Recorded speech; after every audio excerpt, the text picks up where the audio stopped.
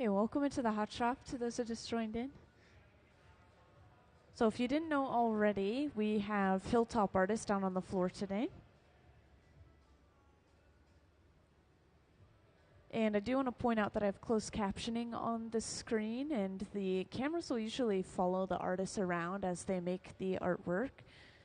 And what we're seeing today is very similar to this piece right here on the front pedestal. So it's going to be a cylindrical shaped piece of glass, and all of these smaller detailed pieces we have laid out on this table right here. These are really interesting. The process is not very common, I would say, but they took water and powdered glass and mixed it together and then poured it into silicone molds.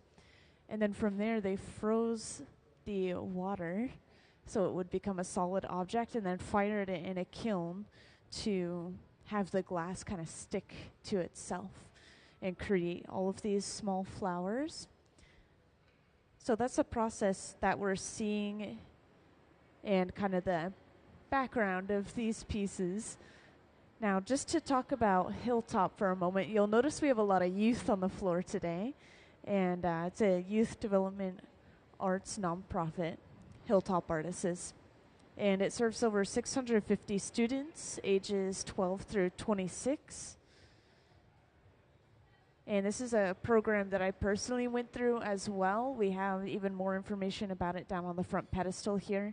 There's so many different ways to get involved in the program. So if you are local, you know any youth who'd be interested in the program, then definitely take some of these flyers, look at some of our events coming up. And yeah, for the most part. Yeah, exactly. Yeah, they have 2-week long programs and they have 4-week long programs in the summer. And it depends on specifically what you are looking at, whether it's flame working like in the front here, or glass blowing like we're seeing on the floor, or even fusion, which is more similar to what you're seeing here.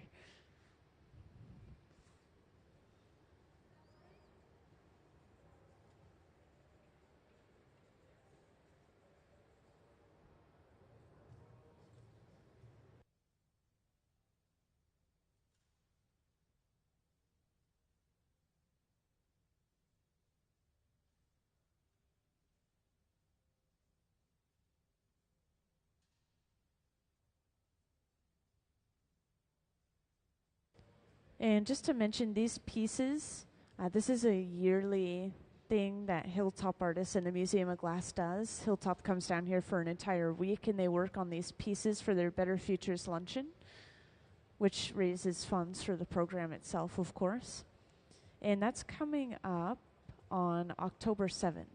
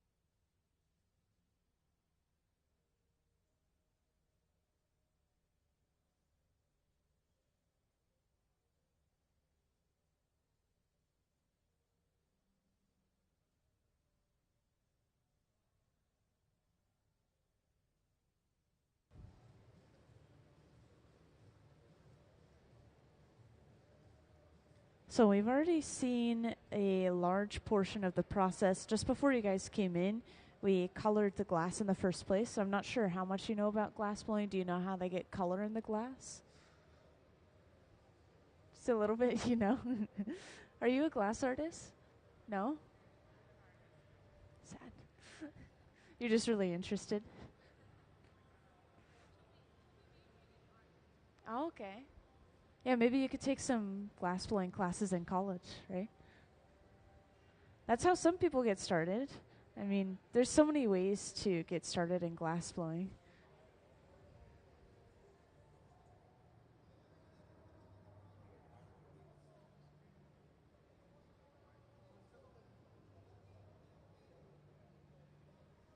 So we have already started blowing this out quite a bit. Started using this pad, which is actually just folded up newspaper soaked with water. And yeah, I do have my own little screen here, so I can look at it and talk to you guys. But same thing as what you're seeing up there. Just kind of guiding which way the bubble blows out. Yeah, exactly. This is like as close as we can use or get to using our hands to shape the glass. You can think of it as like sideways pottery right now, just for this moment.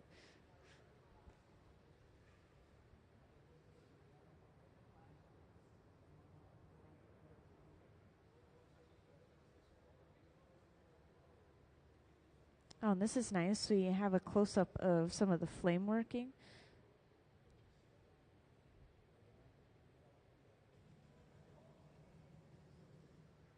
Flame working is very, very different than glass blowing in some ways, and then similar in other ways, of course, but you have to be able to have these really fine motor skills. Your hands have to be really steady, and you're very much so detail oriented. You're not working on that large scale. So if you make even a tiny mistake, it is a little obvious.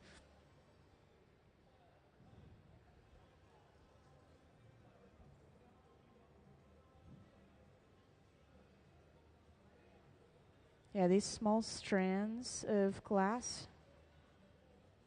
kind of like little sticks of glass, these are called stringers, and we can use them to get details such as striping and dotting.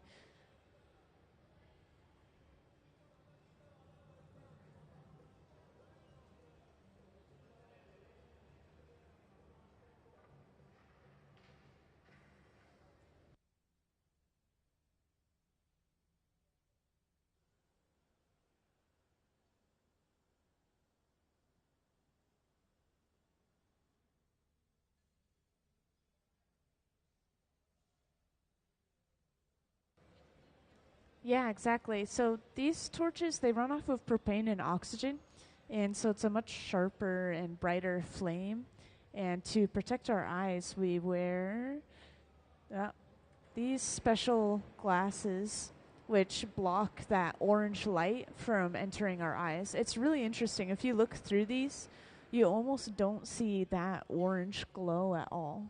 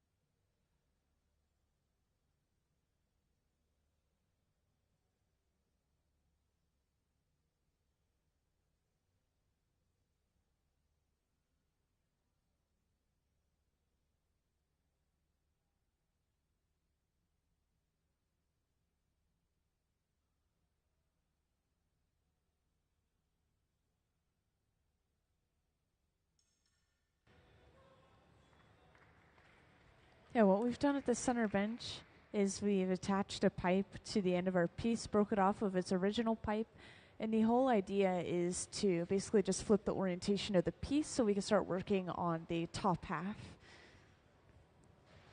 And this is much different than what we are seeing on the front pedestal so far, so that tells me that we're going to see a variety of shapes. And I have heard that our pieces are going to be bigger than what we're seeing on the pedestal as well. So we'll see how this one opens up and the final shape that they go with.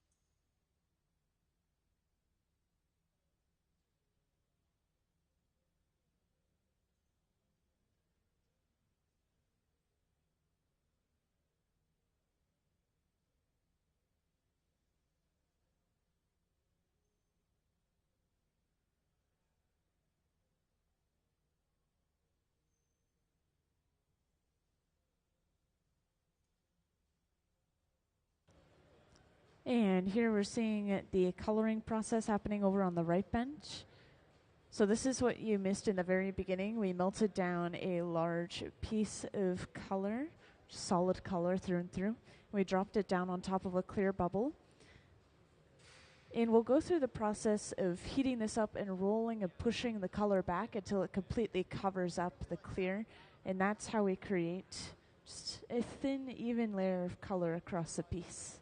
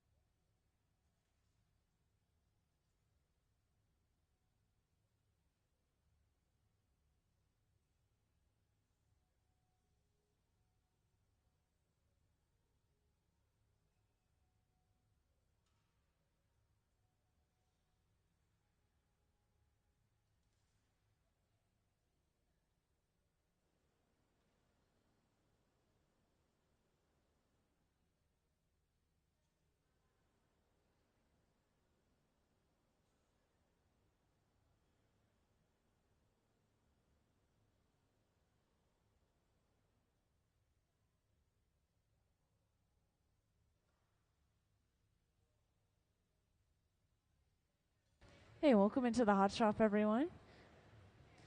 Today we have Hilltop Artists down on the hot shop floor, and you'll notice that there's a lot of youth, and that's because this is a youth development arts nonprofit. And I actually went through this program myself as a student starting at about 15 years old. There's so many different ways to become involved in this program as a youth. Also, I do want to point out real quick, I do have closed captioning up on the screen that should help out. I know it's going to be kind of loud down here on and off. But we're about to see something pretty exciting down on the hot shop floor. We're going to be attaching these various flowers on the front table here onto the side of our vase. We are making a bunch of centerpieces for the upcoming Better Futures Luncheon. This is something Hilltop Artists comes to the museum every year to do and work on, and these pieces are sold at the luncheon to raise funds for the program. So this serves over 650 students ages 12 through 26. Once again, me being one of them, I'm very appreciative. And it's all programming guided by justice, diversity, equity, and inclusion. And the idea is this time we are combining fusion or fused glass, like we're seeing on the table, and then glass blowing in the hot shop, of course. Don't worry, we have plenty of them. Also, the Better Futures Luncheon is going to be on October 7th. It's the first Tuesday in October.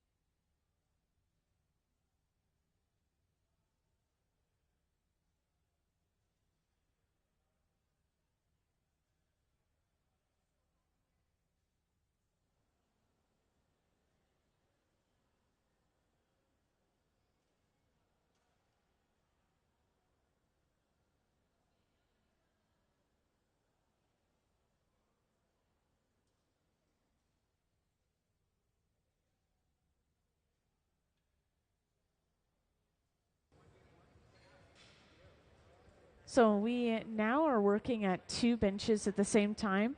Once again, at the center bench, we are kind of finishing this piece off. We added one of our fused flowers, and we'll soon be breaking it off the pipe and putting it away. And at the same time, over on the right bench, Gabe is getting started on the next piece already. So we're working all together, every bench. And to break the piece off, we apply some water to crack that connection from thermal shock, and then tap the pipe to pop it off. We'll torch the bottom to get rid of leftover sharp ends that might remain, and then this piece is going to be completely done with a stamp of the Hilltop Artists logo. And let's give them a round of applause for the first piece of the day. And once again, first piece of the day, many more to come. Let's see how long that piece took. So that piece only took about 30 minutes. So if we make a piece every 30 minutes throughout the day today, that means we could end up with 12 pieces. But I actually think that we'll be even faster than that since we've gotten started on the next bench as well. So one every 15 minutes maybe. Yeah, we shall see. I know there's a lot going on the floor, so I'll give another quick explanation as to the various types of glass art we're seeing and everyone that we're seeing on the floor.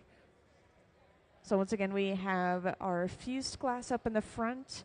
This was made by taking silicone flower molds, filling them with water and powdered glass mixture, and then freezing them in the freezer, and then putting them into the kiln and firing them, and that fused or just barely stuck all the glass powder together to create all these flowers.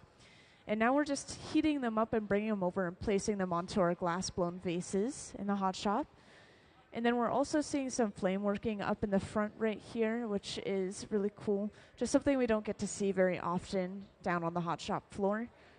And this is very detail-oriented, small-scale glass art. This is a bead that I believe we're creating some small flowers. Each individual flower petal is made with a single bit or little glob of colored glass.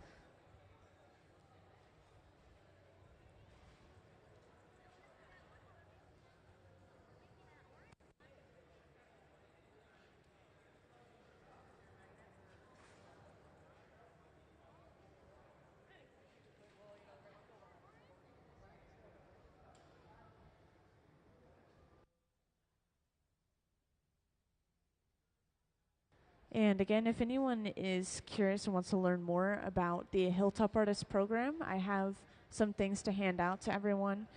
Just some information about the program, some business cards, and then also a handout that has upcoming events for Hilltop Artists and information about the programs.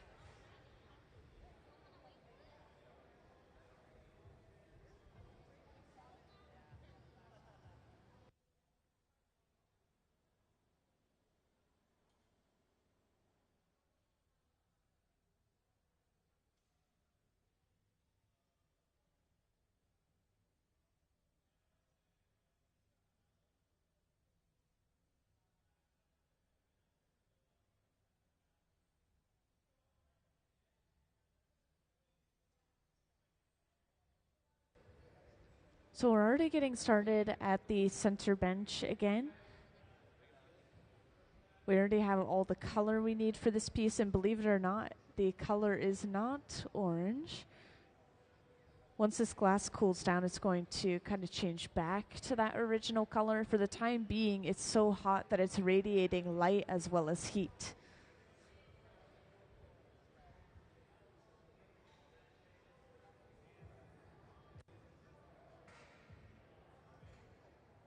So first thing we do is we create the jack line, which is that divot off the end of the pipe. And this is where we break the piece off once we finish the overall shape.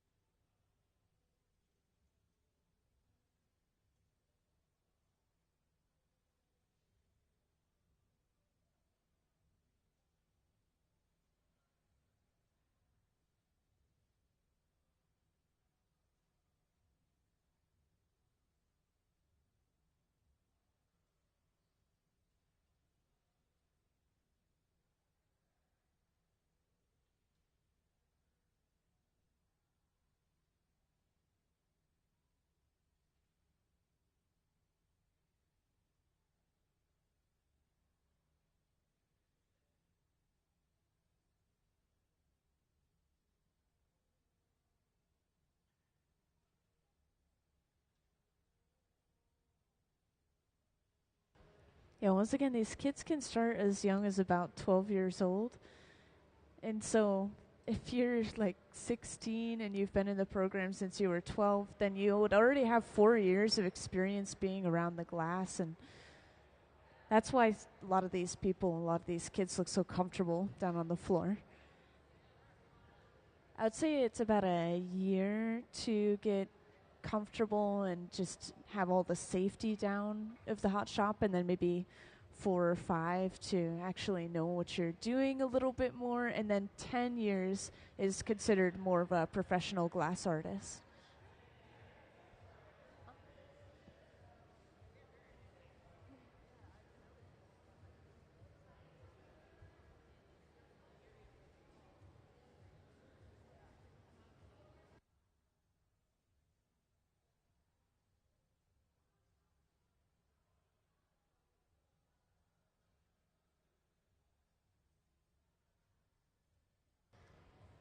And do we have a slideshow that we could show off for Hilltop?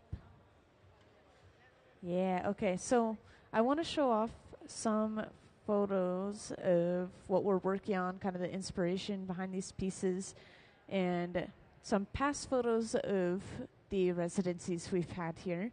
So once again, Hilltop Artists is a program down on the floor today, and they come here every year around the same time of year to create pieces for their Better Futures Luncheon, which raises funds for the program. And the program is a youth development arts nonprofit. It's been going since 1994, and it serves over 650 students ages 12 through 26 currently. And the programming includes so many different things. There's fused glass, there's glass blowing, there's flame working like you're seeing right in the front behind me.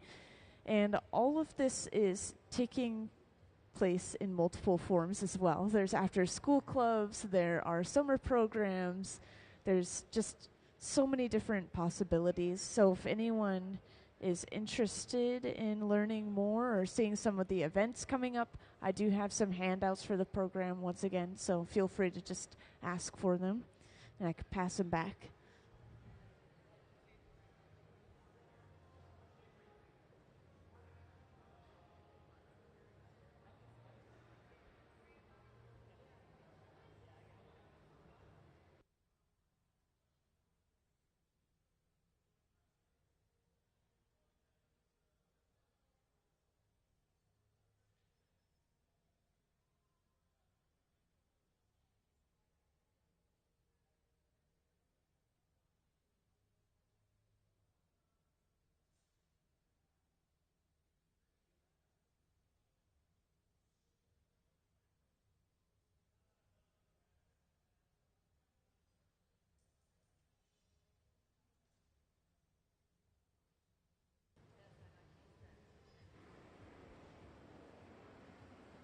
So at the center bench, we have something a lot more like what we're seeing on the front pedestal, more cylindrical so far.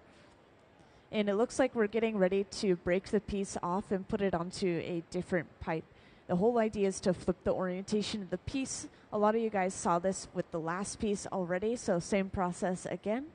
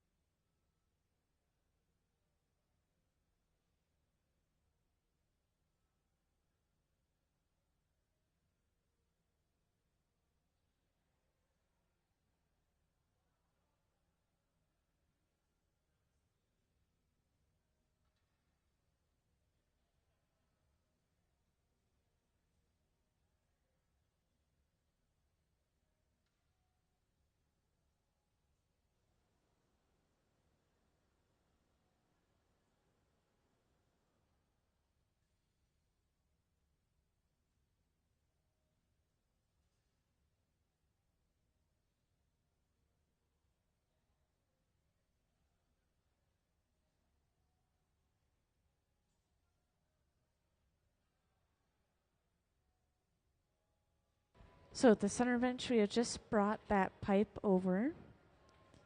And once again, are attaching this to the center of the bottom of the piece. This connection is a little bit warm, so they let it set up for just a second. And then they go ahead and apply some water to that divot right before the first pipe. And that water cracks the glass from thermal shock, allowing them to simply tap the pipe and pop the entire piece off in one go. And then again, we're seeing the coloring process of the glass up on the screen, called a color drop or a color overlay.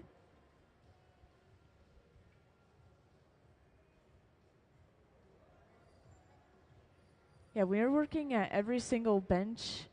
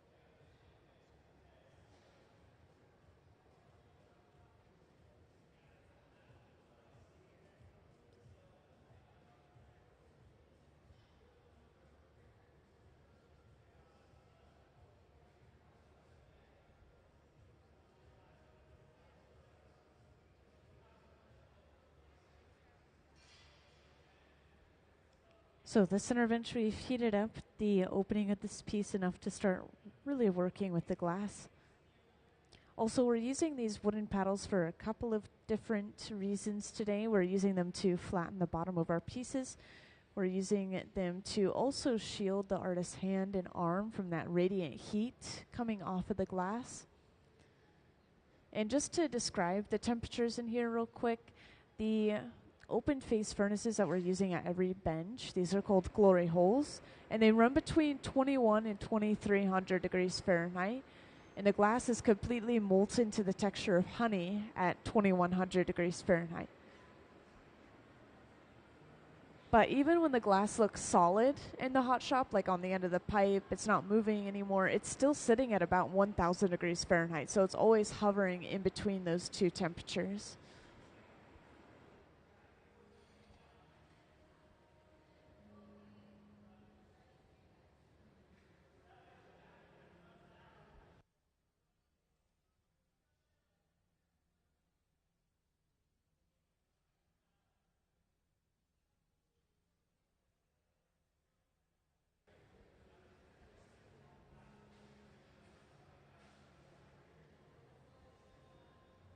And we've had some new people join in here and there, so first of all, welcome into the hot shop.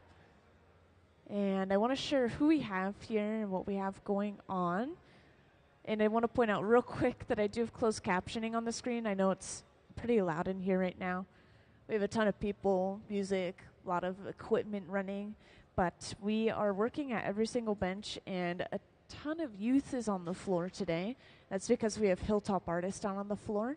They are a youth development arts nonprofit. It's a program that I went through myself starting at about 15 years old, and I have a ton of information about it. They serve over 650 students currently, ages 12 through 26. And the programming includes, of course, glass blowing. We also have flame working, which is seen behind me on this small setup here, that small table-mounted torch. And then we also have fused glass that we're seeing on the hot shop floor today on this table right here. And what's interesting is this year they're bringing that fused glass and the glass blowing together. They did this similar thing a couple of years back. They brought flame working and glass blowing together, and yeah, once again this time we're seeing fused work and glass work together. The way that these pieces were made, silicone flower molds to start off with, and they filled that with a water and powdered glass mixture, and then they froze them just in the freezer before popping them into a kiln and heating them up just enough for the powdered glass to stick together and create these shapes. Anyone's welcome to take a closer look at these if you'd like to come down to the front and take a peek. But once again, we're just heating these up and then bringing them over and attaching them to the side of the piece like we see on the pedestal right here. Yeah, this is a really good example.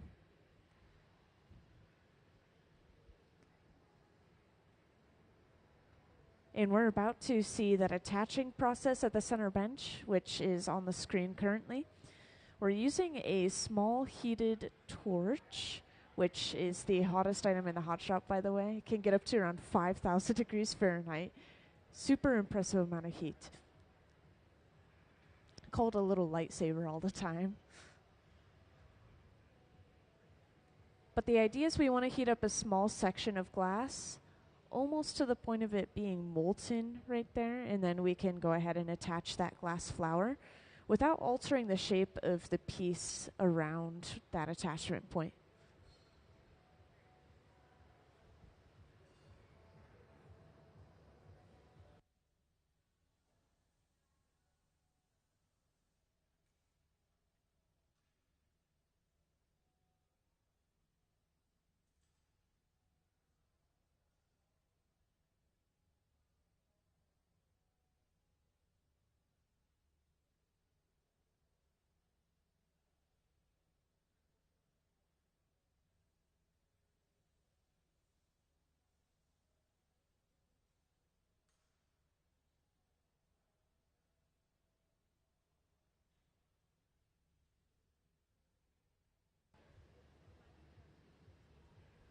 So each year, Hilltop Artists will come to the Museum of Glass before their Better Futures Luncheon, which is going to take place October 7th this year.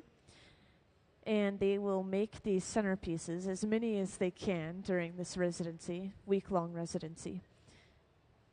And then, of course, they'll make some pieces over at the hot shop that Hilltop runs as well, but the majority is done here.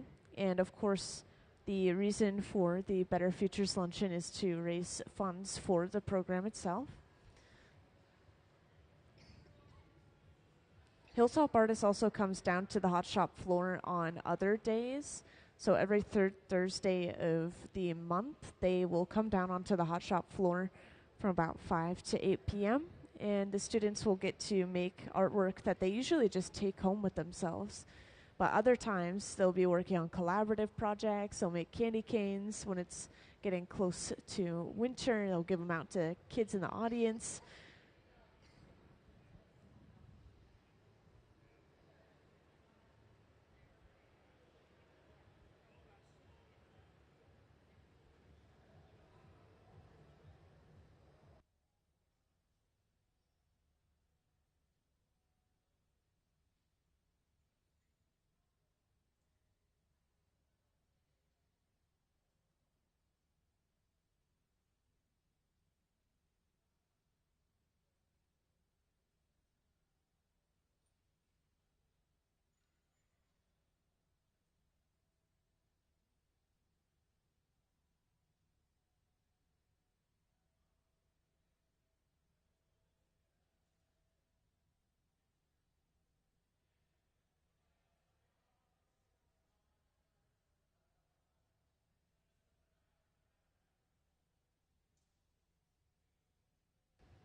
Yeah, let me know if you guys ever have any questions. Just grab my attention by raising your hand and letting me know. I know everyone's joining in at different times, so you guys all have different information from each other.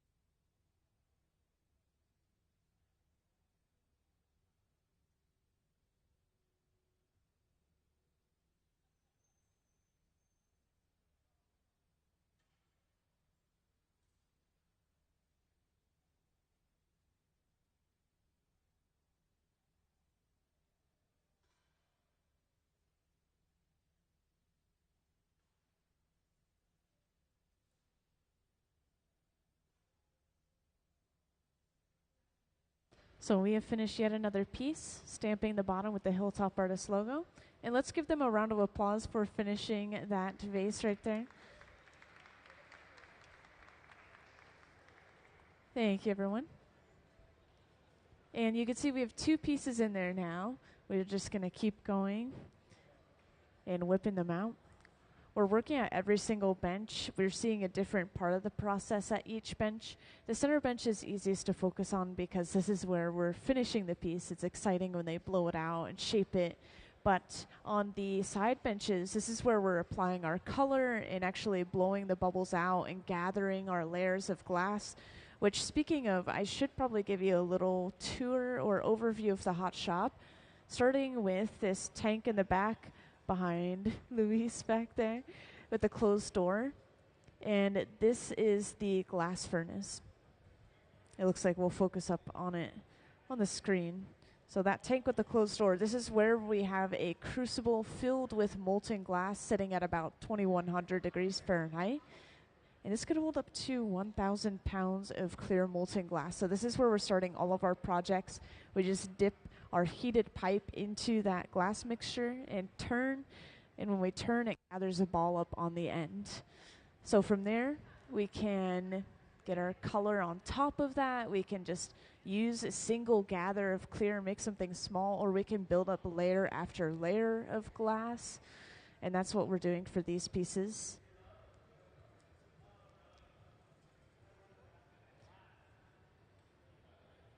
And as for the color, This is all starting with something called color bar, like in my hand right here. This is just solid color through and through. It's a transparent color.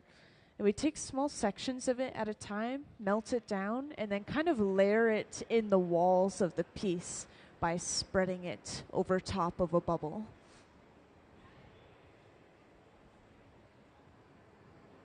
And this is not a dye, this is not powder or anything. This is different metals, minerals, and oxides mixed into the clear glass in the very beginning, and then it's rolled into those bars.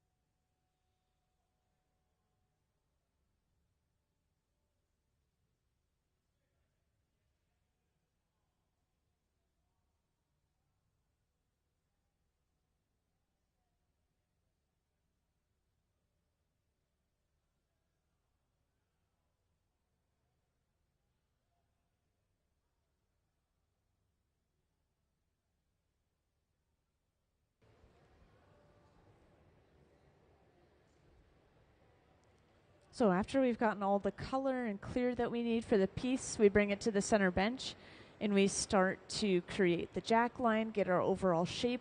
The jack line is the divot off the end of the pipe where we break the entire piece off. So you'll see us take the piece off actually relatively soon, it looks like.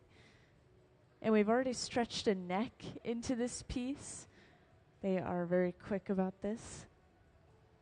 Also, I know we see a gradient of color in the glass. I hope this is something we could focus on eventually on one of the side benches, but this is called a blow through, and it's a really interesting process. They actually kind of break or blow through the color and into the clear, so we have that gradient.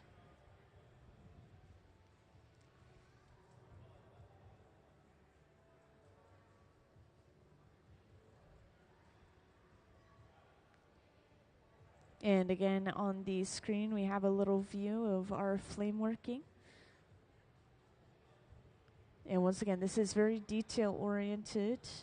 We're working small scale with these little metal rods called mandrels, and that creates the hole for the bead. So we just build the bead around the mandrel.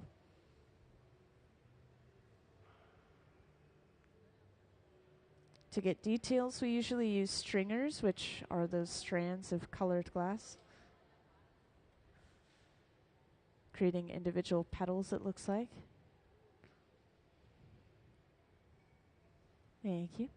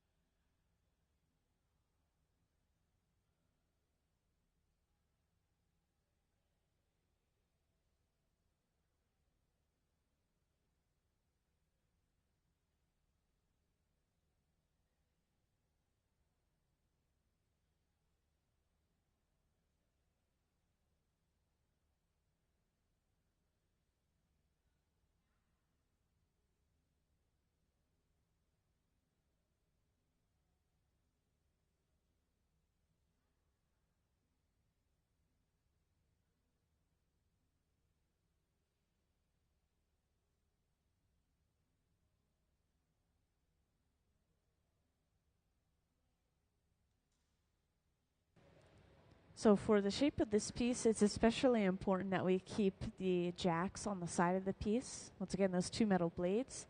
And we're pushing the paddle on the bottom at the same time, really forcing that glass into more of a crisp, angular shape. If we push the glass in one direction, it's going to try to move another direction. And that's why it's so important to have usually at least teams of 3 per bench, if not maybe 4 or 5 even. Need to apply pressure at multiple places at the same time, and we don't have more than 2 hands.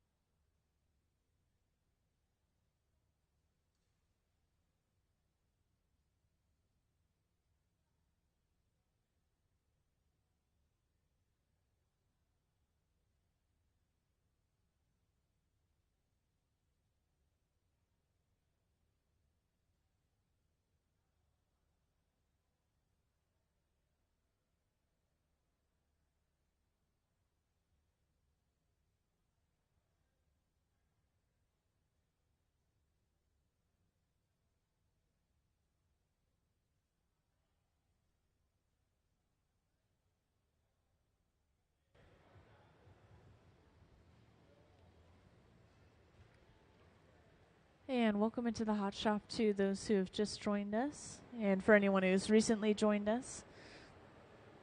I wanted to reintroduce who we have here and what we have going on. I know that some of you have already heard this introduction, but bear with me. We have Hilltop Artists down on the hot shop floor. They are a youth development arts nonprofit. This is a program I went through myself starting at the age of 15. And everyone down on the floor, except for a select few people who work here at the Museum of Glass full time, they are all part of the program. That's why you're seeing so much youth on the floor. And this program, it serves over 650 students, ages 12 through 26, and it's been running since 1994. And the Museum of Glass and Hilltop Artists have spent years collaborating to create these centerpieces that you're seeing for the annual Better Futures Luncheon that Hilltop hosts each year. This time it's going to be on October 7th, by the way. And these are the pieces that we're going to see made. This is a really good example. We'll usually have pieces on display on our front pedestals, kind of showing off what we're making. And tomorrow we'll have even more on display once we get these pieces cooled down. I do have some handouts to give if anyone is curious about learning more about the program or looking at some of the events and programs within the organization. But yeah, for example, we have a block party, Arts Night Out block party coming up on August 5th. So that's coming up really soon. There will be artists who will be selling their work, and there will be live glass blowing demonstrations. It's just going to be a lot of fun.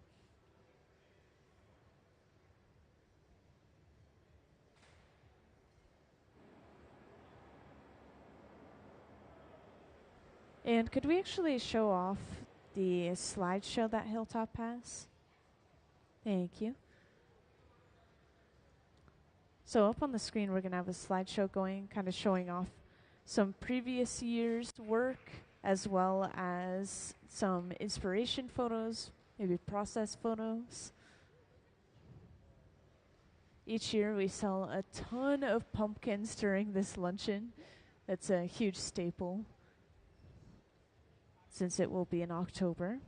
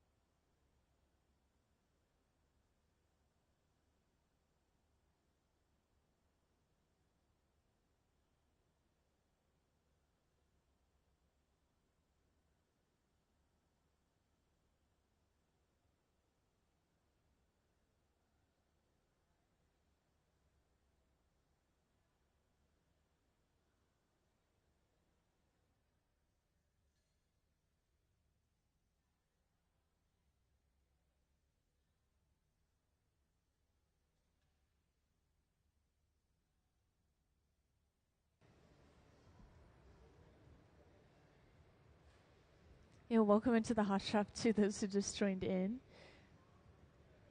You guys must be part of a group or something. You'll look around the same age. What group are you? From a school? Ah, okay, there we go. Well, welcome into the hot shop. Perfect place to come on a hot summer day. We're just going to see some really interesting pieces of glass made down here. This is a really good reference right here as to what you'll see down on the hot shop floor. So we're already making this piece of glass at the center bench. We already have our overall shape. We're just going to start working on the neck. And we have all of these intricate little flowers down on this front table right here. These were all made using silicone molds that were filled with powdered glass and water and then frozen to keep its shape, and then fired just enough for the glass to stick to itself and create these flowers. So these flowers are going to be heated up, brought over to our piece, and then attached to the side like you see with our finished piece.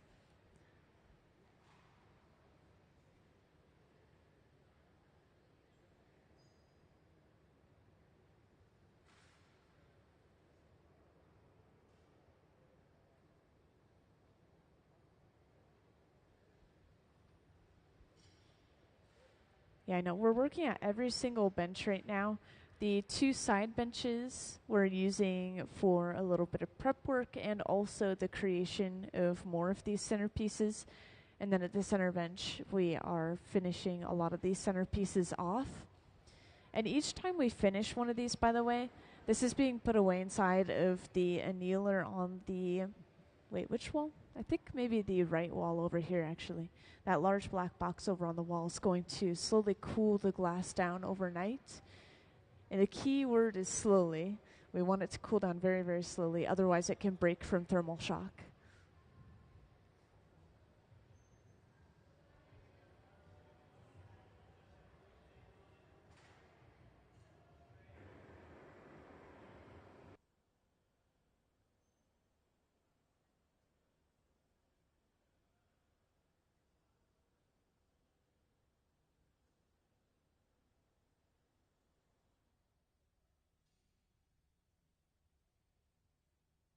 And if any of you guys are local, by the way, you guys youth in the audience, this is technically something you can partake in yourself. So this program, see a lot of youth on the floor today, of course, is called Hilltop Artists.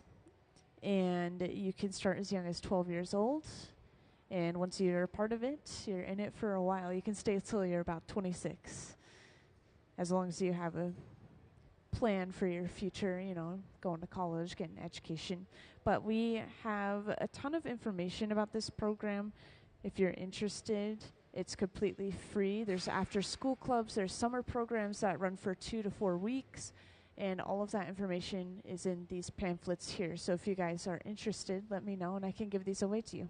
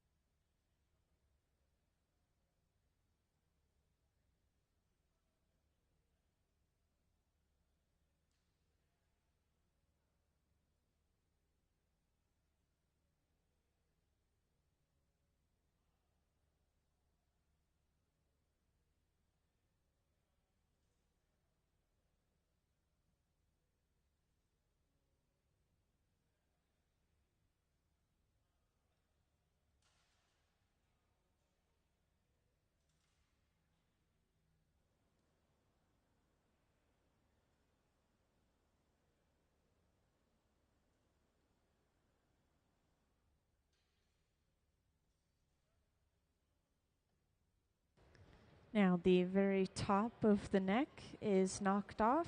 This is all just a little bit of excess glass that was pulled, stretched out. We wanted to thin the neck out.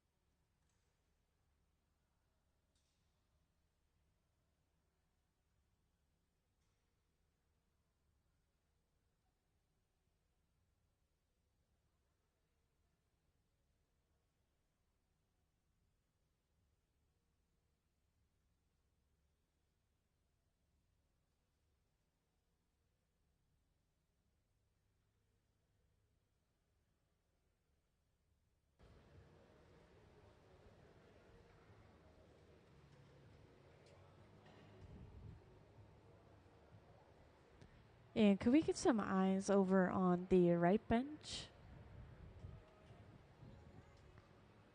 So, yeah, there we go. So this is the right bench. I just wanted to show you guys the blow through process.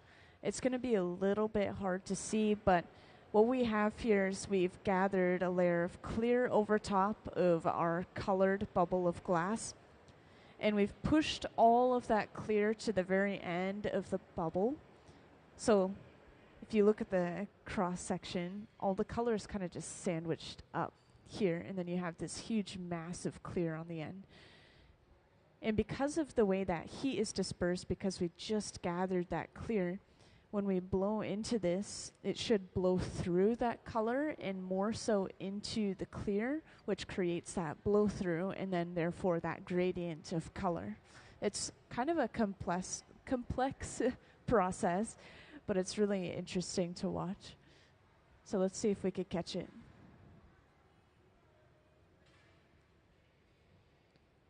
Looks like it might be a little bit easier to see now.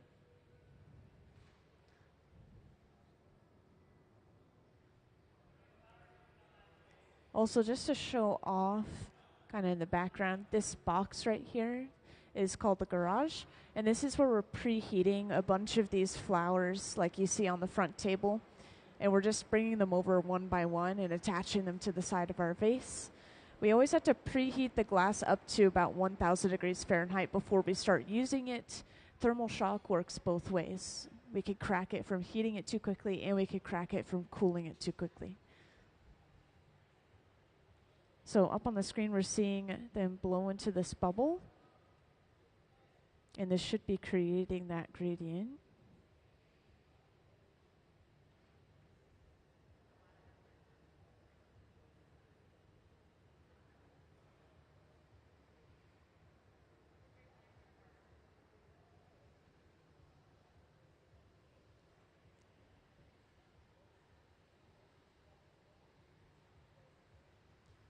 And back at the center bench, we are heating just a very small section of the piece using this handheld torch.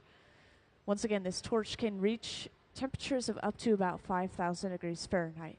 That's over double the heat of the molten glass itself. When the glass is the texture of lava, it's dripping hot, 2,100 degrees Fahrenheit. So it's over double that heat. We use it to make sure we're only heating a small section of glass at a time. If we heat up the entire piece, then it starts to move, we start to lose our shape. And now we can bring over our flower and attach it to the side of the piece.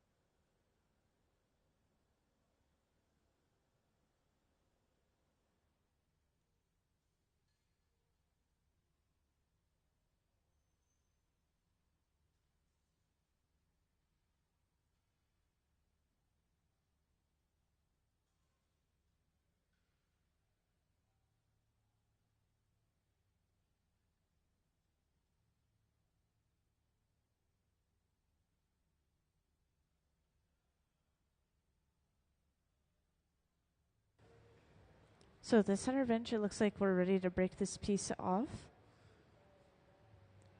We'll usually see the artist heating up the clear glass that's connecting the piece to the pipe until we see some movement in that connection. And then we go ahead and apply some water to the connection, which once again cracks the glass from thermal shock. And then the piece just pops right off with the tap of a pipe.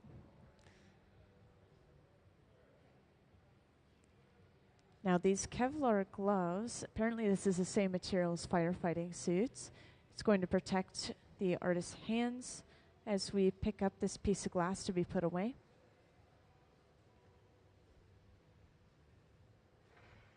So we applied that water, tapping the pipe, and that came off.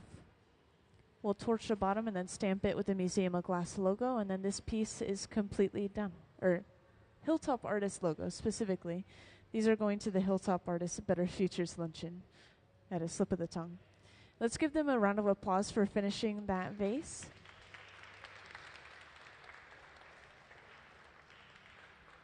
Thank you. You guys are letting the artists beat you. There's more of you guys.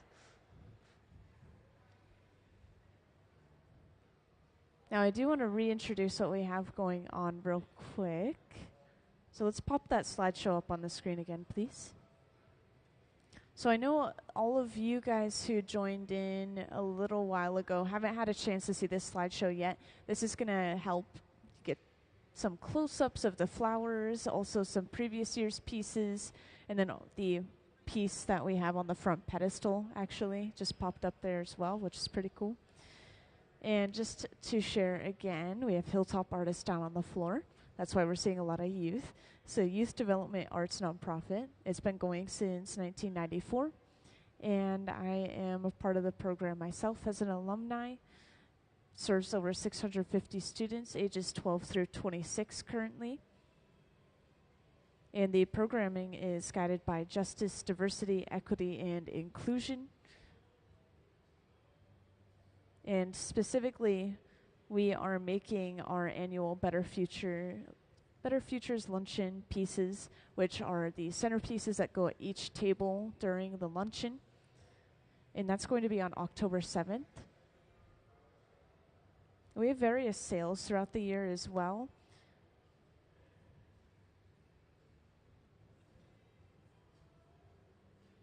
And a fun event we have coming up very quickly is Arts Night Out Block Party on August 5th. And this is something you guys can just walk through. But we'll have glass demos, we'll have a bunch of booths set up. People are showing off and selling their artwork.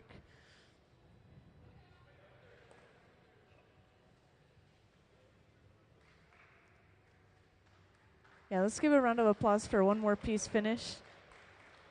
I know we didn't quite stamp it yet, but there goes the Hilltop Artists logo.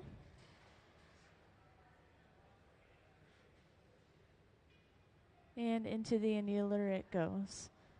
If you guys are curious about this box, by the way, this sits at just about 900 degrees Fahrenheit, which is why we have to get so heavily suited up. Otherwise, we'd singe all the hair off as we lean in.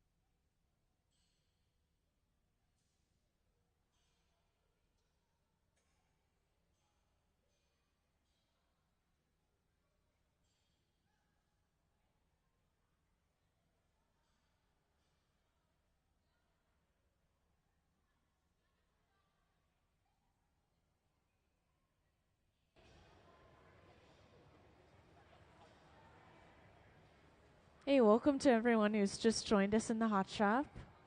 I know, I'm just a disembodied voice. I'm up in the front, the microphone.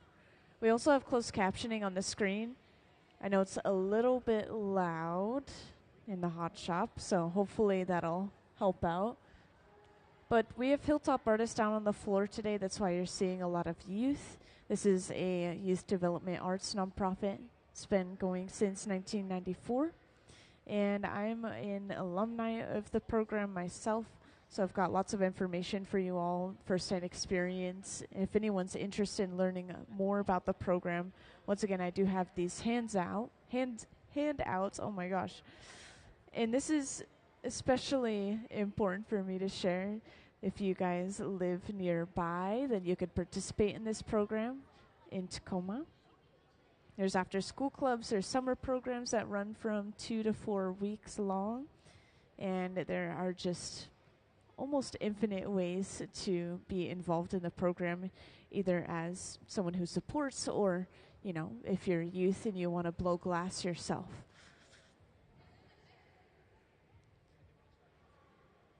So just to share, annually, Hilltop will come down onto the floor for a week-long residency, and they will make pieces for their Better Futures luncheon. And these are centerpieces.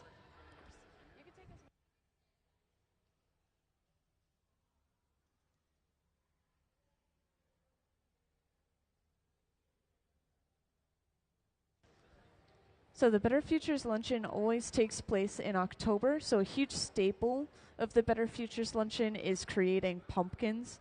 We'll see a lot of pumpkins there, and that's taking place on October 7th, by the way. The slideshow playing up on the screen will show off some items that we'll usually have at the sale, as well as some process photos like those flowers there that you just saw in this piece here. That piece is currently on display on the front pedestal right here. And all of those flowers are actually fused glass that we're combining into the glass art.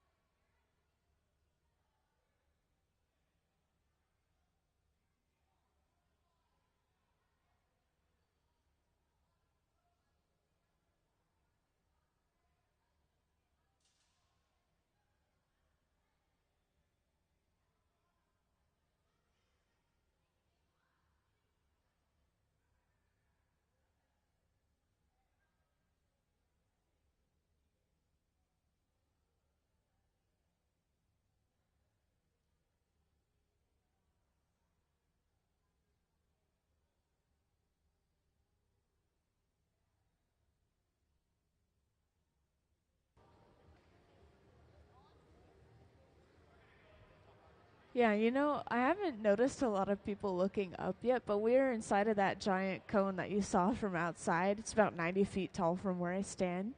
And this is kind of a historical design in a way. It's based off of these old wood burners that used to be along the waterway right here. They would burn leftover wood scraps in them. And this shape is very similar. So it's just kind of paying tribute to what the area used to be and what it used to be used for. I think one of the biggest differences you'll see is this is tilted on its side versus those wood burners. They were just straight up and down. But that's just to give us some more floor space. You can actually see this if you hold your arms up and kind of study the geometry. You can see how much more floor space that gives us at the elbows.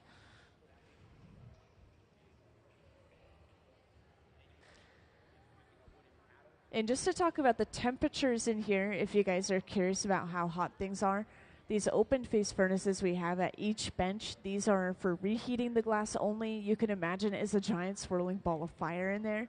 They're sitting between 21 and 2300 degrees Fahrenheit, so 2100 to 2300.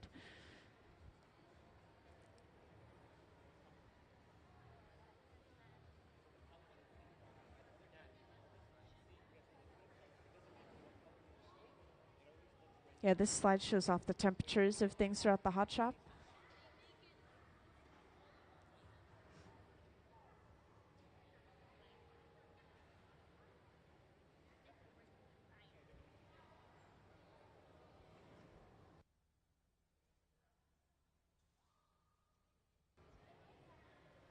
So we're already shaping this piece at the center bench quite a bit. We're using a wooden paddle to flatten the bottom. You'd be surprised at the amount of wooden tools that we use in the hot shop. And they do char and use themselves up over the time, but we need an insulating material to use every once in a while in the hot shop. It's not going to pull as much heat out of the glass as something like a metal tool.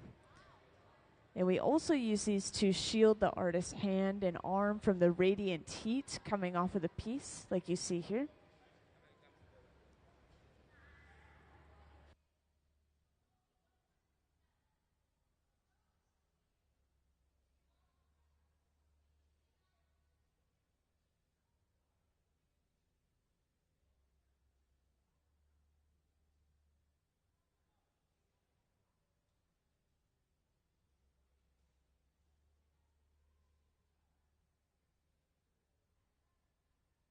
So the materials are really pure. I don't know exactly where the sand originates, but it's just a very pure mixture of silica sand, soda ash, limestone.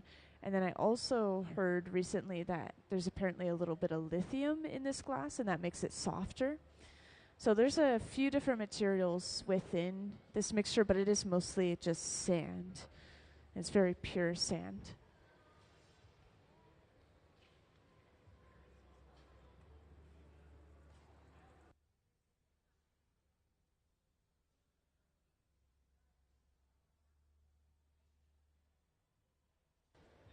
So we just brought over a small bit of clear to the center bench. This is going to be attached and create basically a pad or a cookie of clear glass on the bottom of our piece. Sometimes this is done if the bottom is a little thin and we don't want to break the bottom away. And this is where we're going to be attaching yet another pipe. So this next pipe that we attach, it's solid all the way through, and we're just going to be attaching it as kind of a second handle and then breaking the piece off of its original pipe.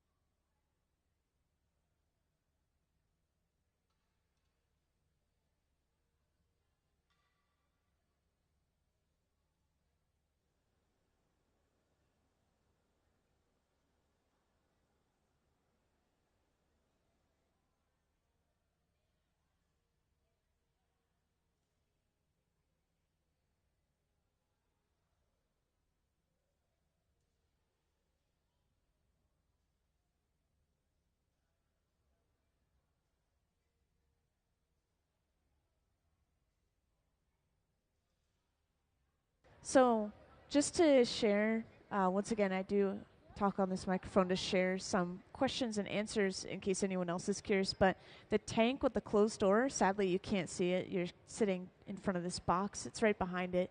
But we also do have one over there. But it's a tank with a closed door. And this is a furnace. We just fill it with sand and then melt the glass down into basically a puddle of molten glass. It's a lot like the texture of honey as well. So it sticks to the end of our pipe, wraps around it.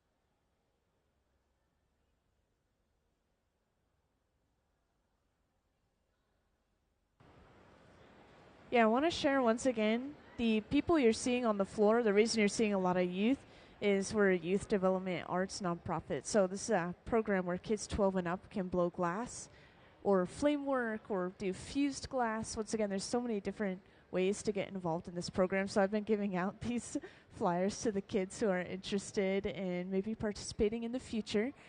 And if anyone's interested in looking at the flyer themselves, it has information about the programs, but it also has information about upcoming events that are just fun to go to and see live glass blowing like you're seeing today. So just let me know if you'd like one of those.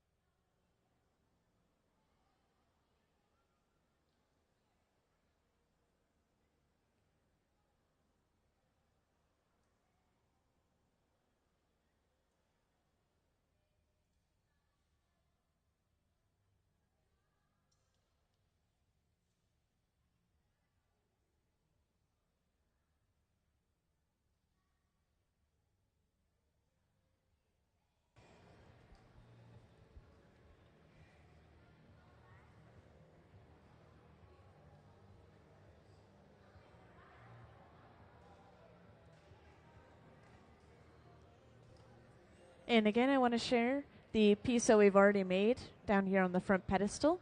I'll even rotate it so everyone can get a chance to see every side of it. But these designs that you're seeing are fused glass, which we have a ton of pieces on the front table right here. It started as a silicone mold that was filled with a mixture of powdered colored glass and water. And that was then put into the freezer to be able to hold its shape and then thrown into a kiln to fire just hot enough for the powder to stick together and maybe even get a little bit glossy before we cooled it down and took them out. So we ended up with these. And these ones are probably going to be used for like future days, but we have a bunch of them made and set aside just staying warm in that silver box right there at about 1,000 degrees Fahrenheit, this box right here. So whenever you see us working with this box, we're usually preheating pieces up to that temperature or just keeping them at that temperature. And we're bringing them over and attaching them to the side of our pieces. So this year we're collaborating, kind of bringing the fusion side of glass art and the glass flowing side of glass art together, which is really unique. It's something that we don't get to see very often.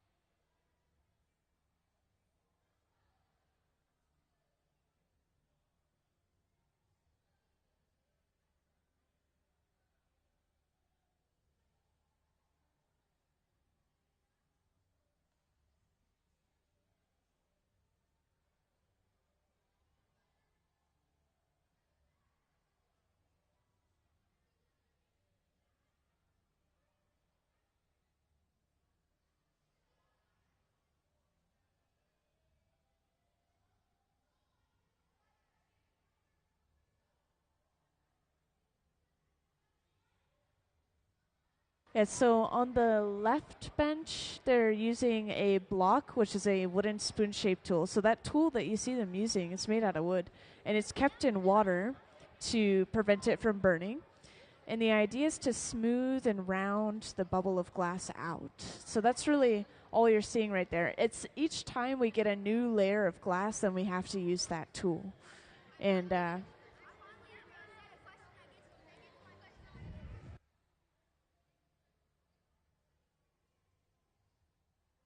and if anyone didn't get to see that, it's inside of these buckets behind the bench, those wooden spoon-shaped tools that I was just talking about. Once again, they're called blocks. I don't want to get too close at the moment because they're filming, but eventually I'll be able to pull one out and show you guys, or you could look at the other benches as well. But we're getting ready to attach one of those flowers now, it looks like. So we're heating up just a small section of glass using that bright hot flame. This flame actually runs off of propane and oxygen. That oxygen fuels the fire, creates a much hotter flame of about 5,000 degrees Fahrenheit. So using this torch, we can heat up just a small section without altering the entire piece. And there we've just attached our flower. So far we've been making these purple vases with these purple flowers over and over again. But eventually we will have different color schemes like you're seeing down on the front table right here with reds and oranges and greens and blues.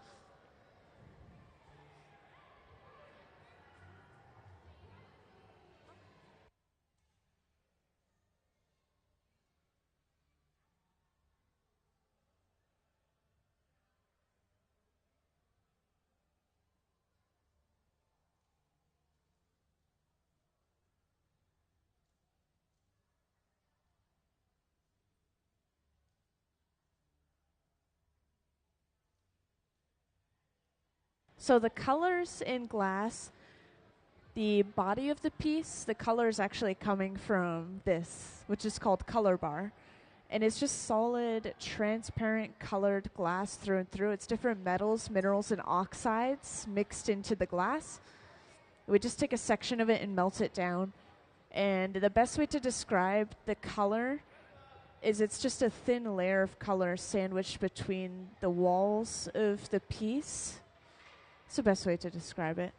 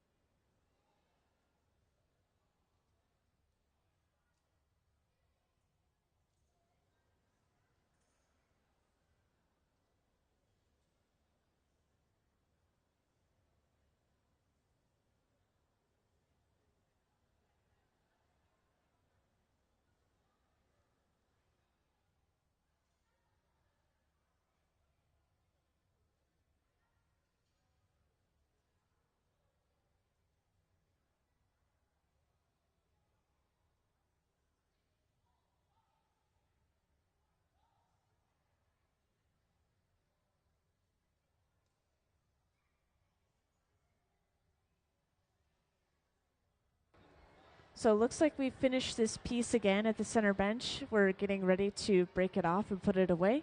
We're actually cutting at this connection a little bit this time, weakening it before we apply that water to crack it completely.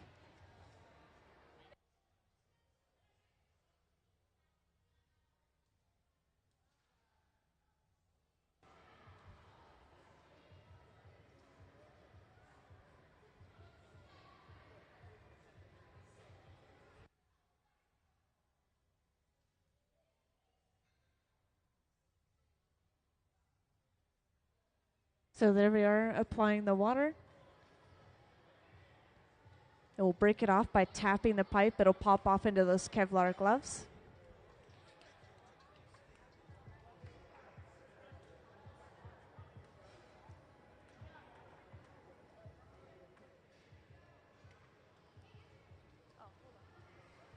So we just stamped the bottom with the Hilltop Artists logo, meaning this piece is done. And let's give them a round of applause for finishing that piece.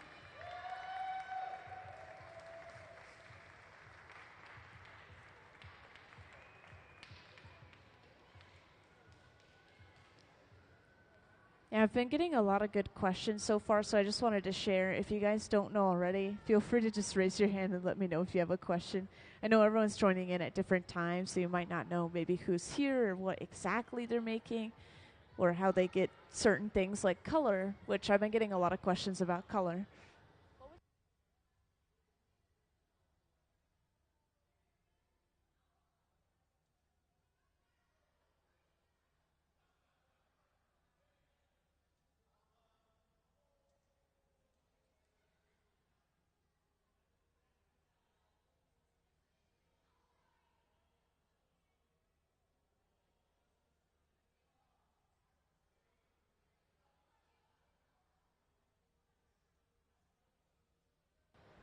So sometimes we use a tool called the shears, which are basically like glass scissors to cut into the glass.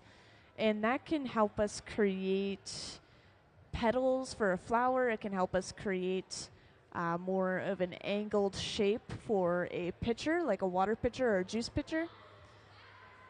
Yeah, that's how we physically cut the glass, or with the shears.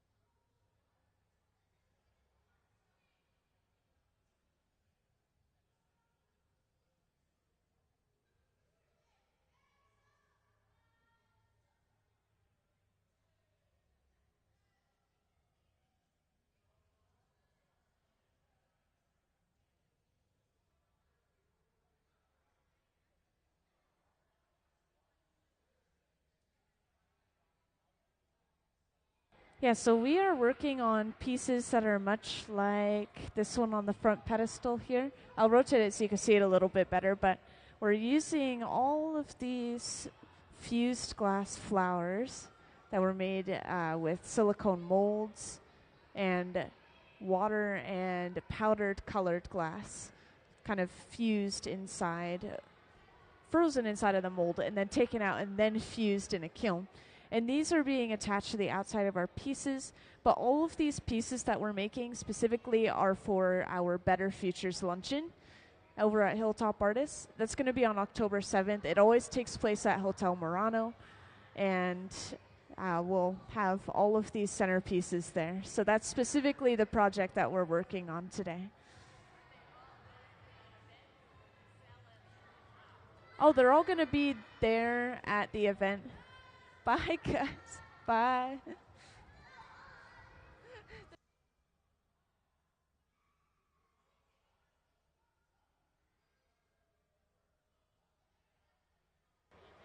Yeah, exactly. So there's going to be a bunch of tables at the event where people will sit and they'll eat a meal while some people come up and talk to the audience, and then they all can purchase some of the glass art there, which some of it is auctioned off, so it's bidding and it may increase. Some of it is just sold and there's a price tag on it.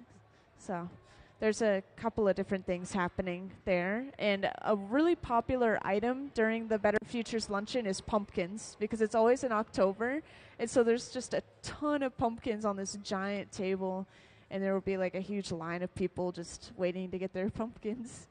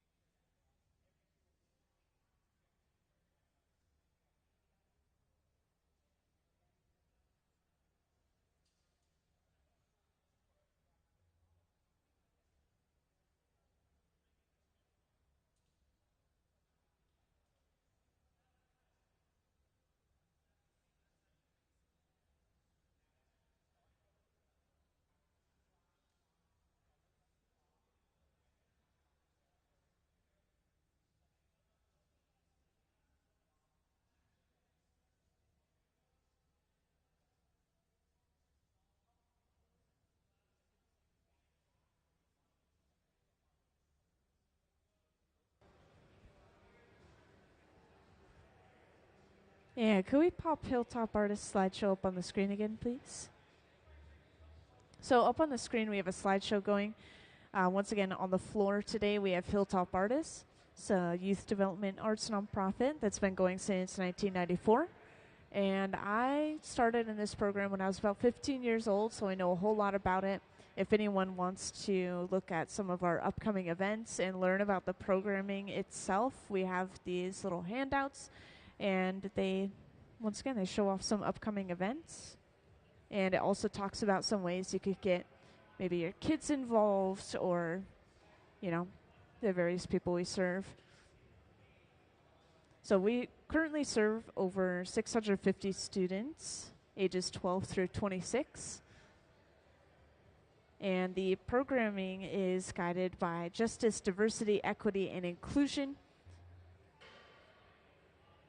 And they've spent years collaborating with the Museum of Glass to create these centerpieces for the Better Futures Luncheon that we have yearly in the fall.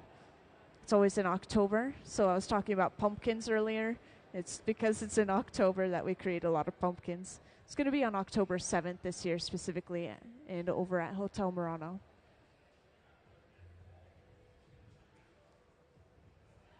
And in this year's theme, we are using these fused glass flowers that were originally made with powdered colored glass inside of a silicone mold and then fired in the kiln to create these shapes.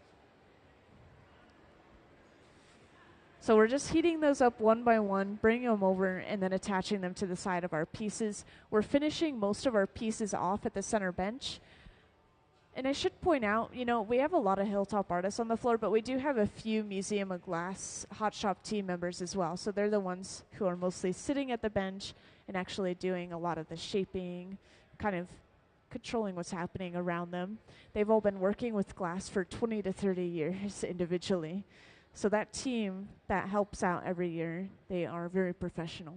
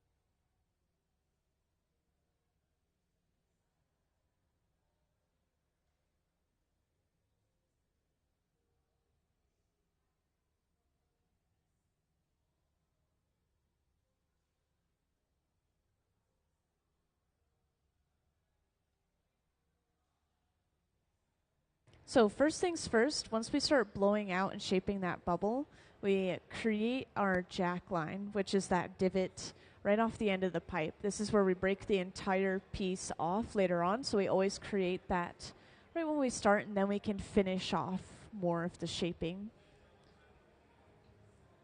And we call it the jack line because those two metal blades that were used, those are called the jacks. And of course it's a line or a divot. I know, very creative name.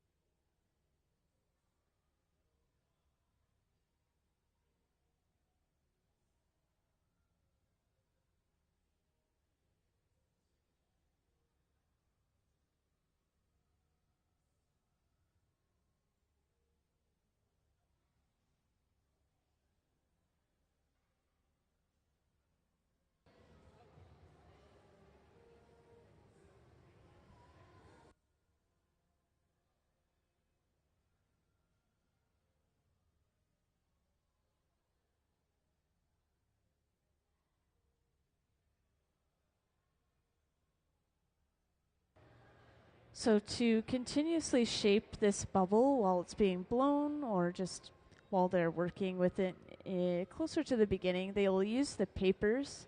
This pad in Sarah's hand is literally just folded up newspaper soaked with water. And surprisingly, you can't feel any heat through them. That water, I think it just evaporates at the right rate. But this is as close as we'll get to using our hands to shape the glass. You could almost think of it as sideways pottery that you can't touch.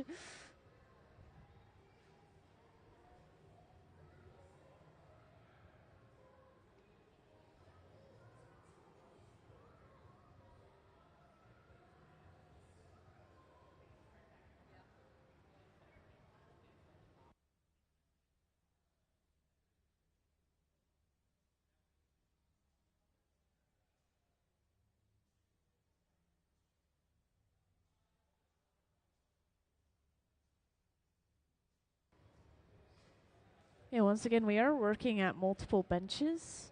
This is why we have multiple of those reheating furnaces or glory holes on. The different glory holes, they don't run at different temperatures necessarily. They might be a little bit different from each other. I get questions about that a lot, but it's more so just the purpose of being able to work at multiple places at the same time.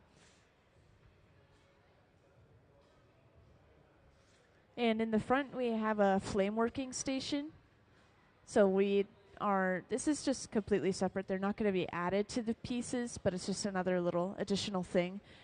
Making some beads using basically these rods of colored glass, heating them up and then wrapping them around a little metal rod, which creates the hole for the bead. Yeah, it's a pretty different feeling from blowing glass, working small scale like that. You have to be very detail oriented. You can't have shaky hands, and you have to have really good eyes to be able to just work that small. It's crazy how different it is.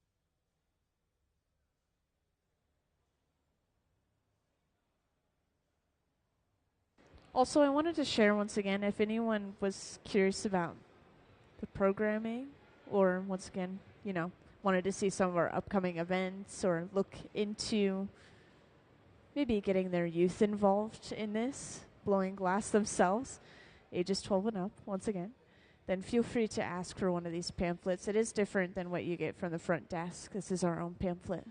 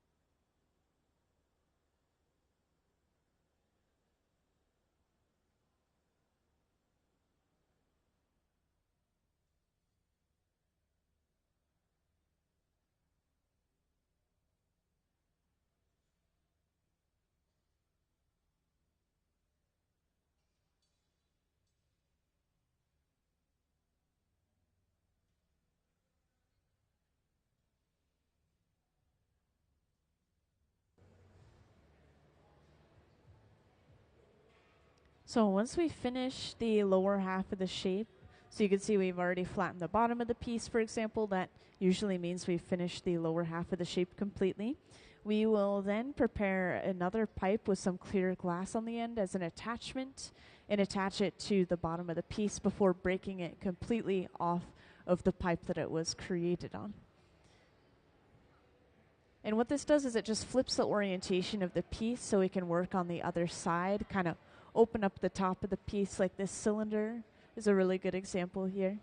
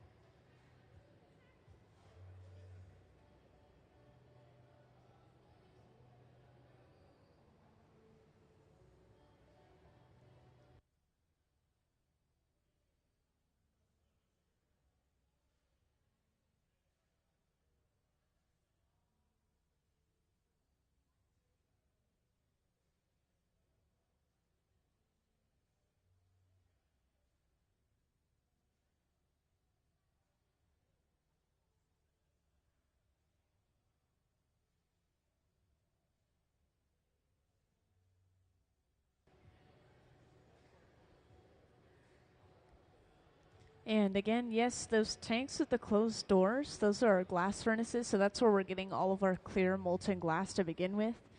And Ben has just gathered up a little bit of that clear on the end of that pipe, and that's going to, once again, act as that attachment point to the bottom of the piece.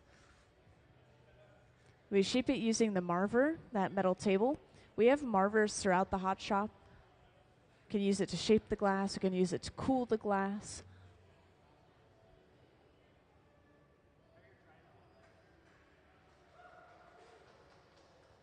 Yeah, it sounds like we have just attached a piece to a punty over on the left bench as well. So same process we're going to see at the center bench.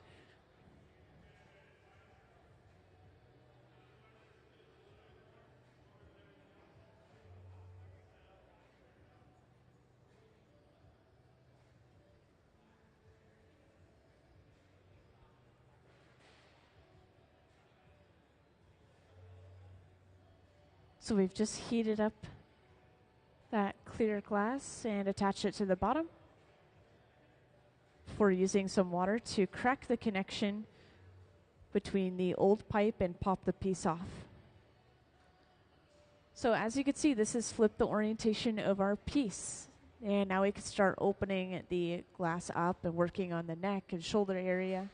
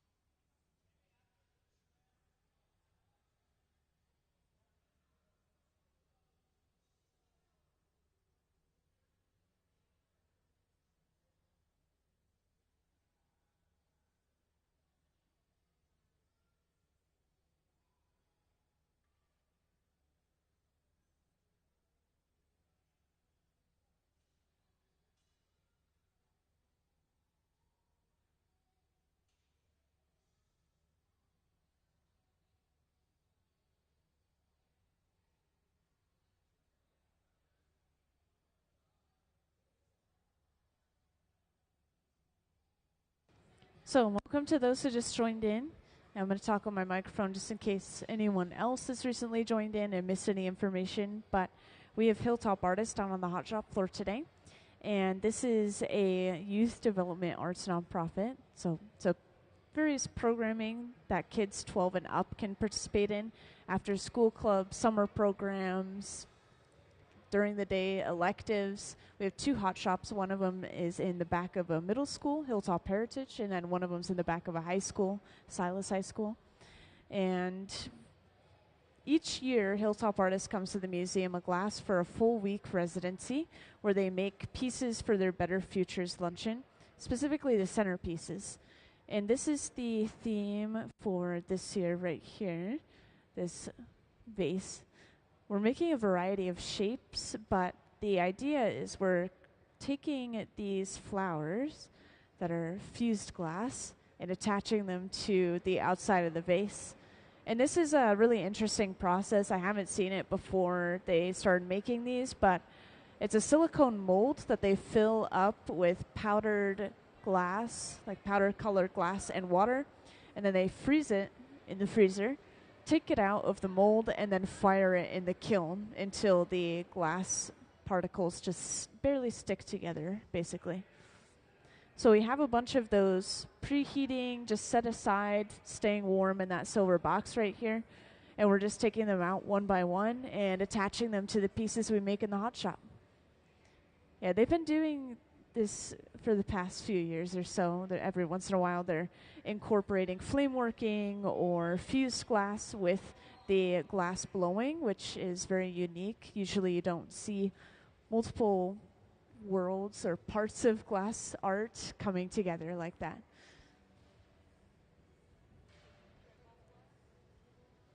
And the Better Futures Luncheon is going to be on October 7th. I have pamphlets that talk about all of our upcoming events as well as the programming that I mentioned.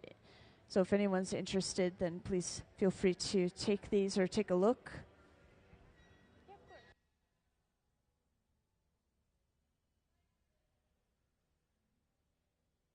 And once again, I started in this program when I was 15 myself in an after-school club. I was looking for an art club, and for some reason in the moment was disappointed that they didn't have like painting or drawing, but they had glass blowing. I was like, fine, I'll try it. And then fell in love with it, of course.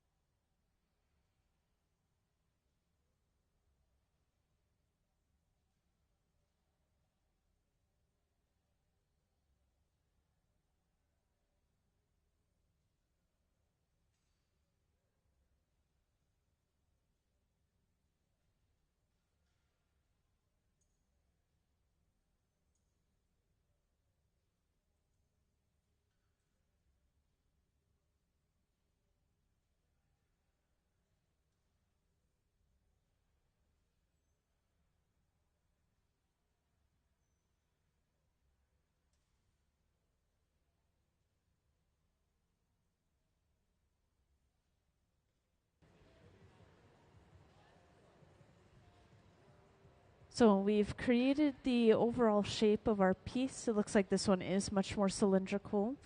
We're letting it stay nice and cool at about 1,000 degrees Fahrenheit. It's a nice and cool temperature for glass. I know it doesn't sound cold at all, but the glass is pretty much completely solid, if not completely solid, at that temperature. And then we'll just heat up a small section of the piece at a time. This is where we're going to be attaching those flowers. This torch is super important for these small details. If we heat up the entire piece overall, it starts moving, it starts changing shape. But with this torch, we could focus the heat to just one area.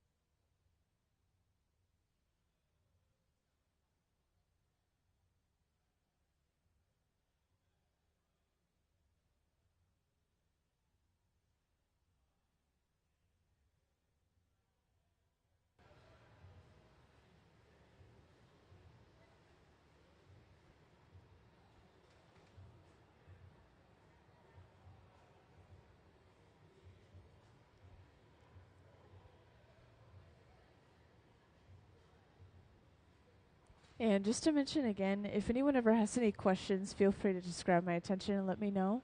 Could be questions about the artists or who's on the floor, or could be questions about the glass, what you see in the galleries. Challenge you to test my knowledge.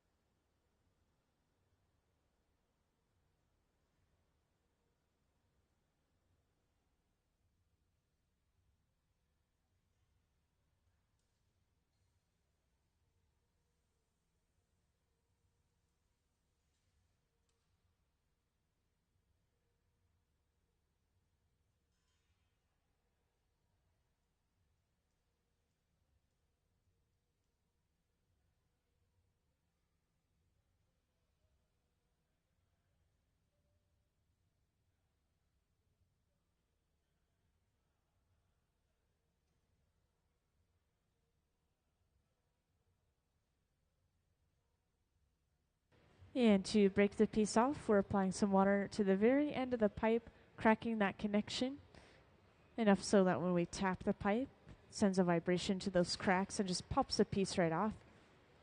And that was a really clean, quick break. Now we torch the bottom, stamp it with the Hilltop Artists logo.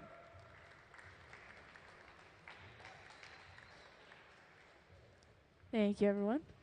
Didn't even have to ask for it that time. And this goes into the annealer where it will very slowly cool down overnight. This is all just to prevent thermal shock. And once again, this box sits at about 900 degrees Fahrenheit. That's why we get fully suited up to put our pieces away in there. All that heat could singe our hair off very easily. So just like that, we have finished that piece. It looks like they're finishing off one on the left bench as well.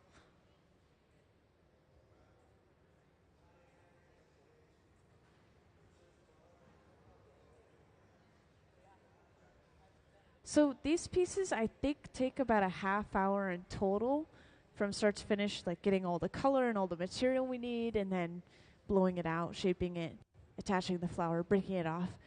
But what we've done, instead of just doing all of that in one sitting, is we've broken it up across benches. So one bench is kind of starting the bubbles, passing them off to the center bench, where they blow them out and finish them off. I think that the bench on the left is working independently, but all of these pieces are for the same thing, those centerpieces for the Better Futures luncheon.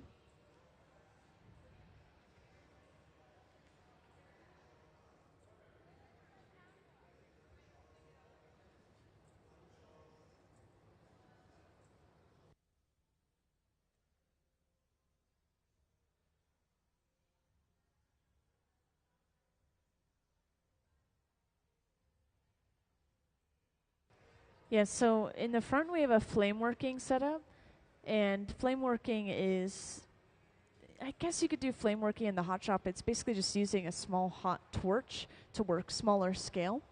And in this case, we're making beads over and over again using these little metal rods and then kind of wrapping some colored glass around them. And that metal rod just creates the hole for the bead. And we have a variety of tools and colors that we use to do this. It comes in this form, kind of like a rod like this. This one is a special color that somebody pulled by hand, it looks like, but this is the original rod underneath. I do a little bit of flame working and glass blowing, so it's fun to see them kind of come together and work on multiple things at the same time. And left bench finished their piece as well, stamped with the Hilltop Artists logo, and then put away in the annealer.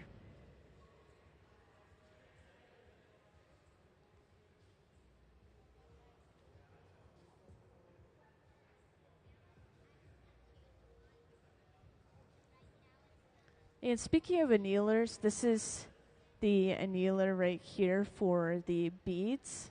So we have to treat glass the same way no matter what form it's in. If it's flame worked, it has to go into a small annealer. If it's kiln fused glass, the kiln heats up slowly and cools down slowly. And then the hot shop, we also heat up and cool down the glass slowly using those boxes.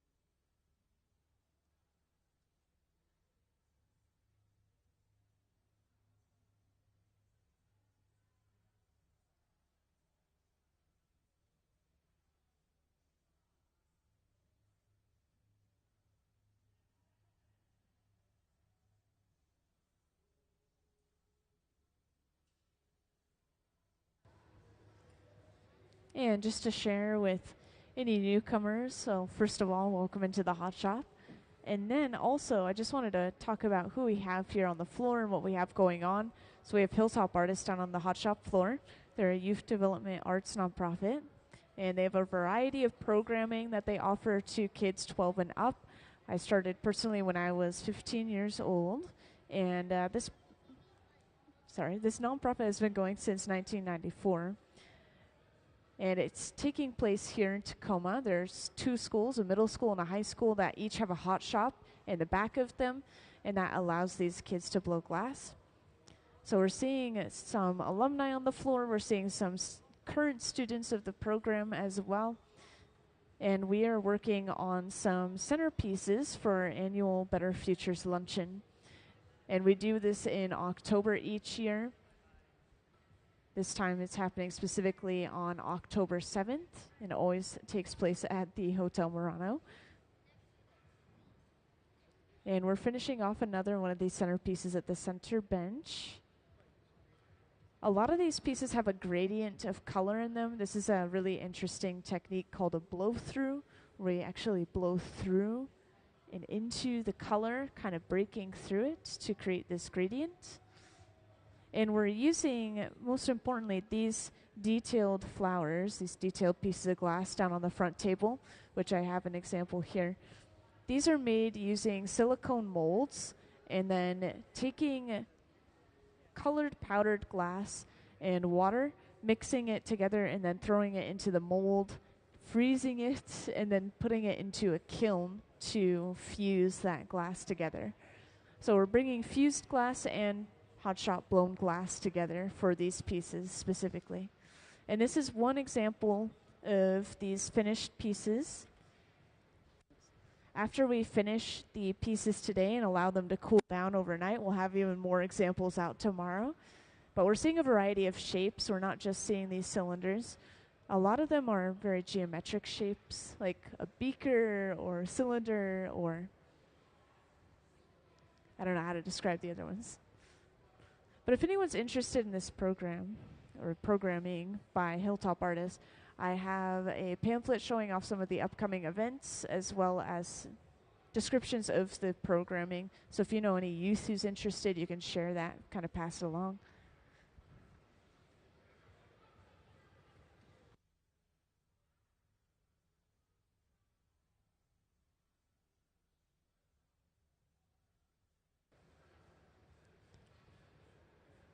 So using a wooden paddle on the bottom of the piece and keeping the jacks on the side, we can push it into this nice angular shape, keeping the crisp, straight walls.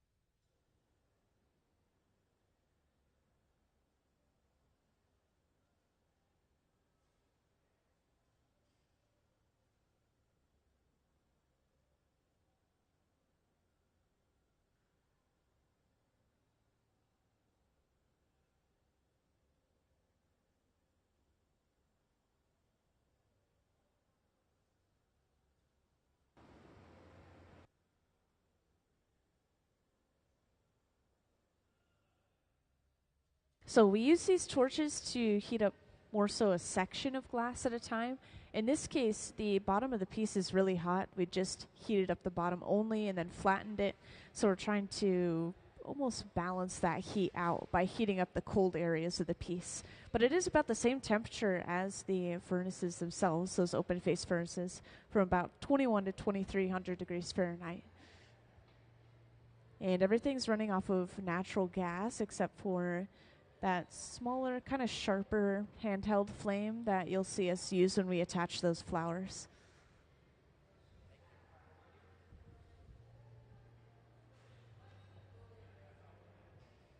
And next we attach another pipe to the bottom of the piece using just a little bit of clear glass as a connection point.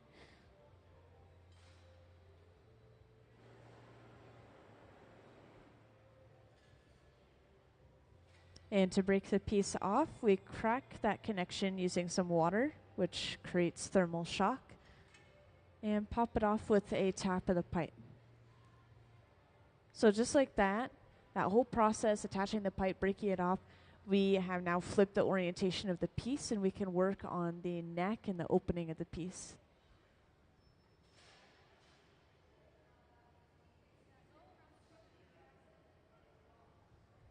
And just to share again, if anyone's curious, up in the front, we have some flame working going on as well. So this is much smaller scale glass art.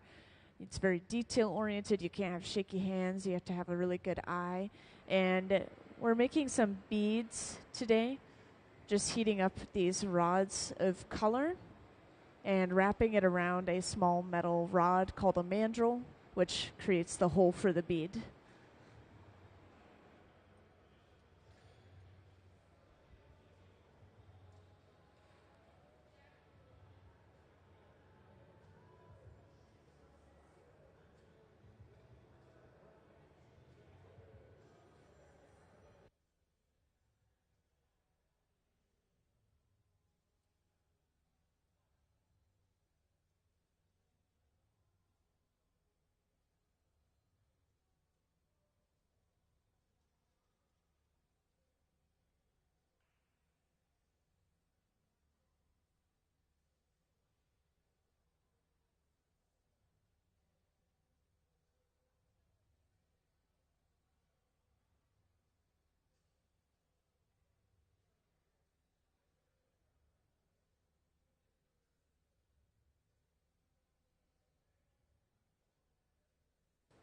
If you guys are curious, we could have a view of the left bench. I guess it's not a great view from the cameras, but we're marvering a piece of glass. So using a marver, that metal table, we're rolling and shaping this piece of glass. And this process you're seeing is a color drop or a color overlay. This is where we're getting our color. In the very beginning, we take these large rods of solid, transparent color through and through, glass, of course, and we'll melt down segments of it and use it by kind of layering it over top of a clear bubble of glass until it completely covers it up. So if you look at the cross section of a blown piece of glass, you'll see usually a little bit of clear color and then a lot of clear over top of that, kind of just sandwiching the walls of the piece. And if you're curious, the different colors come from different metals, minerals, and oxides mixed into the glass, and that goes for any type of glass color, whether it's fused or glass blown or flame worked. Now at the center bench, we have heated up this glass enough to start working on the neck, and we're starting off by stretching the neck out.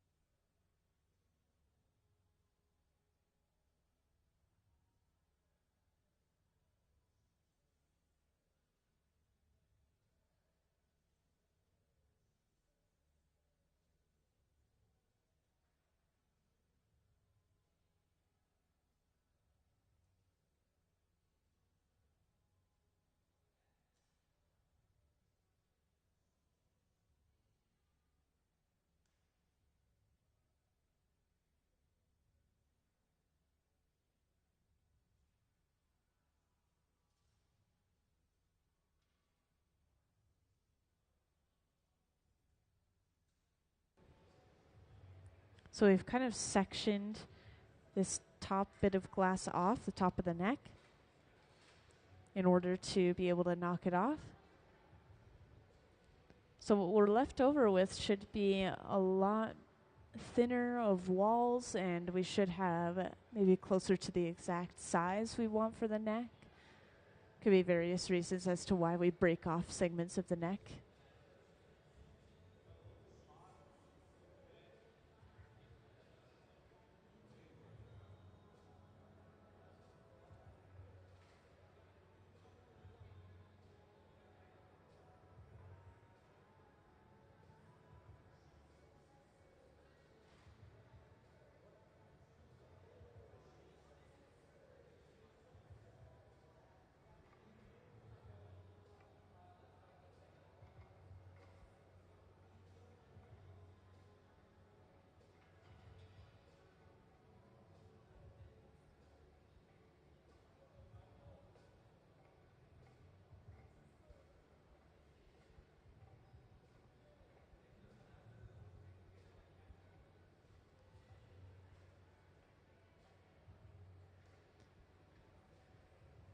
And welcome to those who just joined in. We have Hilltop Artists down on the hotshop floor today. If you don't know who they are already, they are a local youth development arts nonprofit. They've been going since 1994, supporting various students ages 12 through 26. And they have a variety of programming. They have after-school clubs, they have during-the-day electives, they have summer programs. And we have 2 hot shops in Tacoma, one in the back of a middle school, one in the back of a high school, to be able to support these students. Now, Hilltop has spent years collaborating with the Museum of Glass. They'll come here for a full week residency, so 5 days, to create their centerpieces for their Better Futures Luncheon, which is an annual auction that they host to get some funds for the programming. And it's going to be October 7th this year that they'll be hosting it over at Hotel Murano. It's a place that they always have it. And Hilltop Artists actually does come down on the hot shop floor frequently. They're here every third Thursday of the month, which is going to be the 21st of August, coming up most soon or most recently.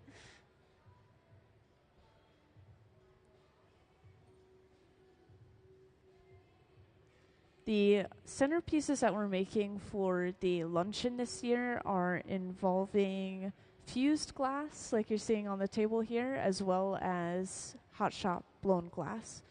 So this fused glass started as silicone molds. They filled them up with a powdered colored glass and water mixture, and then they froze this mixture in the silicone mold before taking these flowers out, and then firing them in a kiln enough for that powder to stick to itself and create these flowers. And if you'd like an example of what these pieces end up looking like, there's a small cylinder here on the front pedestal. I've heard that the pieces that we're making are consistently going to be larger than this piece, but this is just a really good comparison, gives you an idea of the final product.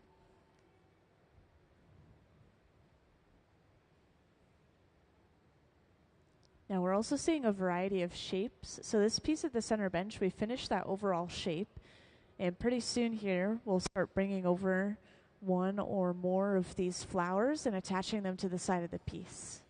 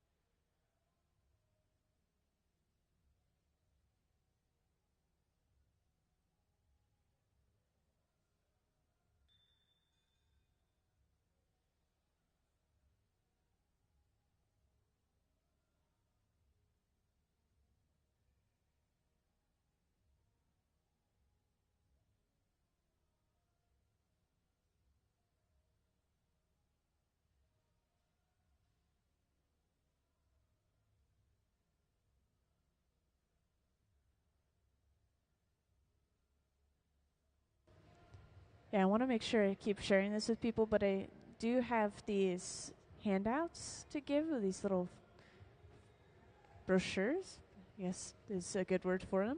But they show off some upcoming events that we have and also some continuous events that we have, like every month. For example, we come down onto the hot shop floor every third Thursday, Hilltop Artists does, and then they blow glass for the public to come in and watch for free, by the way. That admission is free for third Thursdays in the evening, 5 to 8 p.m. And then there's also that upcoming luncheon or auction that I was mentioning. All these centerpieces are for. And this also does talk about a lot of the programming that Hilltop Artists has. So if anyone knows any youth or is 12 and in high school, middle school is interested in this, then feel free to grab some of these.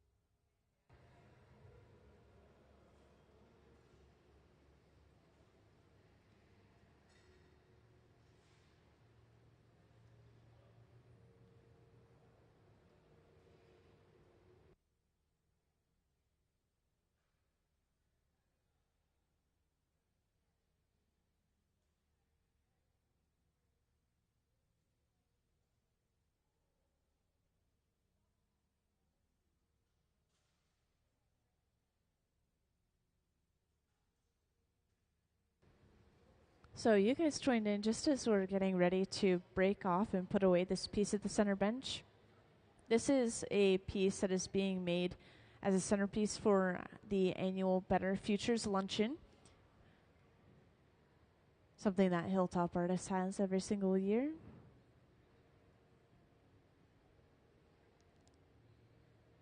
Now to break this piece off, we're applying some water to that connecting point, basically near or right at the end of the pipe, cracking it enough to just pop it off with the tap of the pipe. Then we torch the bottom to get rid of sharp leftover ends and also to stamp it with the Hilltop Artists logo, since these are going to be auction items. And that piece is done. So let's give them a round of applause. Thank you, everyone. And this is going into the annealer. This large box is going to slowly cool the glass overnight. This process is very important. If we set that piece out, it'll start to crack and break apart in a matter of seconds to minutes. So we just cool it very slowly inside of there. And we are still working over on the left bench, so let's focus over there for a minute as I kind of continue to introduce what's going on. And feel free to ask any questions that you guys might have. Just grab my attention by raising your hand.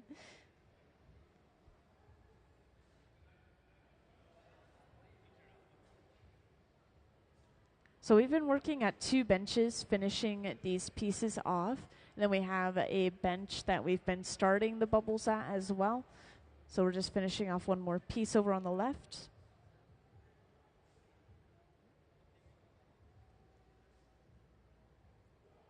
And let's put up the Hilltop Artists slideshow. Thank you. So up on the screen, I want to show off some work that Hilltop Artists has done and some process photos, some inspiration photos, various program photos. So each year, the Hilltop Artists Better Futures Luncheon takes place in October. And because of that, they tend to make a lot of pumpkins as well. And those are super popular items. Those sell like hotcakes.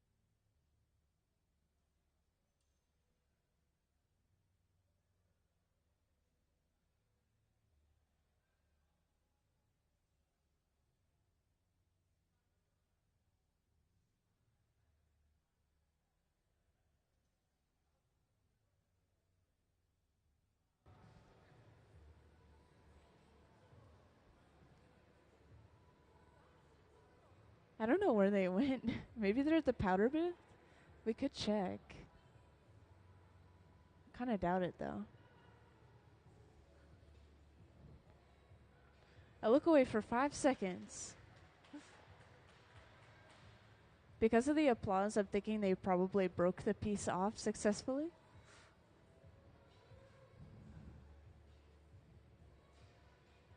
Is that it? I'm the only one on the floor. I don't know what happened.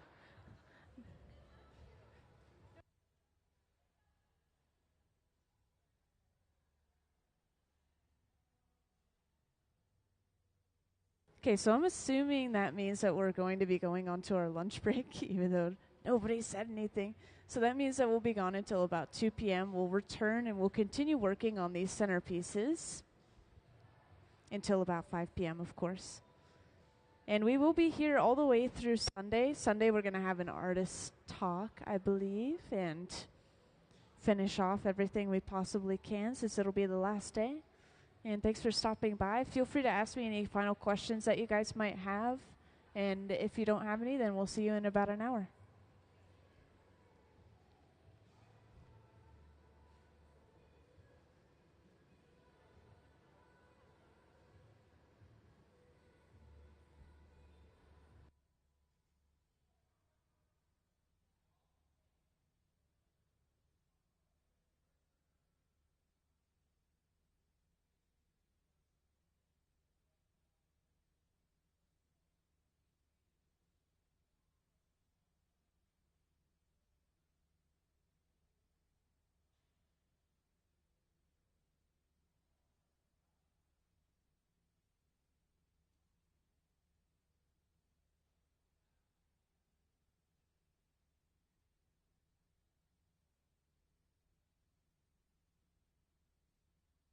My name is Tarika Waters, and I am originally born in Richmond, Virginia, from the DMV, DC, Maryland, Virginia area.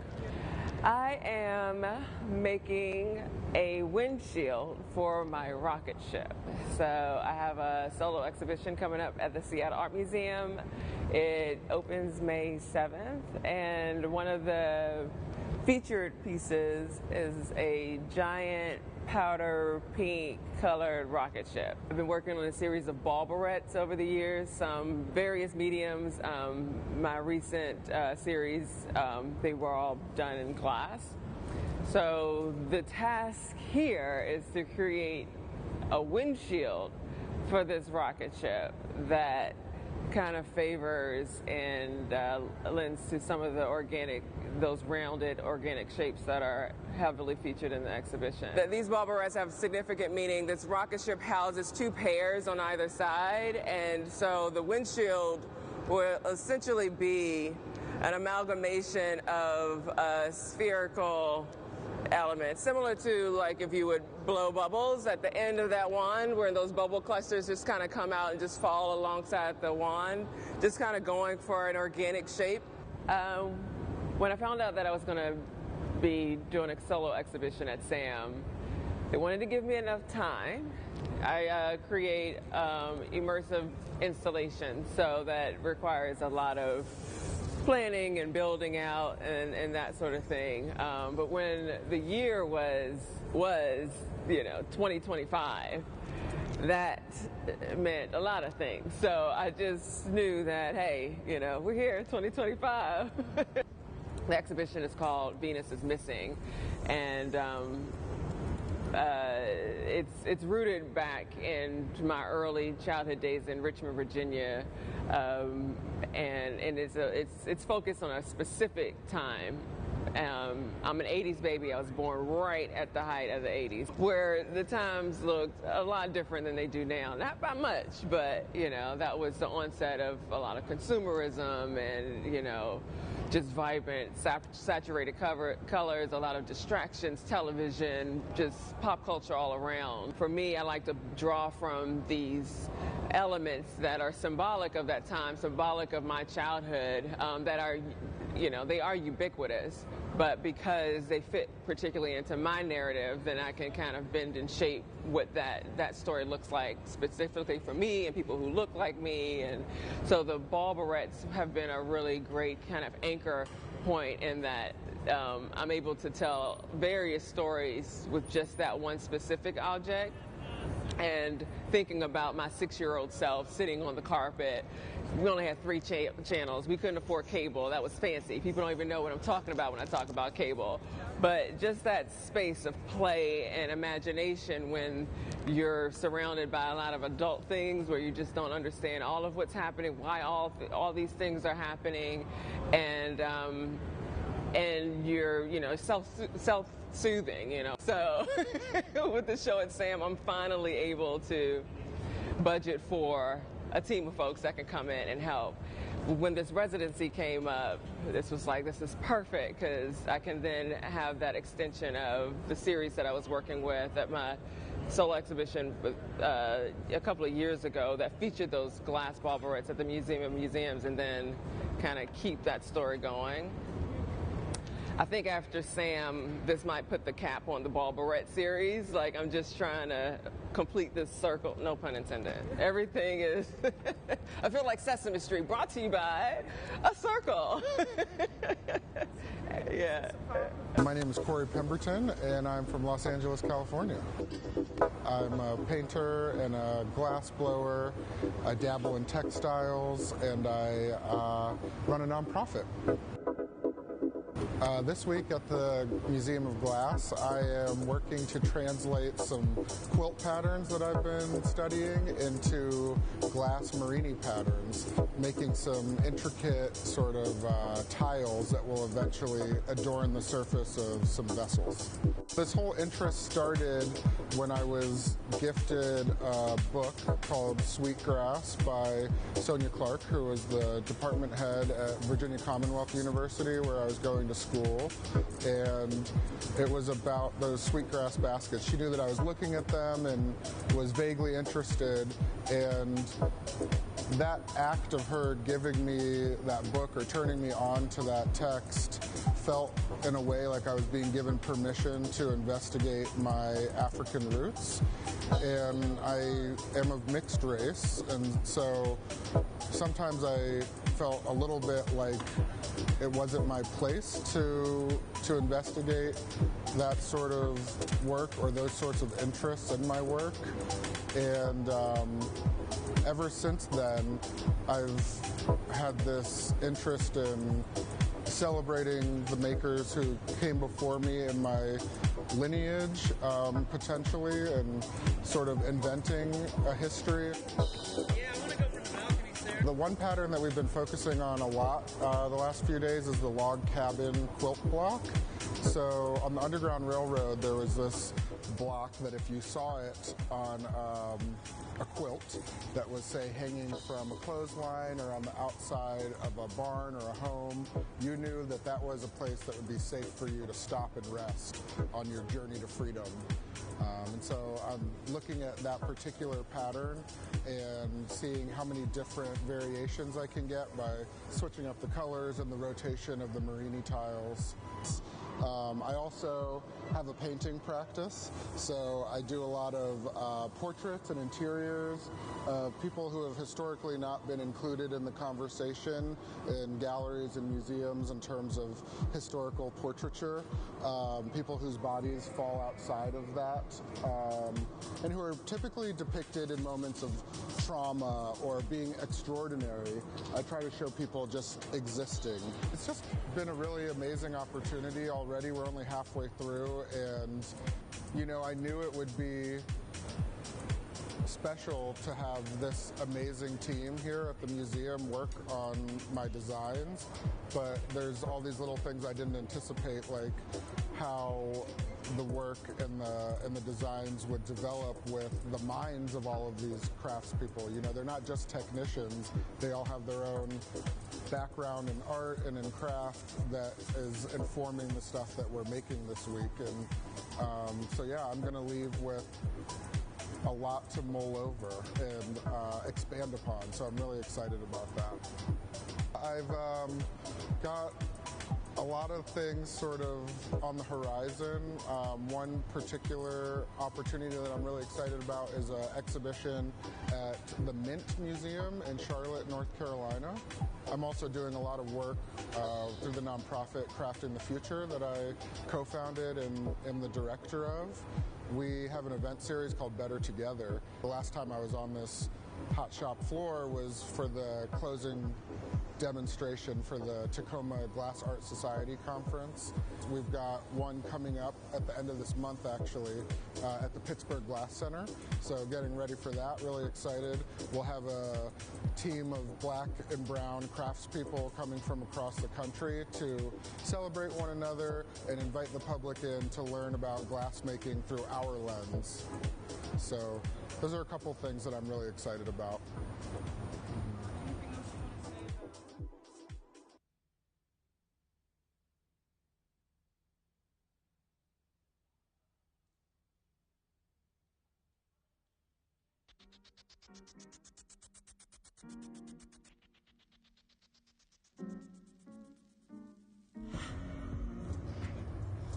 Well, thank you guys all for being here and being such an integral part of my career. I tried to narrow my focus down to, it's basically two ideas. Stop. Holding? Yep.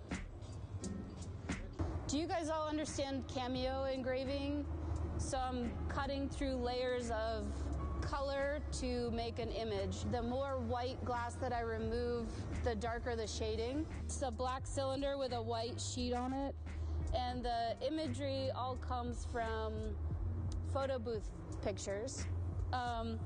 So this is a cameo engraving on a blown form, but instead of just a white rectangle, it's these kind of blobby forms.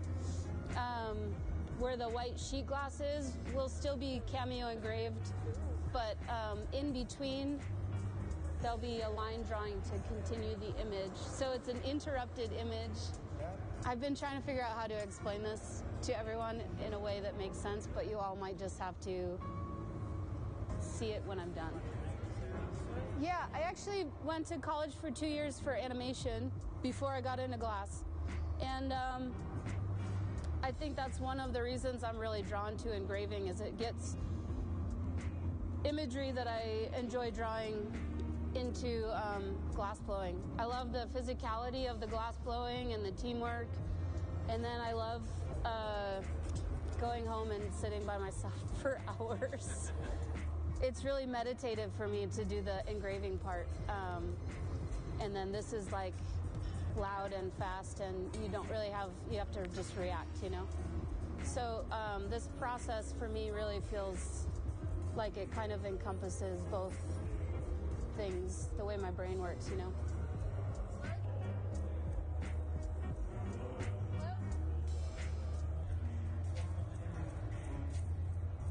A little blowing.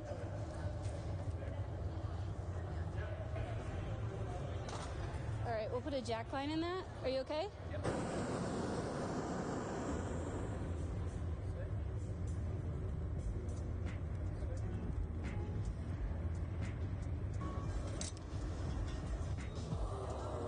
Yeah, I just want to blow it up now, Nick. Okay. How do you feel? Good. Okay. Yeah, do you want torching or anything?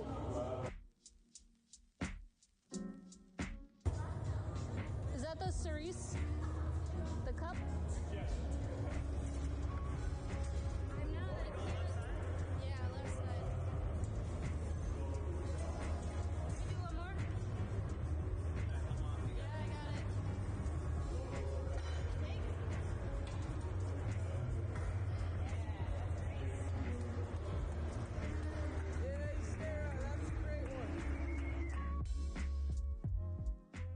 Hi, my name is Benjamin Cobb. I'm the hot shop director and one of the glass blowers here at the Museum of Glass. Originally, I'm from Newport, Rhode Island, and I've been living in Washington State for 22 years. Yeah, I would describe myself as a maker or an artist. I pursued glass making in art school as a material, and then I was always interested in the process of glassblowing, the pursuit of sort of technical excellence, sort of a lifetime learner, if you will, and a problem solver. So I like to have all these techniques sort of packed away in my brain so that as I think about what I want to make, I might be able to pull from that to realize my ideas. I spend a lot of time outdoors with my family. We spend a lot of time on the water, fishing, hiking, camping. So a lot of time to take in sort of the natural wonders, as it were, and be inspired by them. Very lucky to have Olympic Color Rods sponsor me this week, and use this time here at the Museum of Glass to experiment with those. And one of the things I've been wanting to try for a while is layering up three colors. The pieces that we were working on today it's sort of a general leaf shape with a bunch of lines in them to sort of represent sort of that visceral systems that you see in the leaf. I'm not trying to recreate those things, just inspired by it. The microcosm of things that are around you and sort of blowing them up to draw attention to those details. When I first started showing work, I made a variety of things that were sort of based on human anatomy. So I came up with this idea. I started making these forms that were sort of these abstract stomachs. They're very slick, modern-looking pieces. When I first started sort of making these, it was two colors, right? So a transparent over an opaque, and you get this hyper-saturated surface. But that would just make the interior that one opaque color, which was typically, in this case, it was blue. So I want to figure out how to add something more in there. So the interior of this thing is this bright yellow, and then there's an opaque blue, and then there's a transparent blue. That modern form is kind of stuck on a pedestal. Somebody might see it across the room and walk over to it and be like, wow, that's really cool. And they read the title card at the base of the pedestal, and you could see their sort of demeanor change when they read the word stomach. They would get like, ooh, they kind of cringed. And I don't know, that was almost more interesting to me than the actual work. I don't know if creative control is not the right word, but I have a lot of input on the creative direction of the museum, from developing the Visiting Arts program, working with curatorial closely. Having a full-time job sometimes limits your focus on your personal work. So I think over the past 22 years, this might be my third residency here. I mean, there's nothing wrong with that, but we facilitate other people's ideas. That's what we do. We facilitate other people's dreams coming true here in the hot shop. And to be able to have this 5 days to focus on my own work is awesome. It's incredible. The folks that are on the floor with me, Kristen Elliott, Gabe Feenan, Sarah Gilbert, Nick Davis. This week, also Sayuri Fukuda has come down to help. There's a few others that are coming up this weekend. I mean, it's awesome. And they're all here to help me realize my ideas. And that's so special.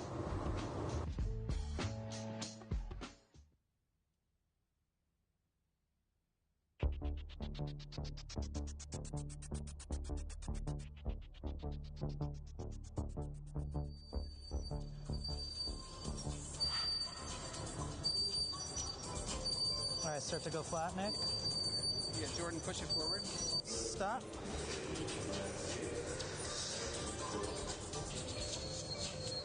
Yeah, I got a little bit of an angle there.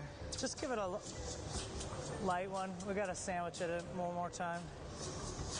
Whew, I got to put a glove on. Oh, I said it's like punning it up on the inside.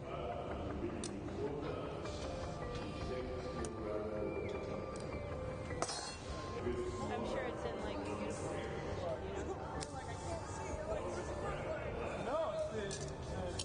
No. Yeah, so now we're going to put a punny right here, Sarah.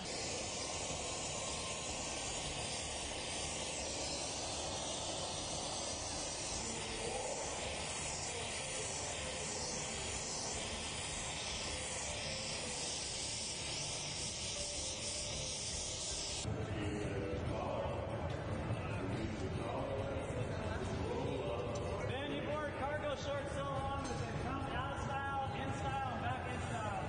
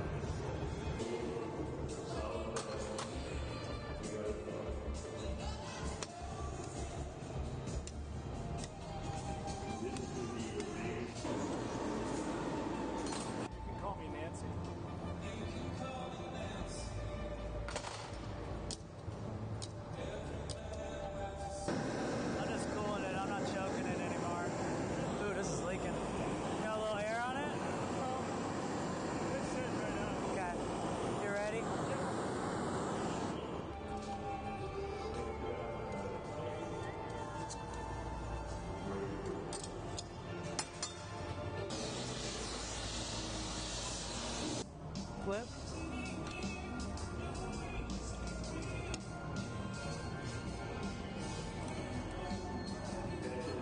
Pull, Sarah.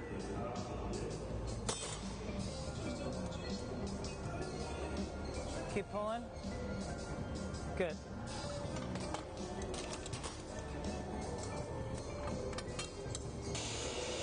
Flip.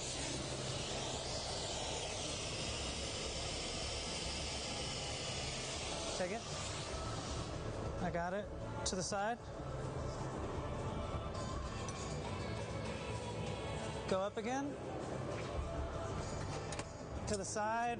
You can go this way, Ben. Either way. Nice. Flip.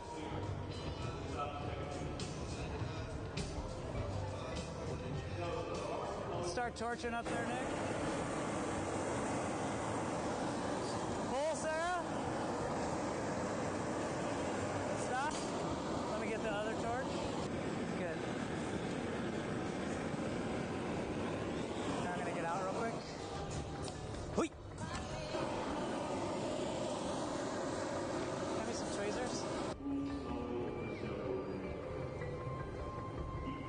We'll make some small stuff tomorrow.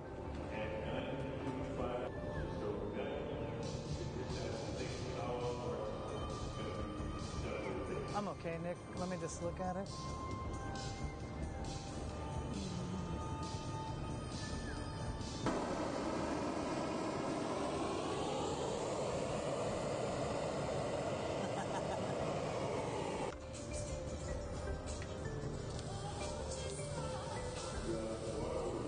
How's it coming off? You want it flat or on edge, Nick? Edge. Flip. One more flip. All right, take it.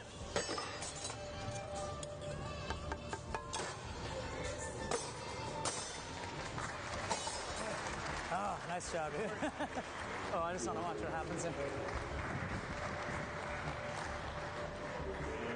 You got it, Nick. Perfect. That looks great. Nice job.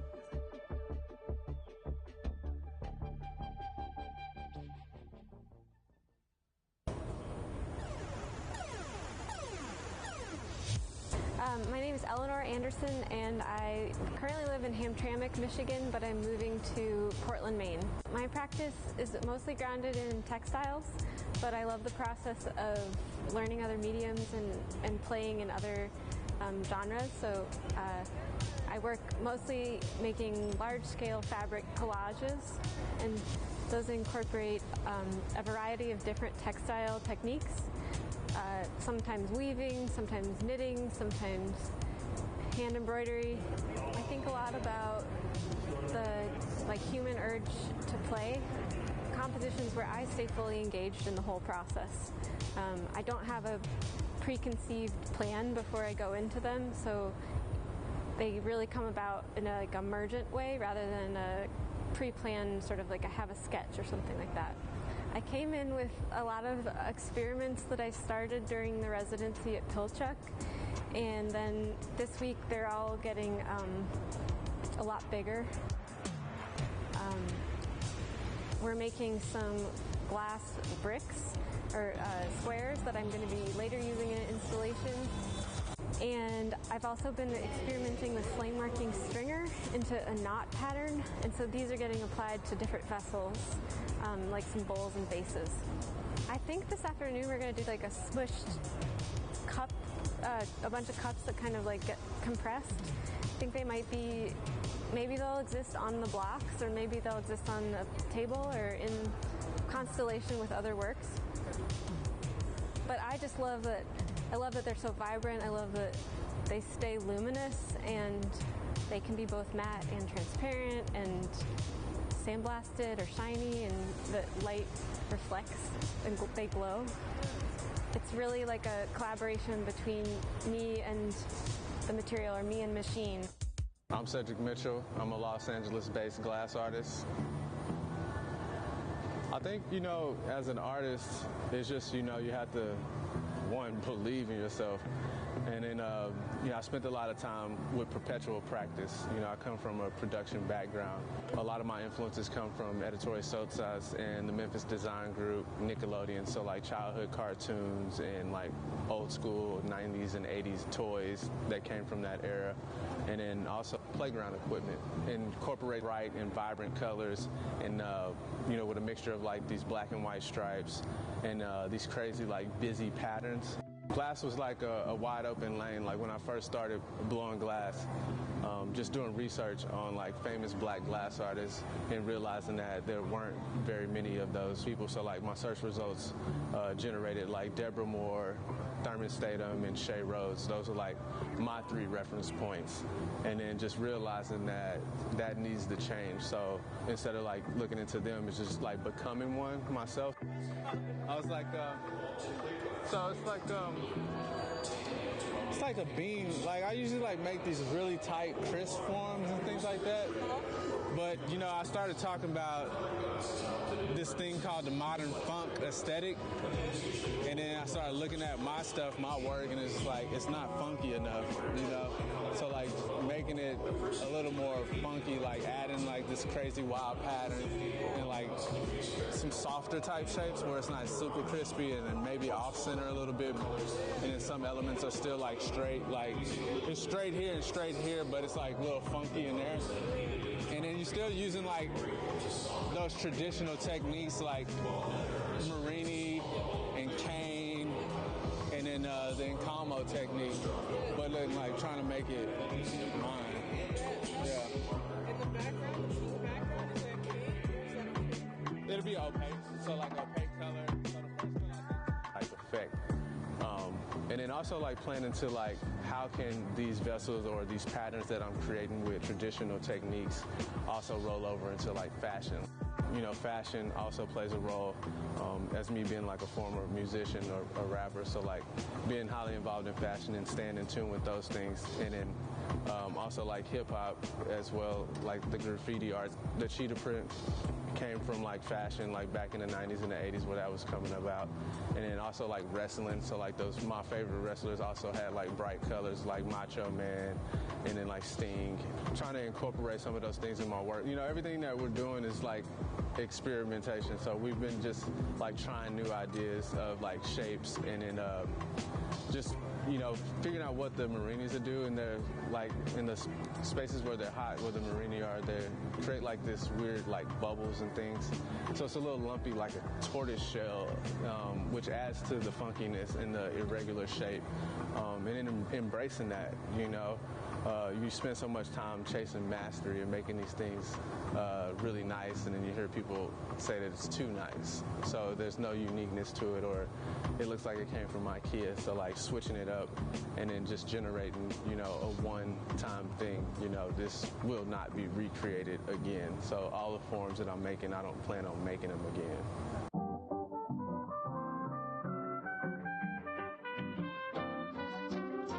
My name is Nate Watson, and I live and work between San Francisco and Louisville right now. I work between disciplines and mediums.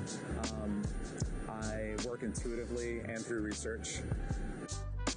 My work is additive. It's changing all the time. The way that I start in the morning isn't the way that I end at night, and so my ideas shift and change. But there's a visual language that I've carried with me for the last 25 years. I try to create a container, and my process is essentially vessels, containers, assemblages. I try to build works or take on projects that deal with those felt things that tend to be a little bit more invisible. I think as an artist, I think of myself sometimes as a translator, and also making things I've come to understand is really healing for me as well, and I think it is for others. Well, the funnel is a shape that I've worked with and around for a long time now, and I just did a little bit of research and kind of looked up that form and that shape and found that it had been applied to everything from universal expansion and the shape of the universe to also data visualization and how people chart issues and things like that. You can segment different parts, their facets and things like that. And for me, it's become more of a metaphor for the accumulation of experience and things, and having those things be focused down to like a point or a moment. So all of the experiences, the things that everyone's done to get to that level where they can work together seamlessly, and then focus all that energy in that moment and make it happen, that is the funnel. And the funnel is actually happening. It's the team. It's a group of people making the work.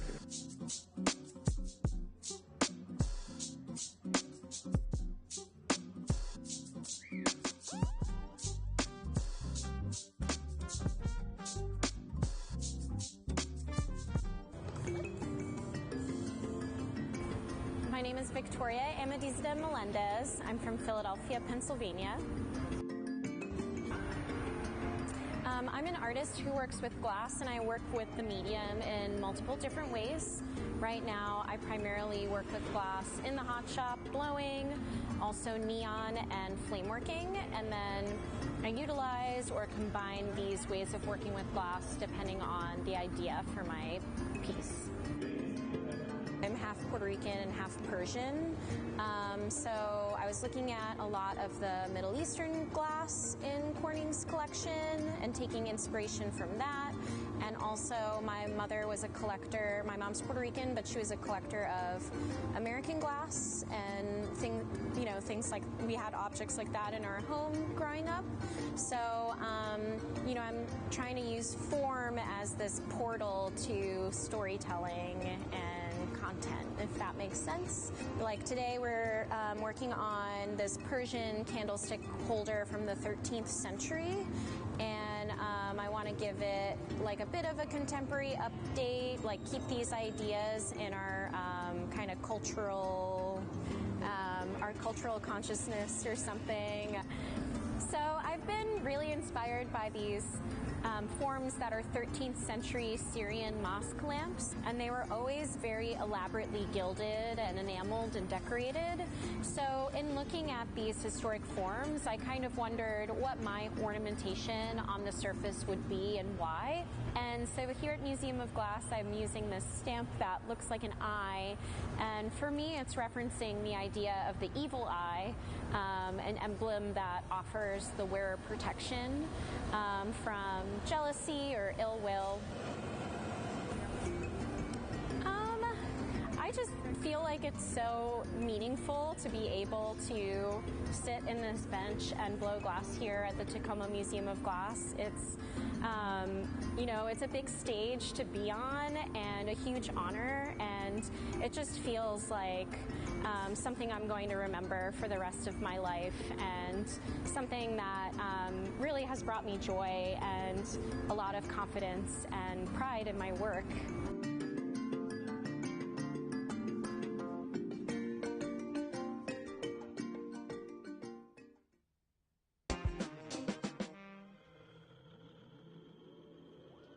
I like to explore many different techniques in glass making. I feel like glass just has an endless amount of techniques to learn, and I like to sculpt glass, and I like to play with different techniques, and I like to combine different techniques too.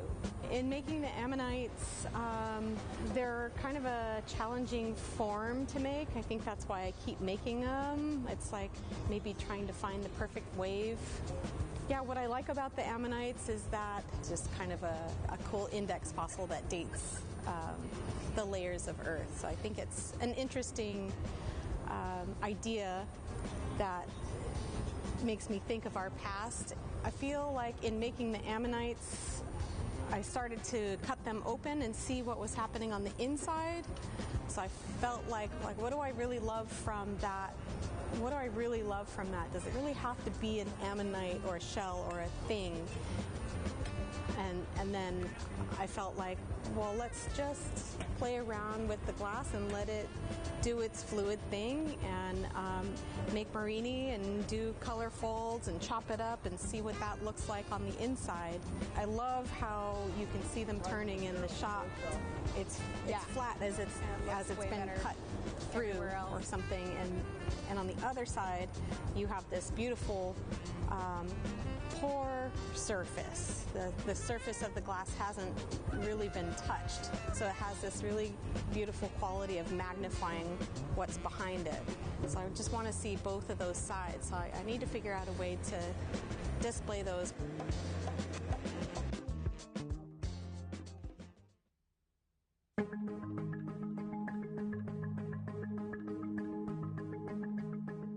My name is Fumi Amano. I'm originally from Japan, but currently I'm living in Seattle area.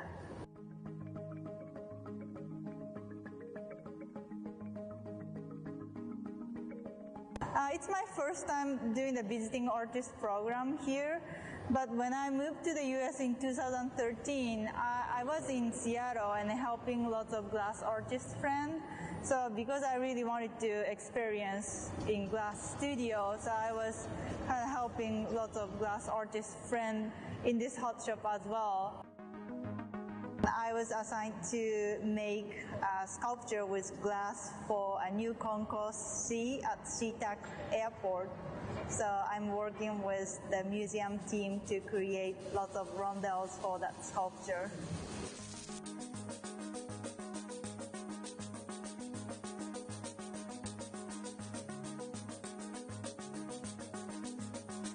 I was inspired by the nature in Pacific Northwest, especially moss.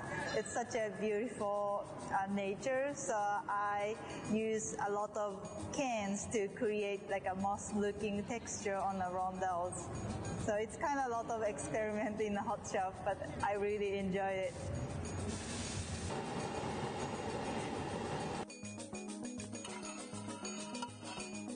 Yeah, I can't wait to make rondelles with it. It's a kind of like a patient time, like, you know, pulling cans 1 day, 2 days, all days. But, you know, after that, we can just roll up and making lots of rondelles. So I can't wait to do that.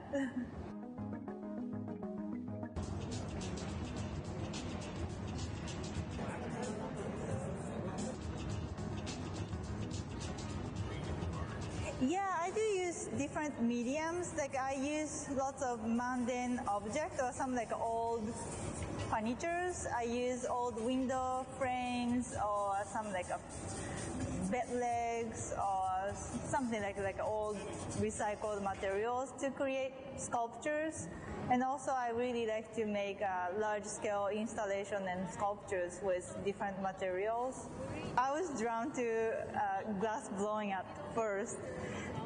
Then like I started using lots of different techniques in glass because it's such a beautiful craft material.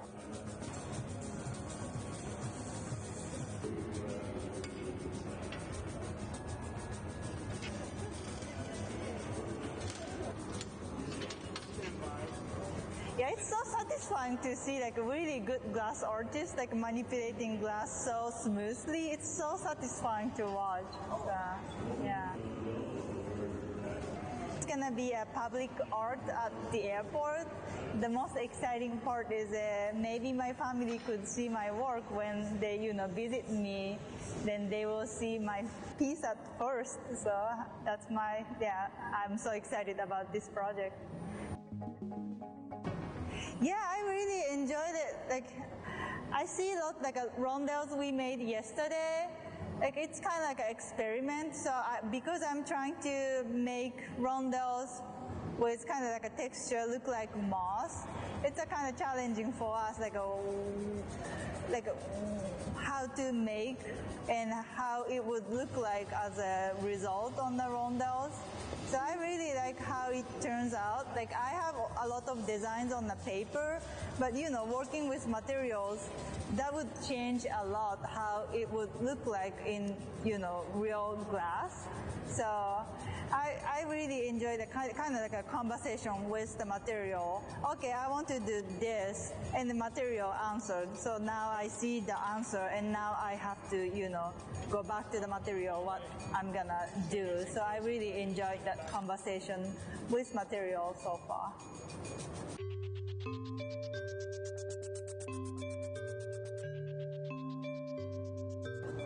I'm Jay. I'm from Canada. Sorry. I am super excited to be here. I was super surprised and delighted when I got that email. So they just have all these gestures that we can then play with the forms. So like this one might have this kind of at the bottom here. It just looks like it's kind of like sliding on the floor or melting. And then up here it's kind of off center. And then these will be playful up here. They don't take long to make, which is what scared me about coming here. So that's why there's a lot of double overlays. But we didn't pop the bottoms out on these ones because I'm like, okay, well, I wanted to figure out how these things go together first, and then the opening up the bottom can be another thing, which would be this time. So I've never blown into that mold, so we should probably just try it. Maybe it's like a clear one or something like that. But it looked pretty fresh. It was fresh. It was very fresh. Jason Murphy made that for me. We just want to pull tubes because I thought it would be cool if we had different thicknesses of tubes, we could cut them into sections and glue them together so as the neon went through it, optically, they would change. Low pressure. Yeah. Let's have some fun. Especially that one, which totally looks like Mars Attack.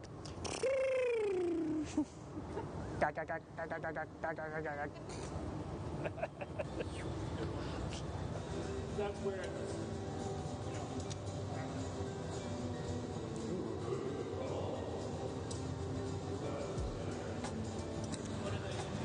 they are Bristol green and gold ruby, like K3. Yeah, and we're gonna do the long pull up up from there, like maybe tomorrow or something like that. What do you mean? We're gonna try basically pulling this out, but then just doing it from up top so it drops in, and then just bend it into a U there and try and manipulate it.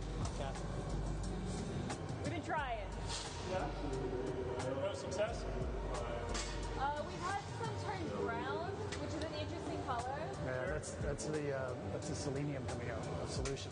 When it gets heated up, basically, the different molecules of the different chemistries that are in there come out of solution, and they basically go out of phase, and that's where that milkiness comes from. So it's about how you heat your color out. When you're in there, when you drop it, heat it, when you do it, and then how you do your gather. So if you keep the whole thing clear in terms of your heat, and have it strike when it comes out there, that's when you'll get that true red. But that muddiness is just from that initial heat up. Yeah.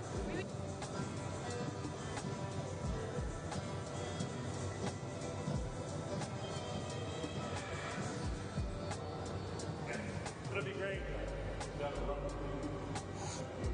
That's how it works. I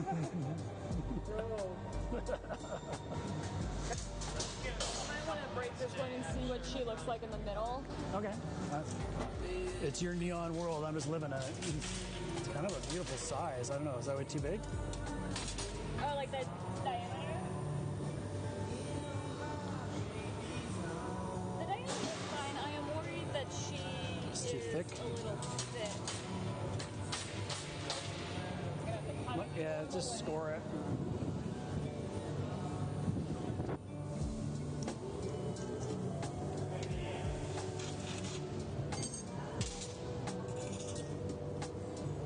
She might even be a little thin. But definitely usable. Sweet. At least this whole section is. Well, it'll be interesting to see, like, if we did with the difference between the opaque and the, you know what I mean? This will be a really light, nice, soft. Oh, lovely. Like, you just. Not ideal, but not bad. Well, it's our first pull. We'll get better. Exactly.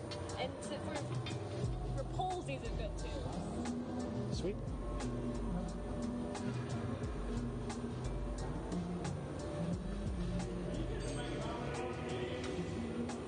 Oh, that's beautiful. Is that cool? Okay. You're just going to do one gather over? No, probably two. Like, the tube should be about that big. Yeah. 2 gathers? Okay. Yeah.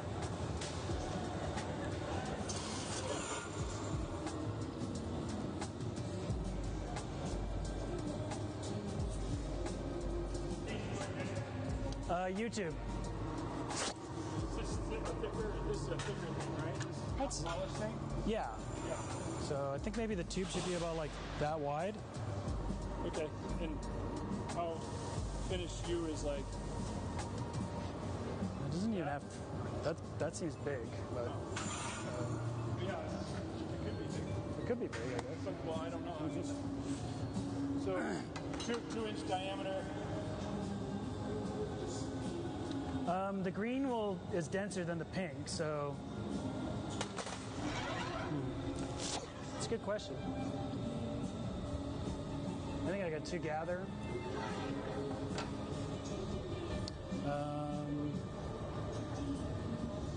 That wide if it goes like that. It'd be kind of funny if it was like a short one. Well, I'd kind of always be short. Yeah. Depends where you cut it. That's true. That's fair. So just try to make a nice bend. Yeah, it's just You get really artificial looking ruby. So you want a color sample of this guy? Sure. And then one of the cobalt. Do you want neon and argon of both of them? If we do that, then I'll know what it looks like. Yeah. Yeah. This will turn gray. Okay. That will turn purple with neon. Yeah, we'll do 2 color samples of each. Okay, cool. Then we can see, like, we can look through different colors and see what they look like, sort of thing. Cap? Yeah. No cap. No, I'm just kidding. No cap. Jay!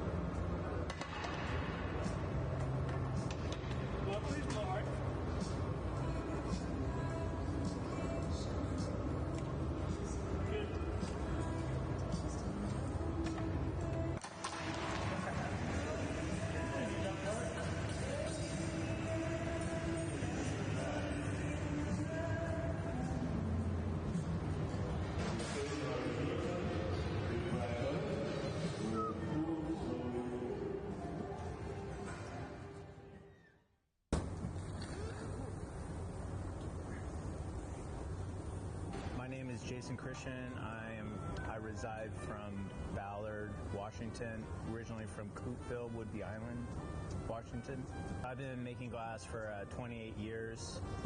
I started in a factory called the Glass Eye Studio in Seattle, Washington. I was lucky enough to be in Seattle where it was the golden era of glass in the city.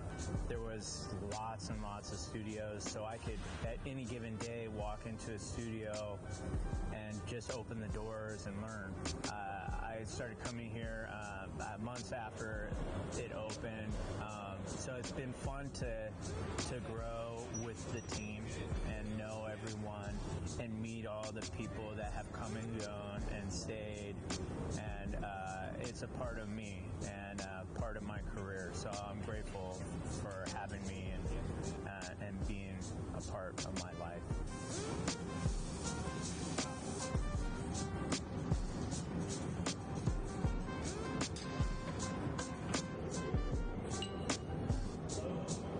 We're making really big yo-yos. They're massive. We're pushing the scale. These are some of the biggest ones I've ever made. First of all, I love the texture of glass patterns that you make. The traditional patterns like Radicello, Emerletto, the filigrana patterns, and I love to be able to actually like touch those patterns and feel that. It's like a fabric. The patterns and colors, I make those all by myself. So like the reticello and all the marini and stuff, I can make that. I've taught myself how to make that by myself. So when I was designing these, it was really important to me to be able to have that visually, that texture being exposed, and to be able to touch it, to get that sense of touch in the piece. There is a deeper meaning to those pieces. My stepfather, when I was 12 years old, kind of brought my mom and I back together. My mom had left my life when I was 3, and then we were able to kind of mend that with my mom. My stepfather bought me this yo-yo, and one that lights up red and blue on either side, and you throw it, it lights up. And it was this object that forever I have a memory of us coming together. And it's funny, when we're making this object here in the hot shop, when those two sides kind of come together, there's some kind of metaphor within that. I met a lot of these guys, when they were in high school, Trenton and Jack, and I have a 4-year-old son. It's cool to kind of get in touch with the youth that way too, so I kind of know what's going on in my son's life a little bit, so yeah.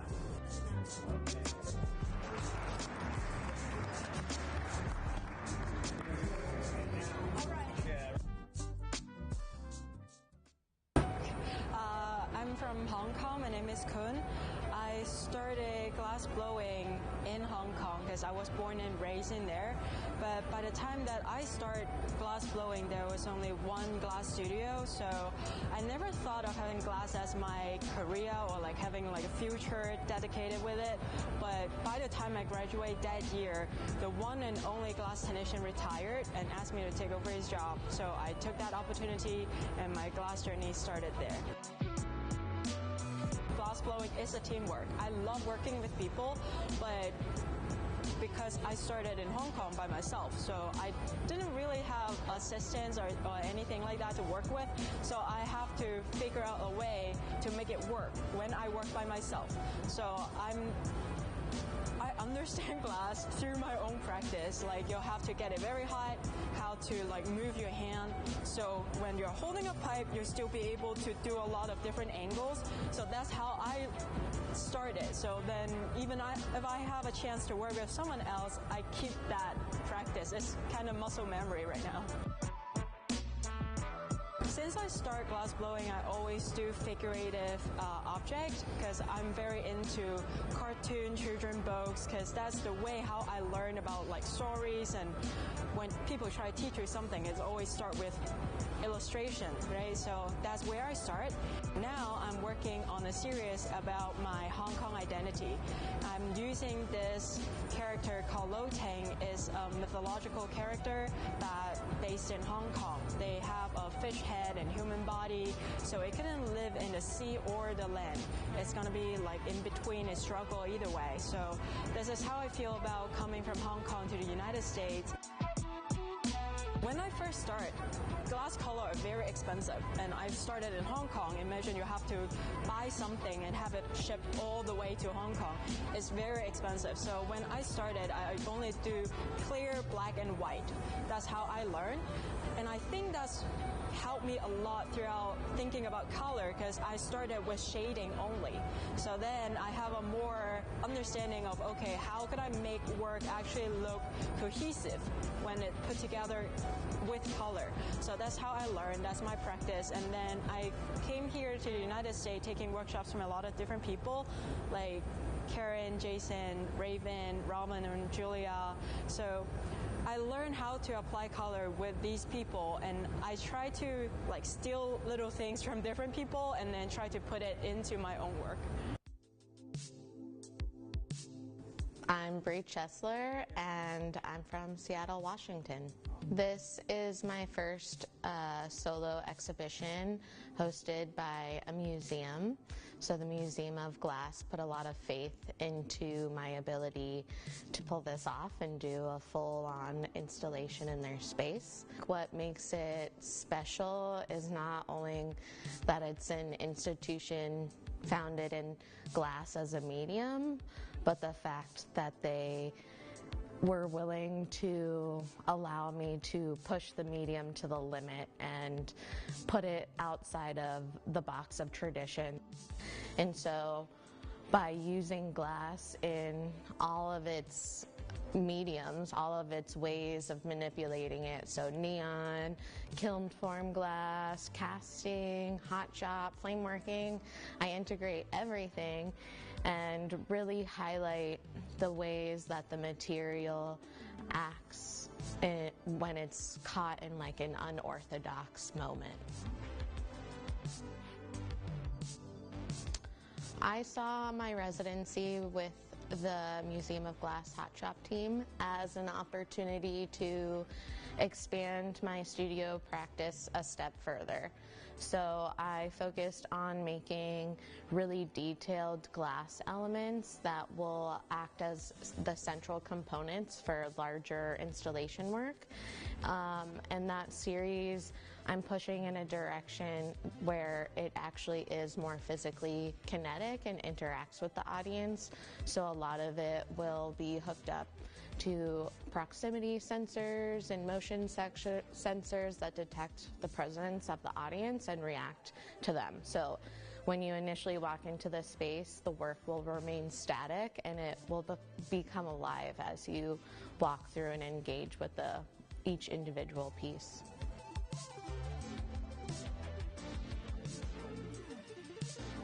In a way, all of the work in here speaks to that, speaks to how I use the medium and how I highlight it in different ways. I would say specifically the things that people don't recognize as glass usually are. So I think that's kind of a fun play on the material, is sometimes I hide its identity and it really makes people question what it is.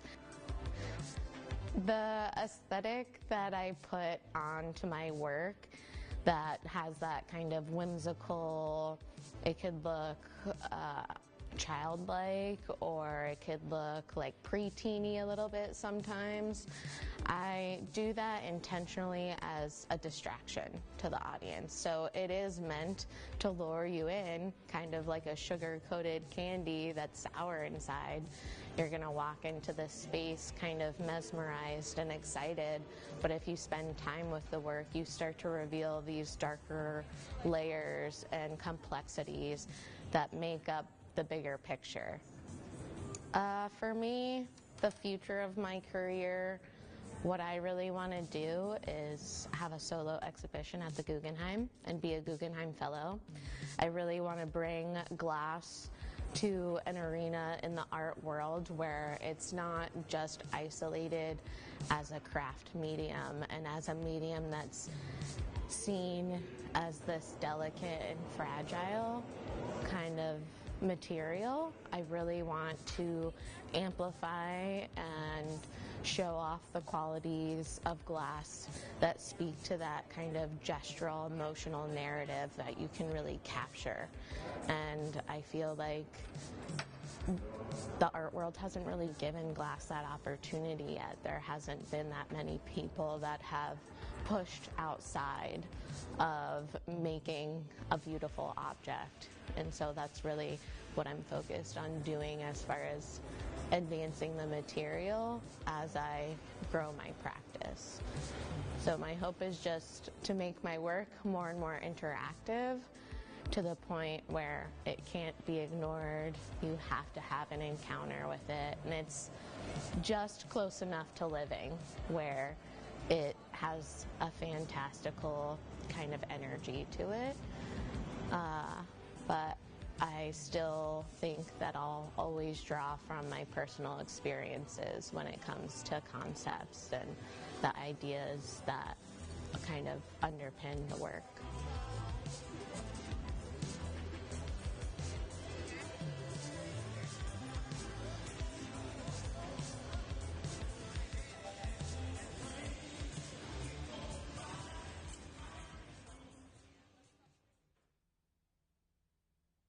Cheryl Derricat, and I'm a visiting artist in the Museum of Glass, and I live and work in San Francisco, California. I've been making a conceptual portrait of Sally Hemings this week during my residency. Most people know Sally Hemings as the mother of 6 of Thomas Jefferson's children. However, Sally was also a seamstress, and that was her position within Monticello plantation life. So we've been creating sculptural objects that represent her work as a seamstress. So we have some samples in front of me. I've been making oversized spools of thread, and I tried to choose historic colors that would have been prevalent in the 1780s, early 1800s when Sally Hemings and Thomas Jefferson were alive. We've also made some oversized sewing needles in glass, and some of the even larger pieces are scissors and irons. I tend to have a research-based practice, so a lot of times I will be triggered, quite frankly, by a phrase I hear or something I read, and I'm like, oh, that's interesting. And I start, following that and researching it. I got interested in history pretty young. I was a history minor in college, so I always enjoyed it. And I think as an adult and as an artist, I began to see that we were having a lot of challenging contemporary dialogues about things like race and equity and place, and it was because we really hadn't dived into our history. And so when I had the opportunity to do a group show at the French consulate, I realized that, whether I liked it or not, it was time to dive into Thomas Jefferson, who was one of our most notorious French ambassadors. It's important for all artists to do the work that they're called to do. And I know for my own practice, I work pretty intuitively. So if the inquiry is leading me toward a topic that's about race, I'm not going to shy away from it, And I think American history is a very convoluted situation, to say the least. And so the more we can own that, I think there's hope for us to hopefully move forward in a better state than we've been the last few hundred years. Ultimately, most of my work at home results in warm glass. I have a large kiln in my studio in San Francisco, and I also do some work on paper and textiles. So I would say a through line of all of my work is visual storytelling, text, and image, whether it's in glass or on paper or textile. So it has been great to be at the Museum of Glass. The hotshop team here is amazing. We have been under Gabe's leadership this week, and I think the best thing he said to me was yesterday, boy, that was really challenging and fun at the same time, because I think these are familiar objects, but we've certainly been looking at them through the lens of the 18th century. So, a spool of thread was wood. It really wasn't the kind of conventional spool of thread we think about today. The handles on scissors are a little different than our contemporary scissors. So I have really appreciated being able to partner with such great glass-blowing professionals that care about that level of attention to detail and actually enjoy it, even when it's a little maddening sometimes.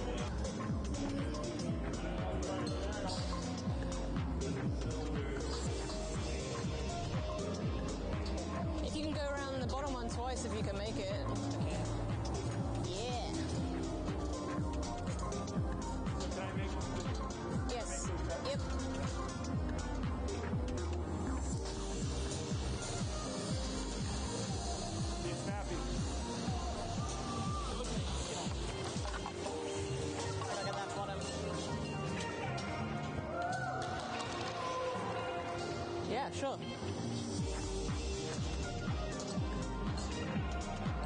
Yeah, just once is fine. Awesome.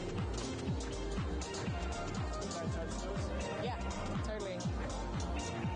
What are you going to touch, Ben? Touch those two together when we come along. We got a little time.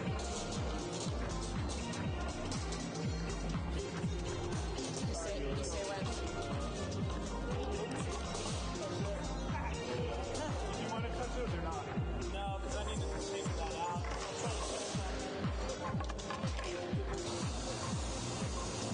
Three on the right, Eden.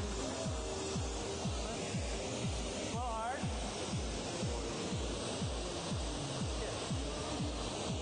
Wait for this. Maybe I can pull it out, make a touch here, curl. Or do you want me to keep it free floating? What about if you like bring it like across, these ones? Bring it over the top? Yeah. See Below this touch? Yeah. Okay. Will you just stand by on the hot torch? Yeah, totally. Stop.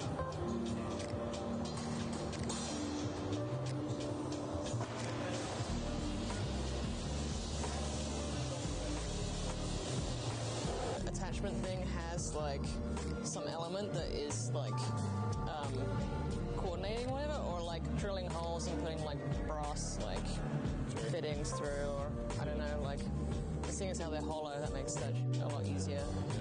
Way stronger, lighter. Yeah. That's cool. Yeah. Fitting thing, but maybe it's like black on the outside, but they put like gold inside it, and the light like reflects off the gold, and then like does stuff around it and things like that. So, I mean, it's a cool idea. I'd have one of these in my house. Sicky. You know? Well, we'll see what happens. The two whites. Yeah, just they're two pieces. So like one of the whites with white cane on it, and then the other. Oh, the white on the. It's opaline. You want to use that first? Yeah. Okay. So And then- opaline and white cane. Yes, please. Okay. And then the second one will be the next white and white cane. Okay. That's kind of like a milky white.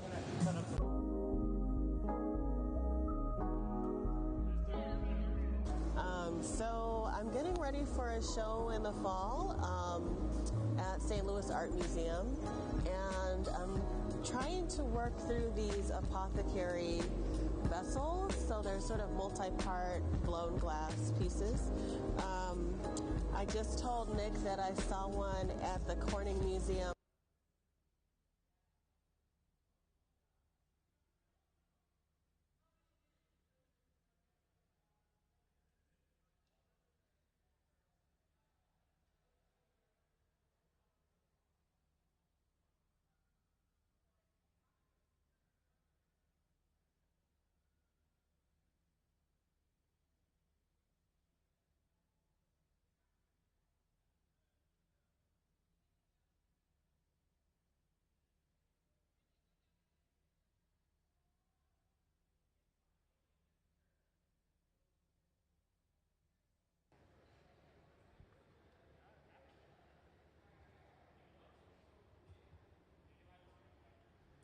Hey, welcome into the Hot Shop, everyone. I want to give you all an introduction as to who we have on the floor and what we'll have going on today.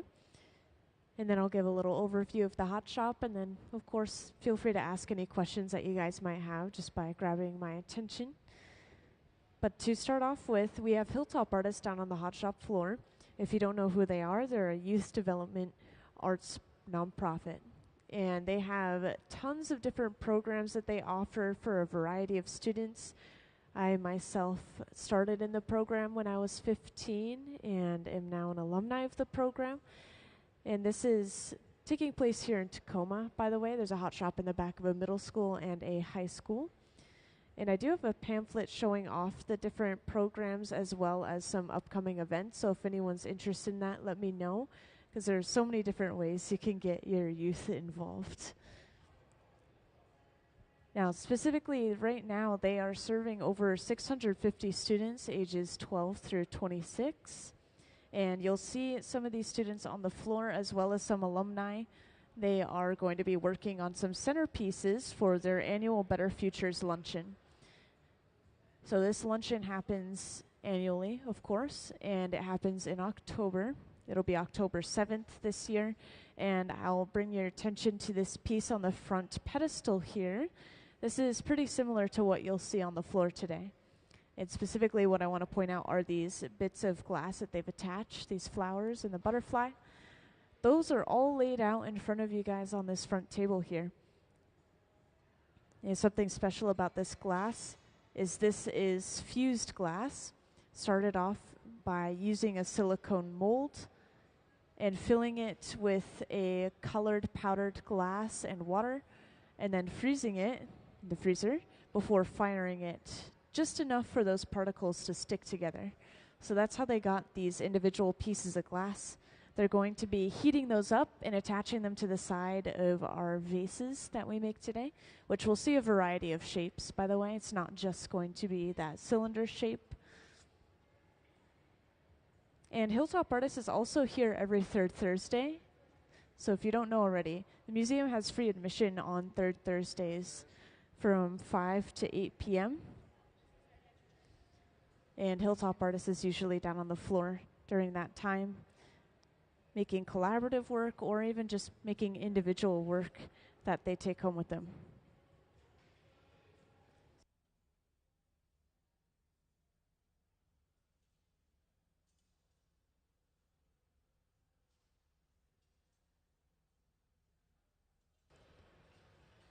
And just to give you a little tour of the hot shop, this is where we're going to be starting all of our projects, this tank with the closed door on the right side here.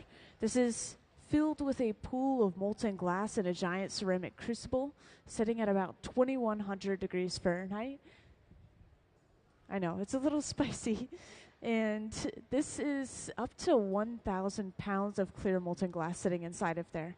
All we need to do is take our heated pipe and roll it inside of that glass, and it'll kind of pick up and create a ball on the end, which you'll see happen throughout the day today.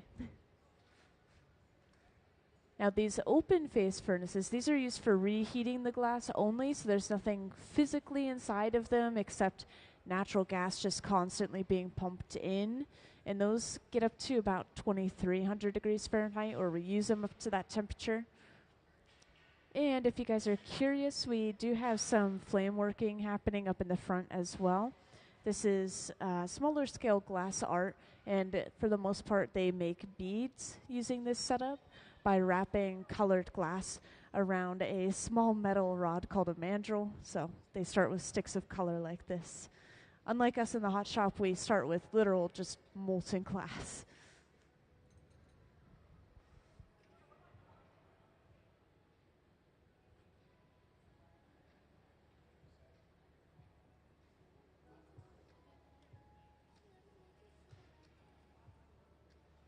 So what we've been doing so far today is we'll have one bench that kind of starts the bubbles and then passes those bubbles off, and then two benches that take those bubbles and they actually blow them out and turn them into our final pieces. So we're already getting started on the right bench and the left bench.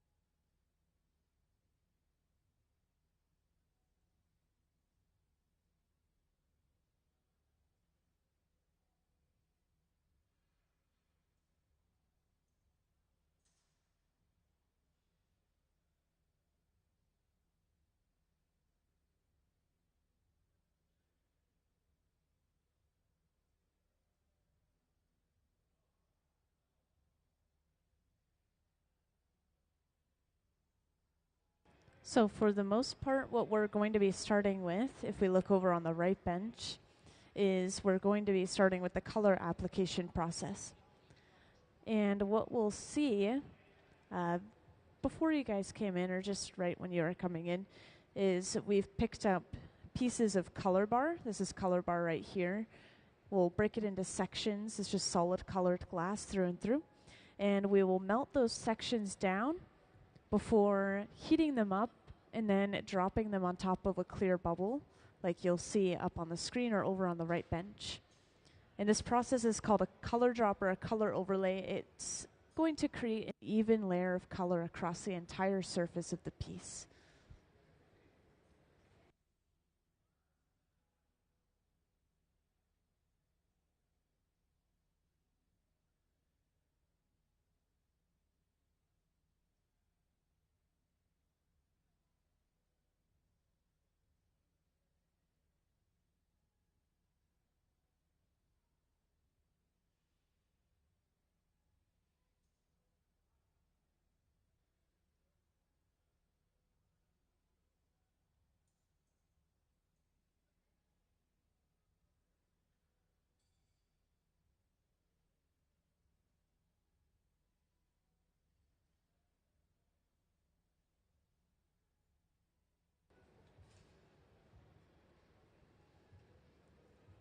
So again, that process you just saw up on the screen, we melted that color down and dropped it on top of a clear bubble.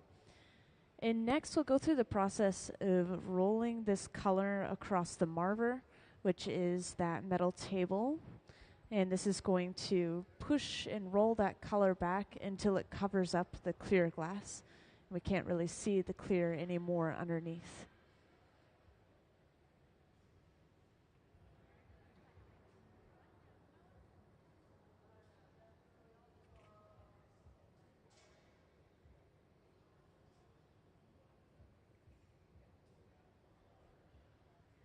So we're seeing that process up on the screen. And just to point out, this is where we're preheating all of those pieces of color. And this is also where we're going to be getting those flowers from as well. These ones are going to be for the future days of the residency, but we have a ton in here already preheated up to about 1,000 degrees Fahrenheit. And I know 1,000 degrees Fahrenheit still sounds super hot, but at that point, the glass is still solid. It's just warm enough that we could start melting it or heating it up further or cooling it down from that point. Kind of a happy medium temperature.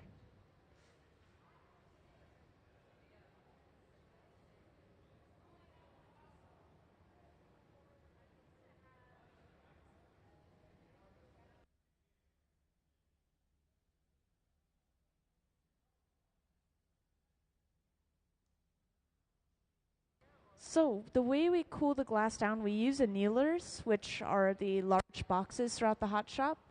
And we have some in the front, like this right here, but we also have the ones on the side walls, and those are the ones we use more frequently.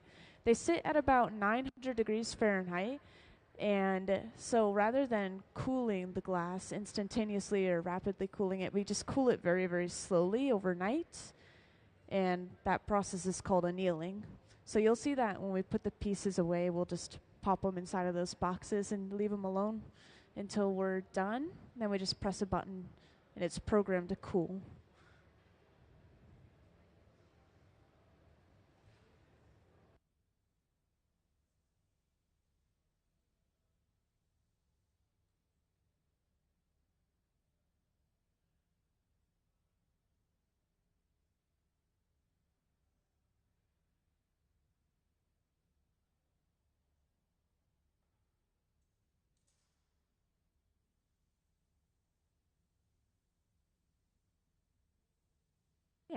Yeah, so something interesting when you're working with all of these different ways of creating glass art, like flame working up in the front, and then you have your hot shop glass and you have your fused glass, is usually they're all different COEs or coefficients of expansion. They're all going to melt at slightly different temperatures or move a little bit differently, and that makes them incompatible. So with these glass flowers, they specifically had to make sure to use a powdered colored glass that they would usually use in the hot shop. So that way they're able to heat it up and attach it to the piece. if we use different kinds of glass and just combine them together anyways, like if you don't realize or you just want to try, then they will crack or sometimes even explode away from each other when they start to cool down. It's really interesting.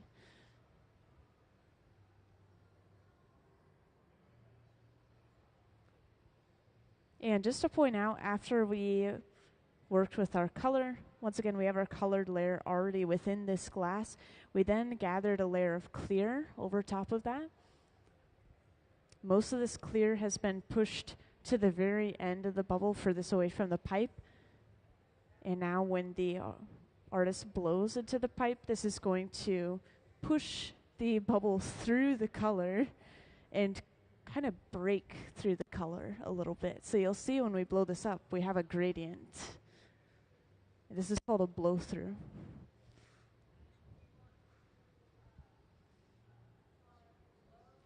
I know there's going to be a few complex things here and there, but I'll explain it once and then you'll see it play out in front of you, and then I'll just keep on explaining it and you'll see it come to life in front of your own eyes.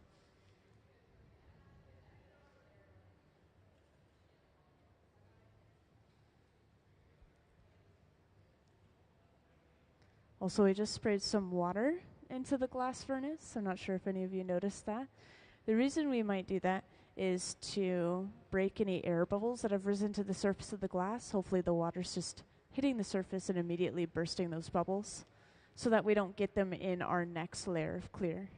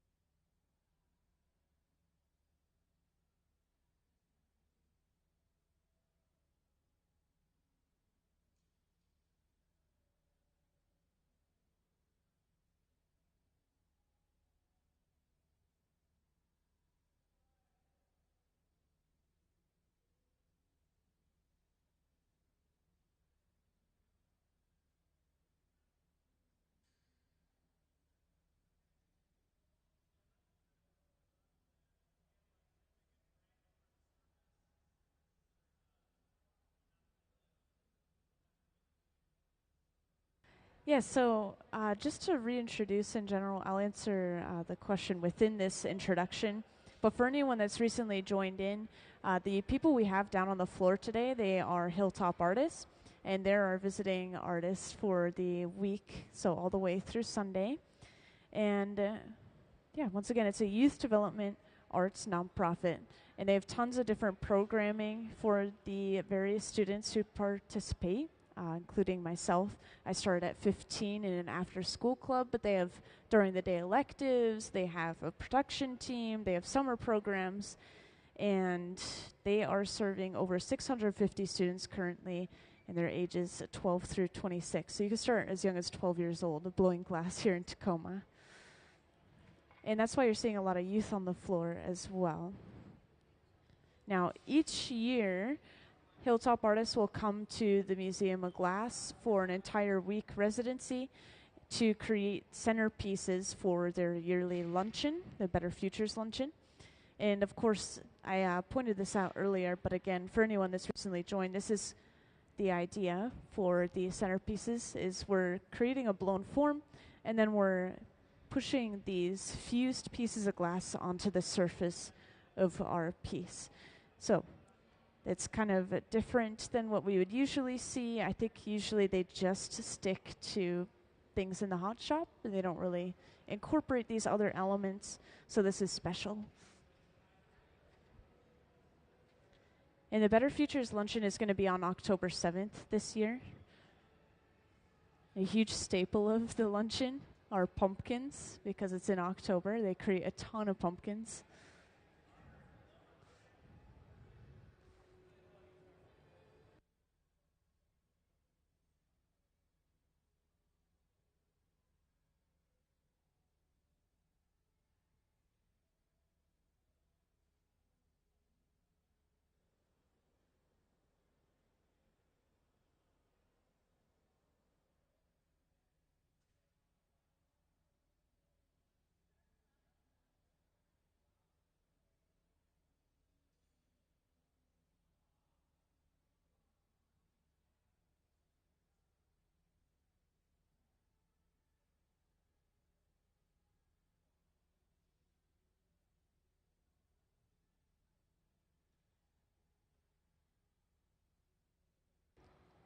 So now that we have prepared this bubble enough, we've brought it over to the center bench where it will start to be blown out and turned into its final form.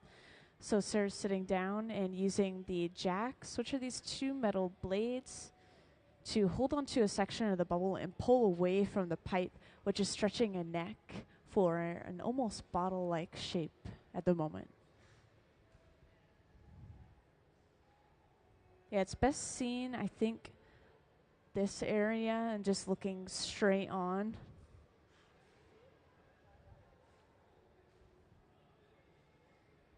If you're curious about the wooden paddles, by the way, we use those to flatten the piece, like the bottom of the piece, but we also use them to shield the artist's hand and arm from the radiant heat. So there we had a little glimpse of the neck.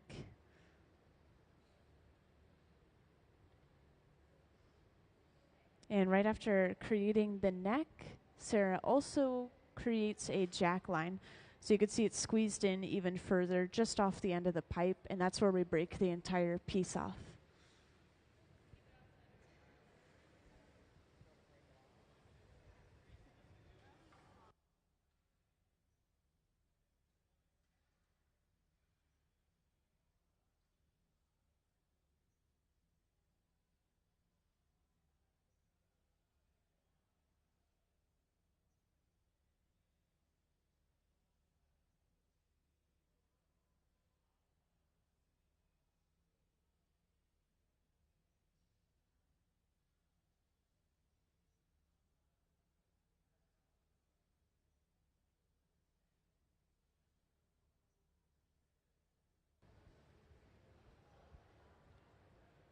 And to shape this bubble while it's being blown out, Sarah uses this pad, which is actually just folded up newspaper that we've soaked or splashed with a little bit of water. That's it. So this is as close as we'll get to using our hands to shape the glass.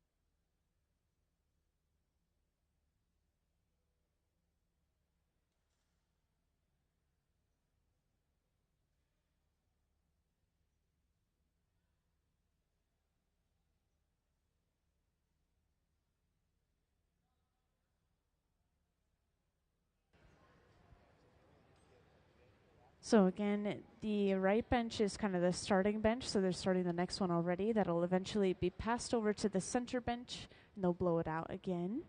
And then the left bench is working more so independently. They're making the same centerpieces, same themes, maybe even same colors. They're just working on as many pieces as they can all at the same time to make sure that we get done as much as possible.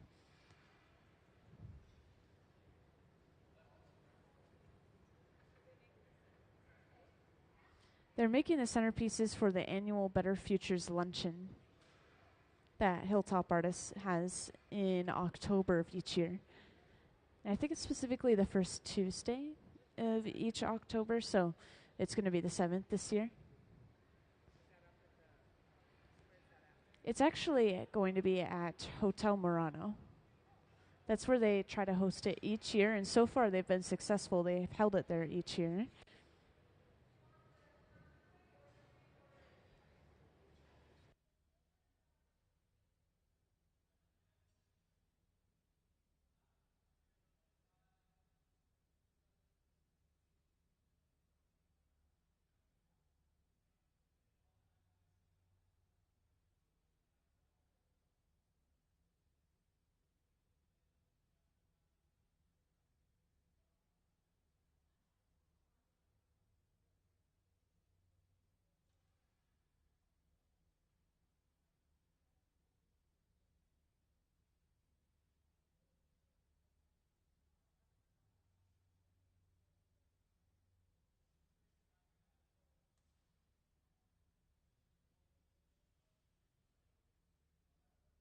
So I want to point out at the center bench we flattened the bottom of the piece.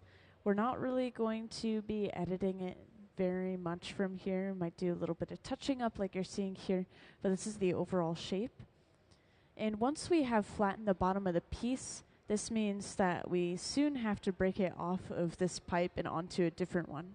So that way we can work on the neck and the opening of the piece.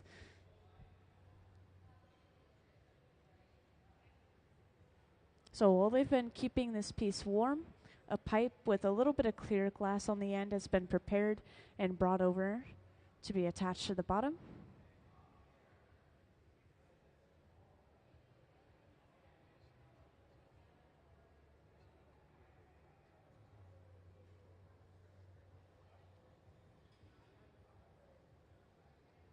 And once that's solidly attached, they'll apply some water to that breaking point, once again the jack line. And then with the tap of a pipe, that piece pops off. So we have, at this point, successfully flipped the orientation of the piece, and now we can start to open it up and work on the neck.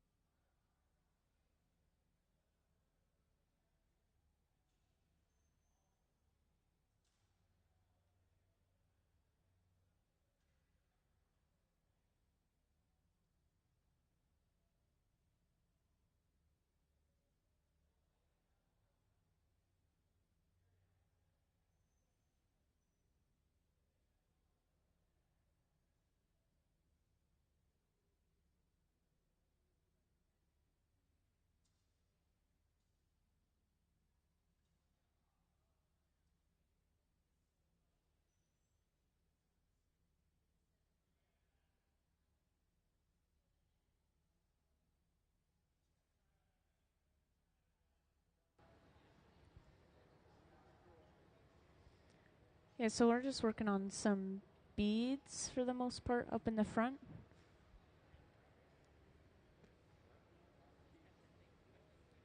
Yeah, so the way that this is done is you start with a little metal rod, and it's kind of dipped in almost a clay-like mixture, so that way the bead comes off easily. Otherwise, it would fuse itself to the metal rod. And then you take these rods of color, and you heat up just smaller amounts of them, kind of wrap it around that metal rod, and that creates the body of the bead. And we're seeing a lot of detail work as well. They're pulling these stringers, which are thin strands of colored glass. Those can be used to create fine lines and dots, to create flowers, or just any pattern you could possibly imagine, really.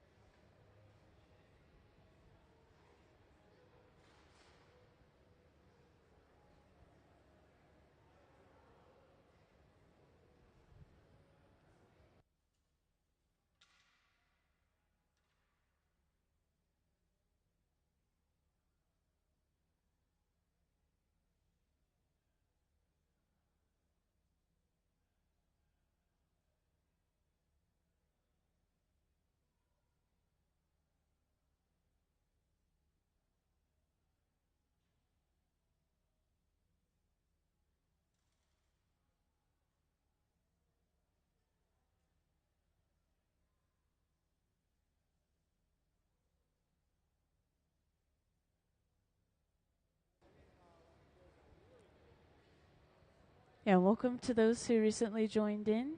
Just want to share who we have here, what we have going on again real quick. So we have Hilltop Artists down on the hot shop floor. They are a youth development arts nonprofit. It's been running since 1994. And I personally started in this program when I was 15 years old, actually. You can start as young as 12 years old within this program, and they're currently serving over 650 students ages 12 through 26. And this program is guided by justice, diversity, equity, and inclusion. And, of course, the program itself is the reason why you're seeing so much youth on the floor. And right now we are working on our centerpieces for our annual Better Futures Luncheon. This is something that Hilltop does every year in October.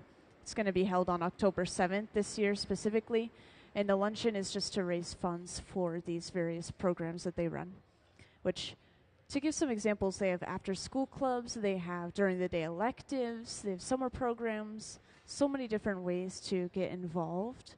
So if anyone has any youth who might be interested or knows any youth, I do have these handouts showing the different programs as well as some of the upcoming events, which we have our Arts Night Out block party coming up on August 5th, by the way. That's like our most upcoming event.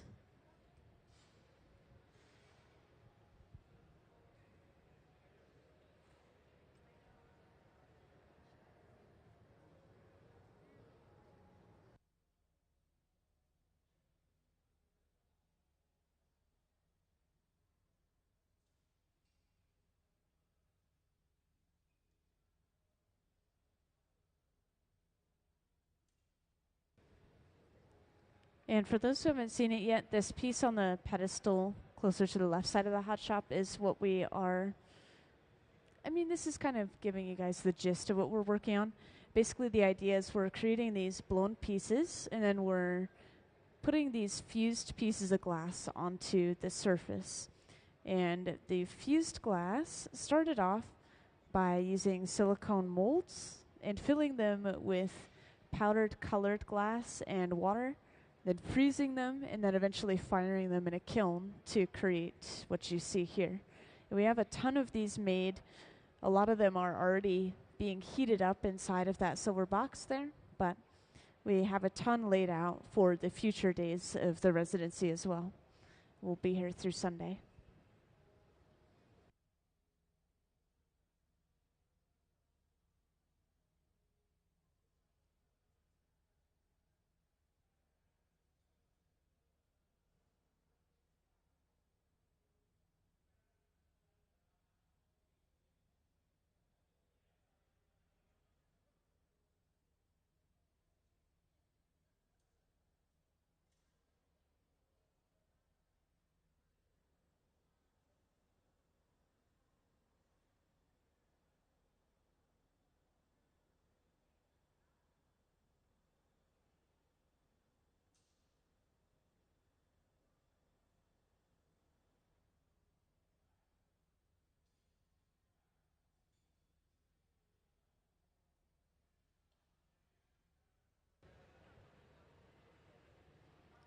So just to talk about the temperatures again, and since we're using this small handheld torch, once again, this is sitting up to about 5,000 degrees Fahrenheit. That small torch will be used to heat up just a section of our piece at a time, so that way we're able to attach those flowers that we created beforehand without altering the overall shape of the piece. If we heat up the entire thing, then the entire thing starts to move, it starts to change shape.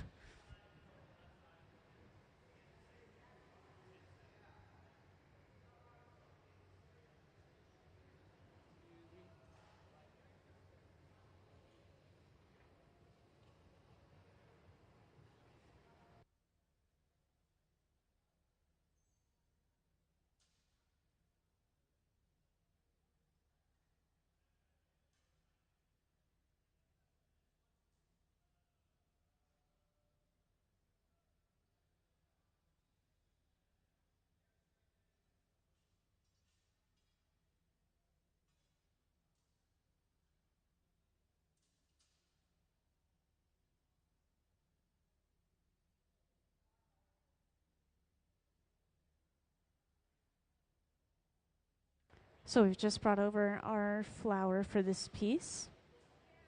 Once again, these were preheated up to about 1,000 degrees Fahrenheit before they were brought over. So that's why we were flashing or lightly heating up the metal tool before we picked up the glass. If we touch a cold metal tool to hot glass, then it is likely to break. And we're getting a little close-up of the flame working now. So for those who haven't seen this yet, once again, we're making some beads up in the front behind me. So using a small metal rod, and then also using these rods of colored glass, which we get shipped in already made just like so. We can wrap that color around and create a bead.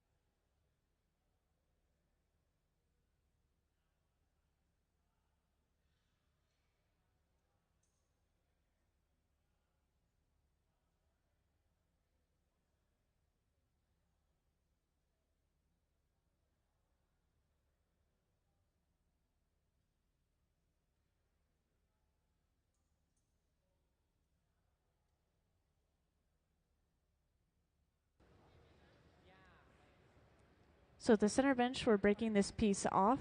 That means we are completely done. So we just apply some water to the very end of the pipe, cracking that connection enough for it to pop off with a tap at the pipe. And we'll torch the bottom to get rid of leftover sharp ends that might remain, and then also stamp it with the Hilltop Artists logo. And just like that, that piece is done. So let's give them a round of applause for finishing that vase.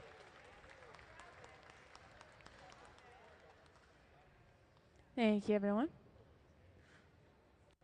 So yeah, using those Kevlar gloves, which, by the way, are the same material as firefighting suits apparently, they carry that piece over to this 900-degree Fahrenheit box to put it away, and it will slowly cool down in this box overnight. It takes that long for the glass to properly cool, otherwise it'll crack and break from thermal shock. And then it's on to the next piece. So this is a continuous, we just pass a bubble off to the center bench and blow it out, turn it into our piece. Looks like we're viewing the left bench for now. And could we have the Hilltop Artists slideshow up on the screen, please?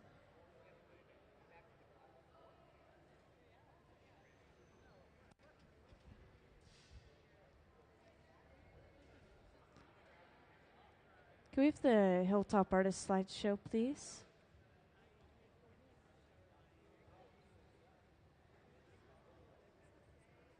Thank you. So up on the screen, there's going to be a slideshow playing that will show off some previous pieces made for our Better Futures luncheon. It'll also show off some process photos, photos behind the scenes at the different programs. And that first photo in the slideshow, all those pumpkins. Since the luncheon is always in October, we make a ton of pumpkins, and those are really good sellers. There's people that line up to grab those.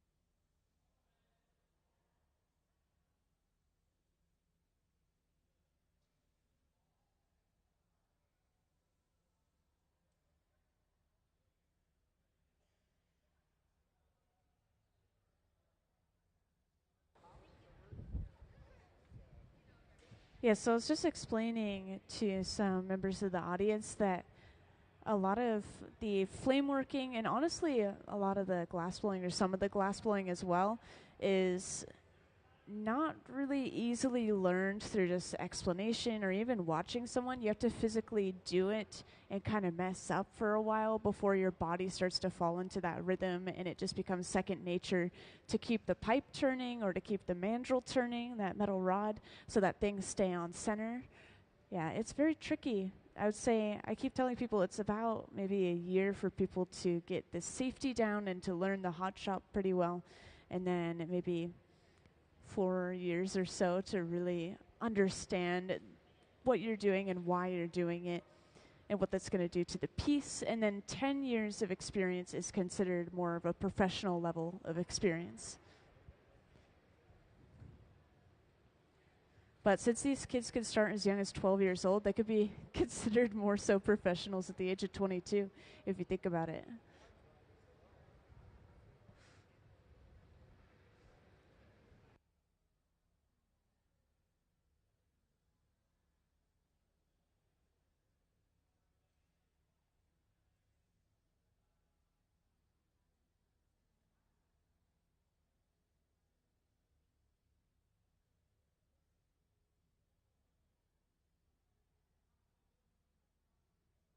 So we just briefly used a pipe cooler. Don't worry, you guys weren't missing too much. It's just a trough of water that we set the pipe down into. And we've now brought this bubble over to the center bench where we could start to blow this out, turn it into our final form. And we've been focusing on the left bench still, where they've been finishing the previous piece off. Once again, we're just working at multiple benches at the same time to finish as much as possible within the hours that we have left.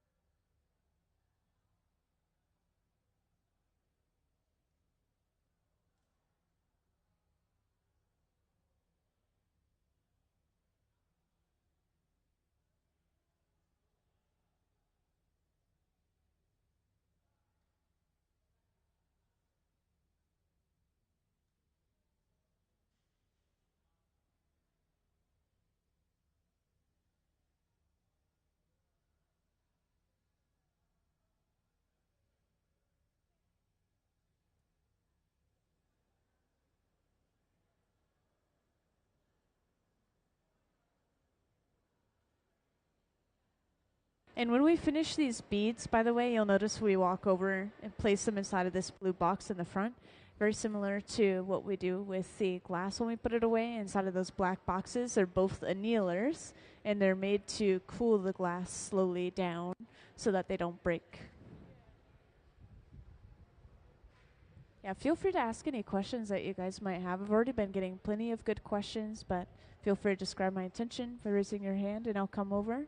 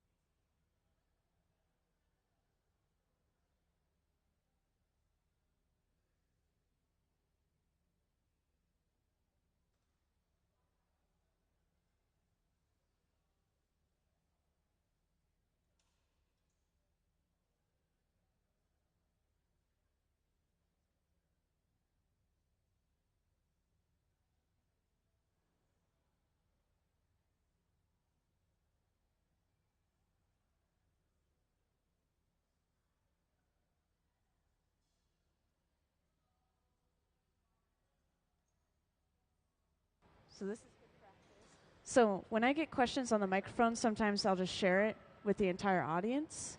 So I got a question about whether all these ovens are the same. I get that question a lot, so I'm going to share. They all run about the same temperature, 21 to 2300 degrees Fahrenheit.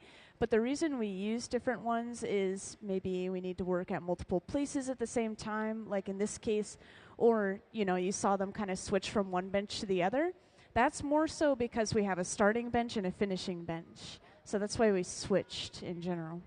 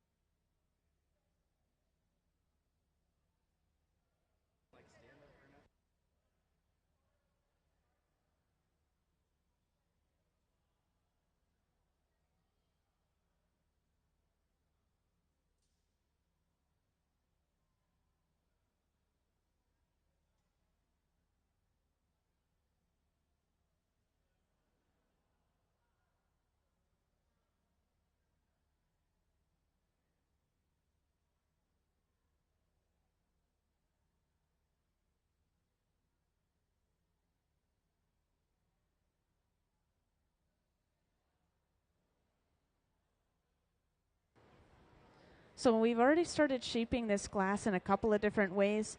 We've created the jack line, which is that divot right off the end of the pipe. That's our breaking point. So we'll take the entire piece off of there later on. And then we're also using this pad now and really squeezing in the center of the piece and creating a waist. And this pad is just folded up newspaper that we've soaked or splashed with water. I know, that's it. That's all the material is. And surprisingly, you can't feel any heat through the newspaper. It's just conforming to your hand, and then the glass conforms to the papers. So it's as close as we can get to using our hands to shape the glass.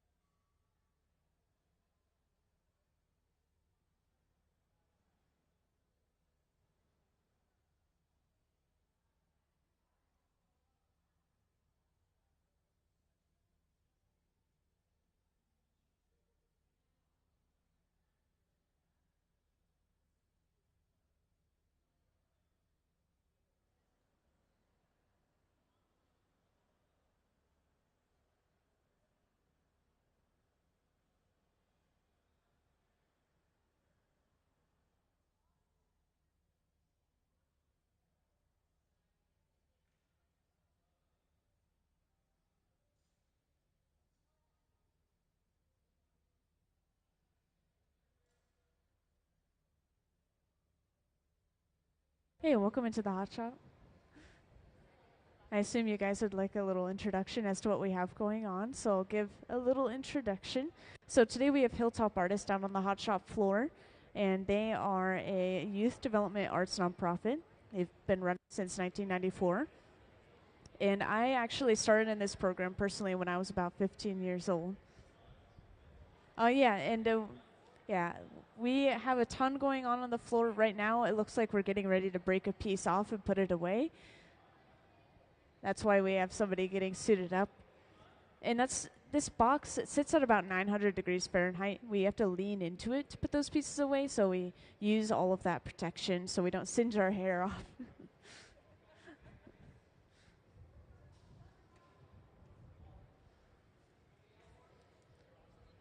Now, these pieces that we are working on, they are centerpieces for the upcoming Better Futures Luncheon for Hilltop Artists. This is something they have yearly in October to raise funds for the programs. And yep, over on the left bench, oh no, we broke the piece off, but the bottom broke out of it. That's our first break of the day, I think. I think all of the other pieces have been successful. I know, it happens. It happens sometimes.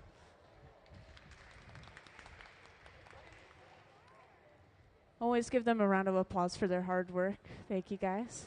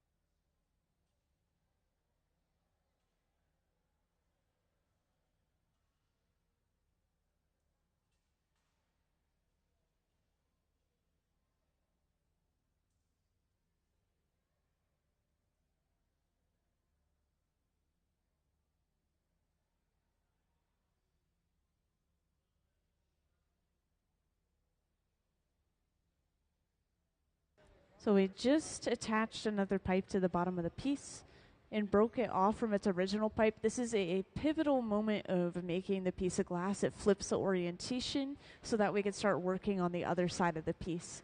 So now we have access to the neck. We can start opening it up, maybe flaring it out, whatever they want to do with this piece. And just a reminder, I don't think I showed you guys yet, so I'll show you real quick. These pieces of glass on the table where you can't see are these little flowers that were fused. They started off in silicone molds and then powdered colored glass and water mixture that they just put in there. And they froze them and then fired them in a kiln just enough for the powder to stick. So we're taking these, we're heating them up a little bit, and then we're just attaching them to the sides of our pieces. And we have a ton of variety of these. We have purples and greens and reds and oranges and blues. And so far we've just been sticking with purple. I think we're just going to go in, oh, what's a good word for this? I was going to say like groups, but we're doing one color at a time. So maybe tomorrow will be blue, and then the next day will be red, etc.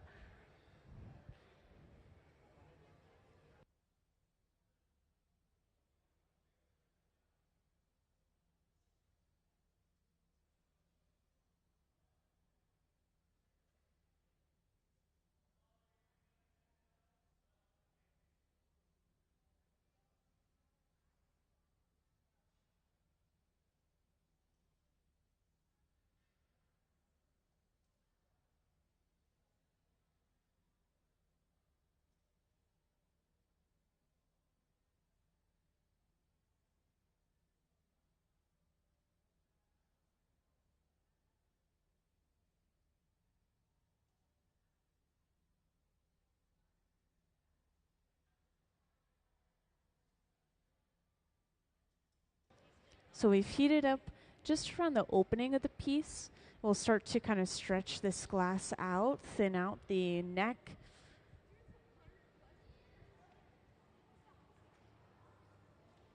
Yeah, this is really satisfying to watch. I think some of the most satisfying things you could see in glass are glass pouring when it's just like completely molten and dripping like lava. And then another satisfying thing is seeing glass cutting. They just cut through it like a hot piece of candy or taffy.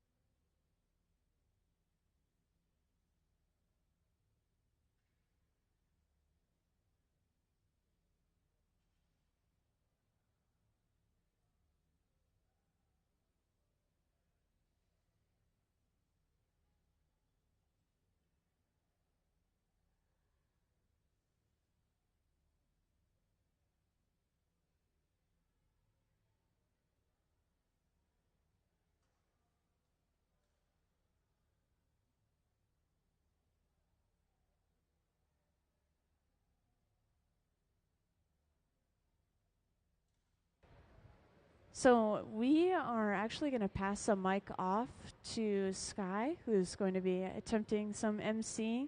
And yeah, he's part of the Hilltop Artists program as well. And he'll explain the next piece, which is starting over on the left. Or your right. Is it on right now? Hello?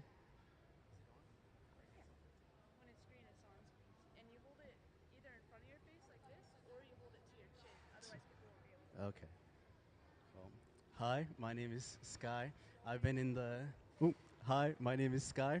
I'll be emceeing for the time being, and I've been a part of the Hilltop Artists program for almost 3 years now, and yeah, today we're making some centerpieces and vases with some flowers embedded into them, and I hope you guys have a good time watching and enjoy me speaking.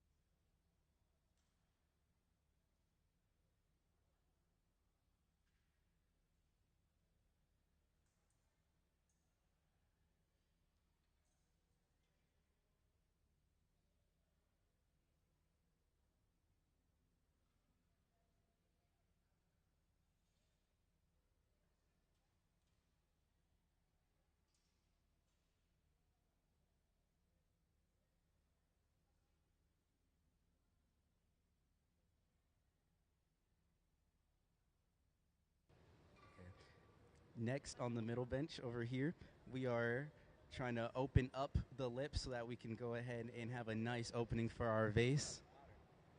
I'm forgetting the chin part.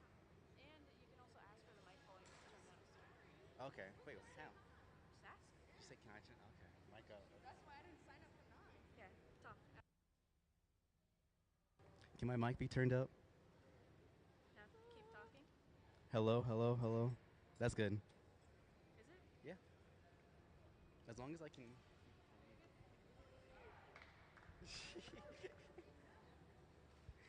Yeah, don't be afraid. They can hear everything you're saying. Okay.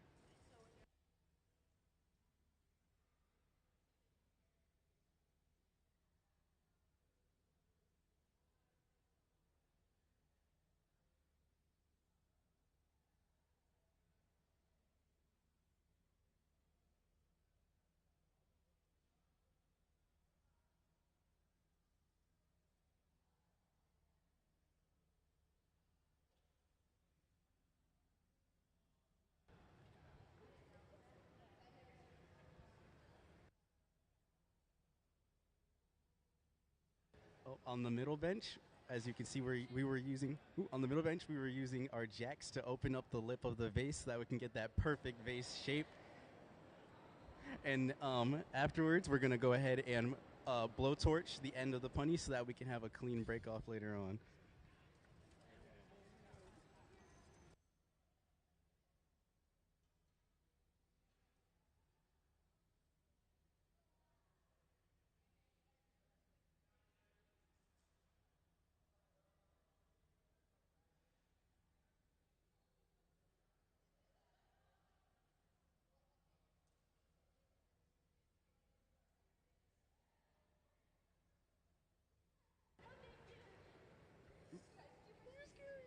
Oh, now we are papering the vase so that we can go ahead and smooth everything out in the middle and pinch it so that we can get a nice curve in the middle.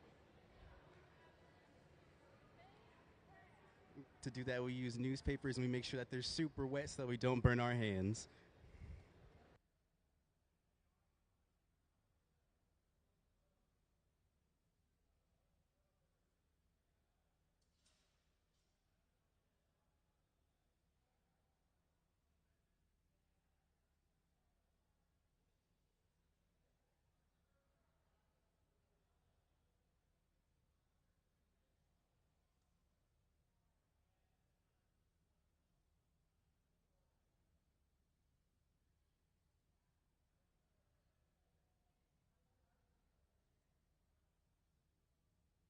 By the way, if you have any questions, just let me know and I'll be happy to answer.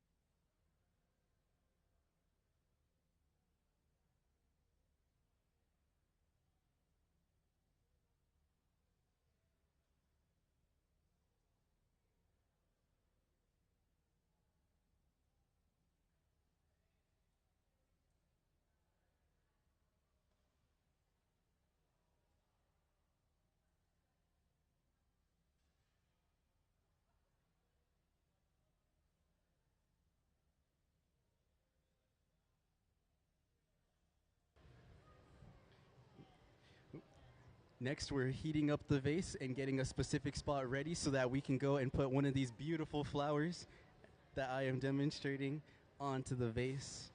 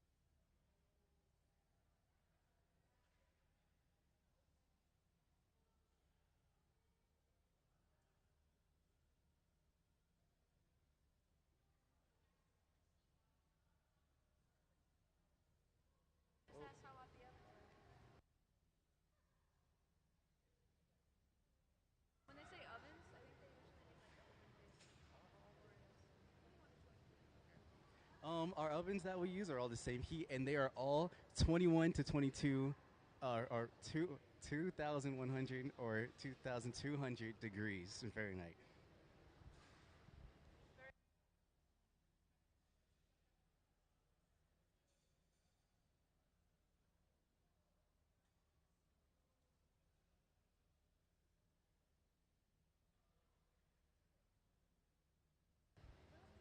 On our middle bench, you can see that we are now equipping the flower onto the vase. It is a beautiful purple flower, and we're going to heat that up so that it sticks to the vase easier.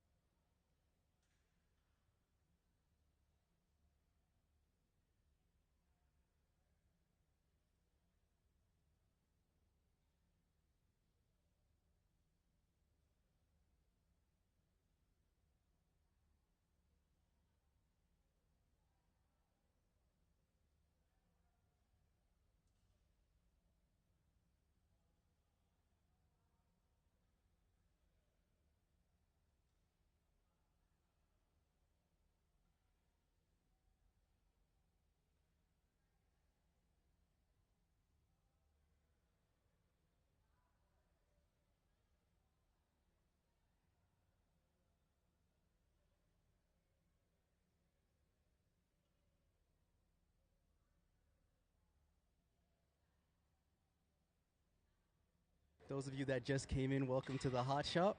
And in the middle, we have Sarah working on a vase, a centerpiece with a beautiful purple flower in the middle. And over on the end, we have one of our students, Oliver, getting ready for his own personal vase as well.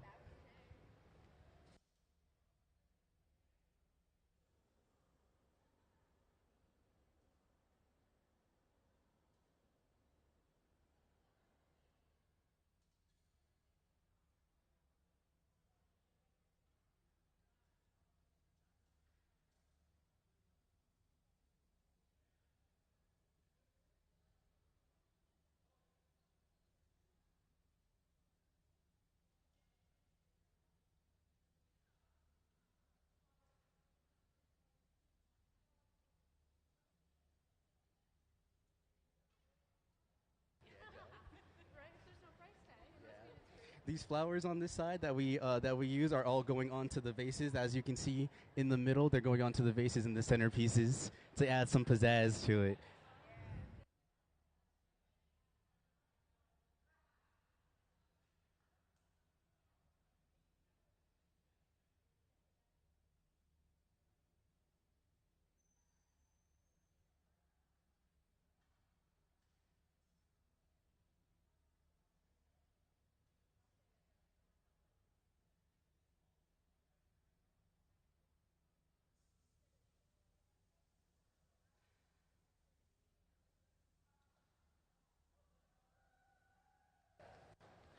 As you can see, there's another clean knockoff for our vase, and we're about to go ahead and put that in the oven to sit overnight for 24 hours.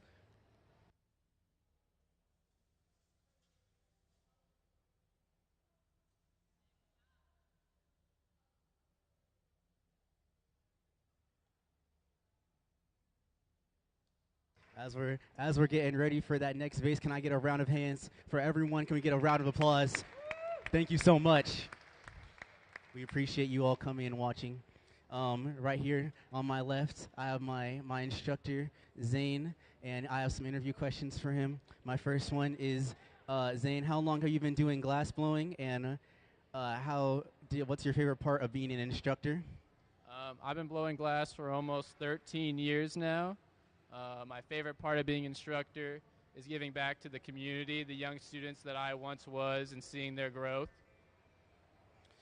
We have some amazing teachers, and Zane, I can say he's one of the best. Do you have a specific thing that you like to make the most out of glass, Zane? I like to make a lot of cups, a lot of funky cups, very abstract patterns and shapes and additions to the cups. That's really cool, Zane. I didn't know about you, honestly. I have one more question, and it is, do you have any personal goals as a glass blower that you would like to achieve? I would like to have some work in some more galleries, maybe have my own residency here one day, wink, wink, cough, cough. Yeah, stuff like that. Get my own work in shows. That's amazing, Zane. We love to hear from you. Can I get a round of applause for my interview with Zane? Very loved. Thank you so much, everyone. Thank you, Sky. Now back to the actual work at hand here. In the middle, for those all that are new, we have Sarah, the gaffer, and she is making a centerpiece vase, and we are going to go ahead and decorate these vases with the flowers that you can see that I'm holding up, these beautiful flowers that are all on the table. And right now she's heating it up so that we can go ahead and put a jack line in there. That's supposed to be the weakest point of contact when we are supposed to break it off and transfer it to another punny.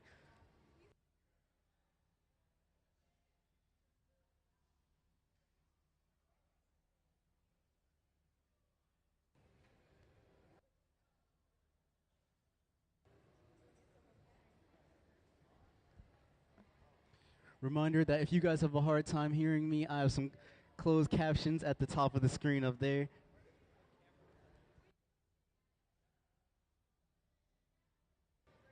Right now, Sarah on our middle bench is putting in that jack line, and that's supposed to be the point of contact that we use later on to break it off and transfer.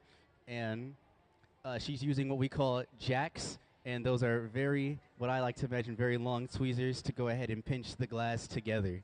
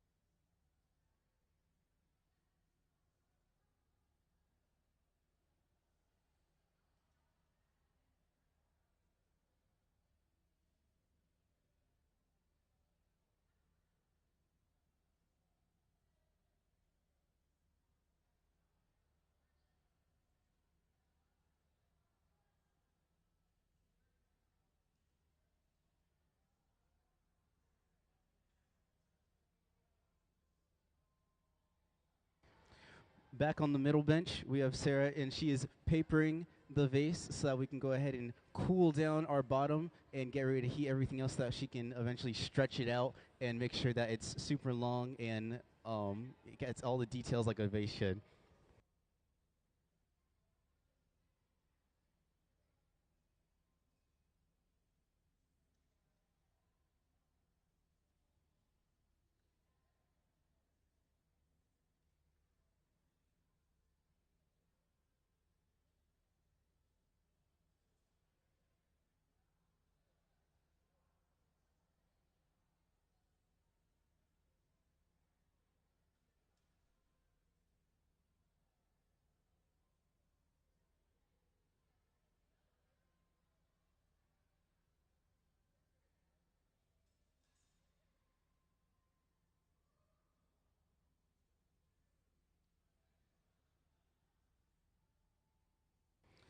In the middle, we just stretched out that vase, and now we are using papers to blow it up into a big ball, and we're papering it as well to go ahead and cool it down as we're blowing it up.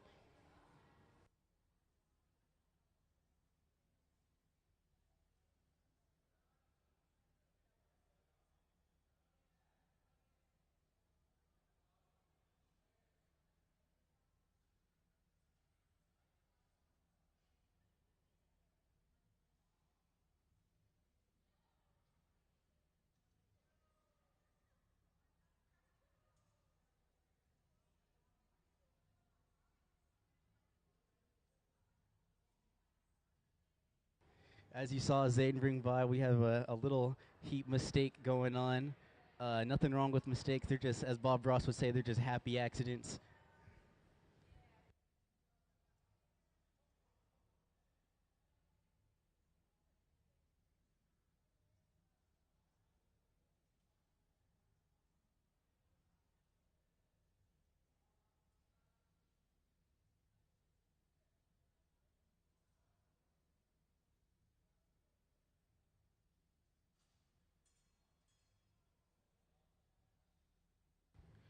Now on the middle bench, we are shaping it to become more of an oval shape with the papers as well.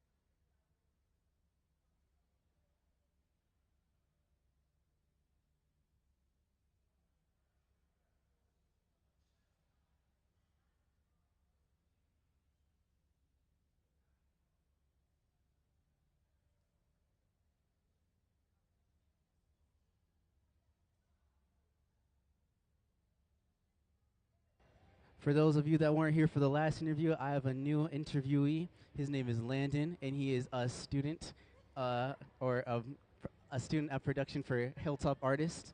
And Landon, I have a couple questions for you. How long have you been glass blowing? Like 3 or 4 years. He's been glass blowing for 3 or 4 years. Landon, do you have a specific type of glass or piece do you like that you like to make? Not really. Well, I'm sorry. You don't have any specific like vases? No. Okay. Well, Landon, since you don't have anything specifically that you like to make, do you have any goals in the future that you have with glass blowing? What are your goals in the future for glass blowing? I don't know. All right, everyone give a hand for Landon. Thank you for being my interviewee.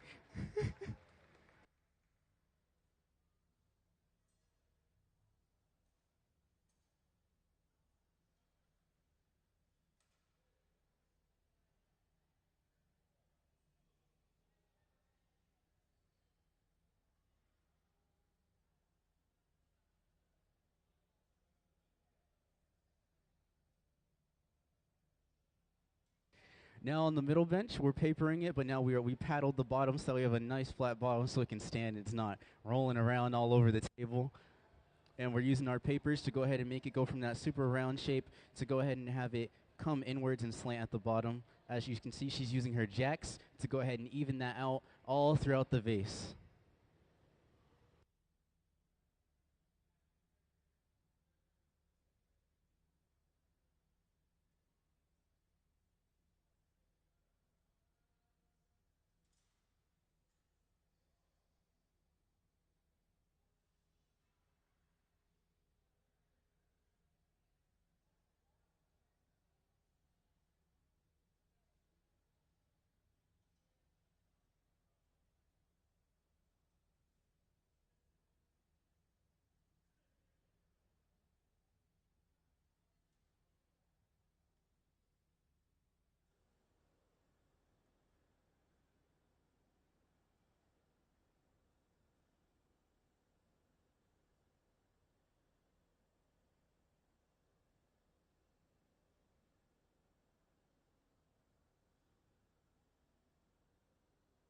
On the middle bench, she's torching that jack line I spoke about earlier to go ahead and get it hot enough so that we can heat the whole thing and then get ready to go ahead and use our tweezers in a bit to go ahead and water it off.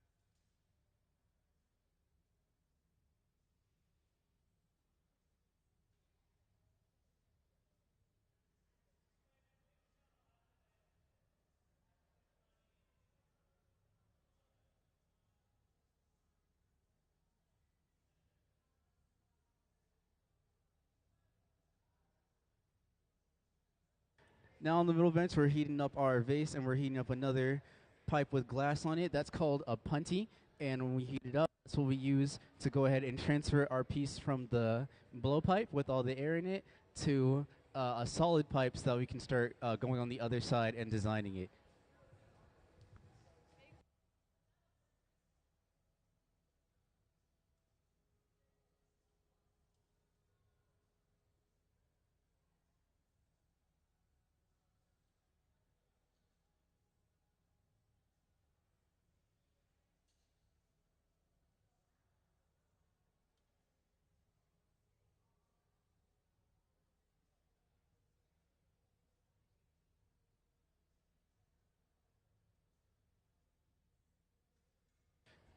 Ooh, as you saw, we just put water on the point of contact, aka the jack line, and we used the back of the tweezers to go ahead and knock it off and transfer it to the other pipe. And now we are heating up that lip so that we can open it up for the vase.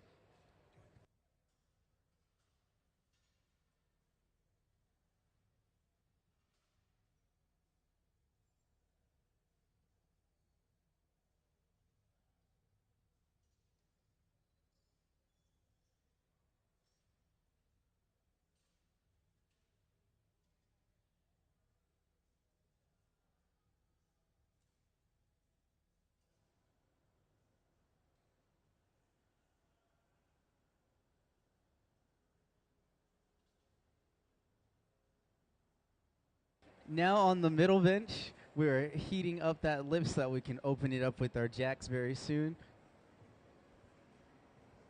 Meanwhile, on the far left bench, we have our worker Eddie, and she is preparing or starting another vase for y'all to go ahead and gaze upon.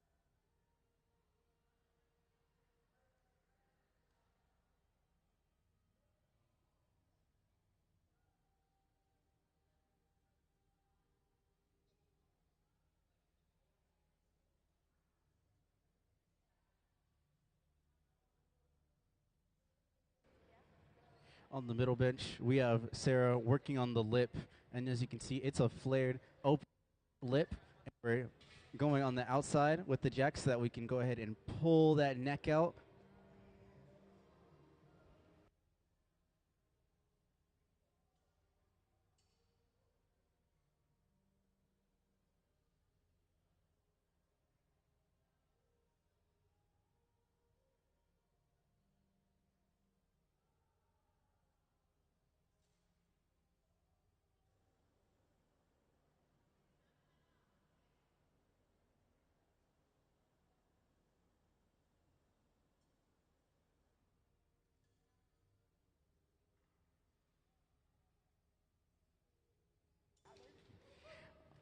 On the middle bench, we just knocked off the end of the lip of the vase, and we did that so that we can pull it out and make the lip not so thick at first.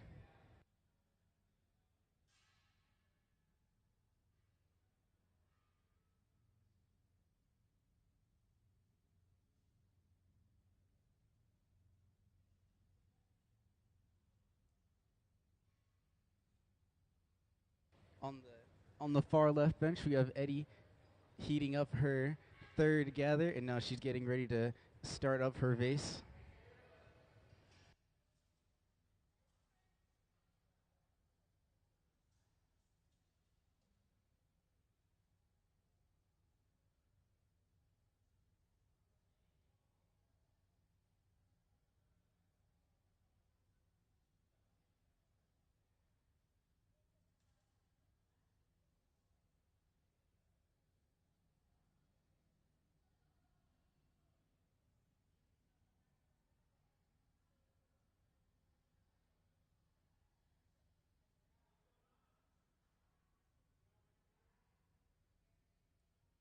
For those of you that just entered, we have on our middle bench, we have Sarah. We're making centerpiece vases, and we are the furnaces are with all the glass are over 2,000 degrees. They're on 24/7, 365 all days of the year. They never even take off Christmas, if you were wondering.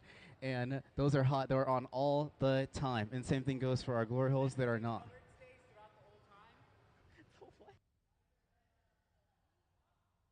The glass is red because of how hot it is. As time goes on and the air starts hitting it, it'll slowly start to turn the color it originally was, or clear. No, you cannot have the glass on the ground, as the chance of popping or breaking at any time.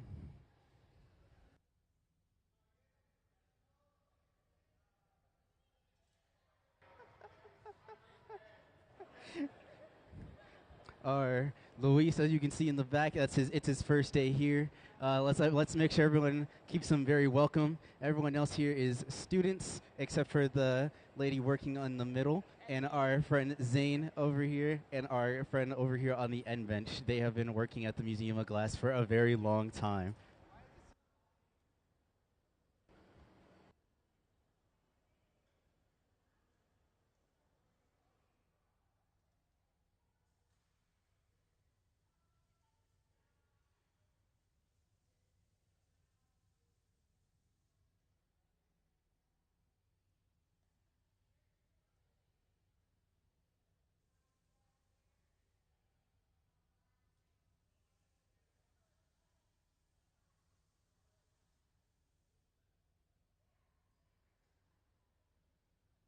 In the middle, we are getting prepared to go ahead and heat up and put on one of these beautiful flowers that I am showing you.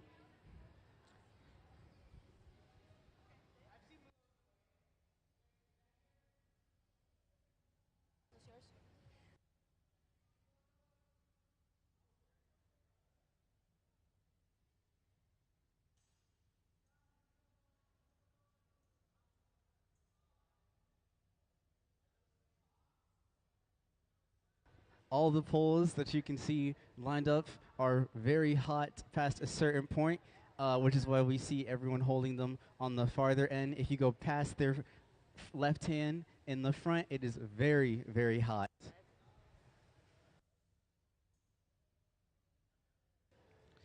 Now we're heating up and preparing the spot that we are going to stick one of the glass flowers on the table over here.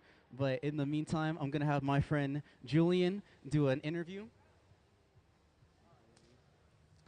Everyone, this is Julian. He's a student with Hilltop Artists.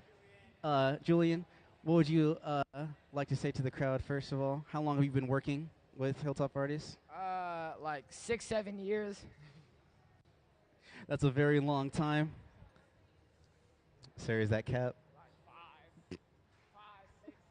Since you've been doing it so long, do you have any personal pieces that you like to go ahead and make? I don't know, to be honest. Is it a vase? Julian actually likes to make vases, which is on brand for what we are doing today.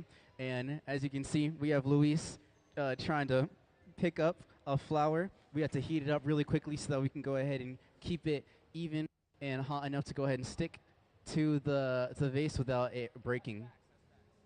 But Julian, what other goals do you have for glass blowing in the future? I don't know, to be honest. I don't know, like, I just be doing it, like, I don't really be thinking, I just be doing and all that good stuff. For anyone that's new to glass blowing, do you have anything that you would want to say to them? It's very fun, but other than that, I don't know. Do you know Chihuly, Julian? Well, thank you for the interview, Julian. Everyone give a round of applause to my interviewee, Julian.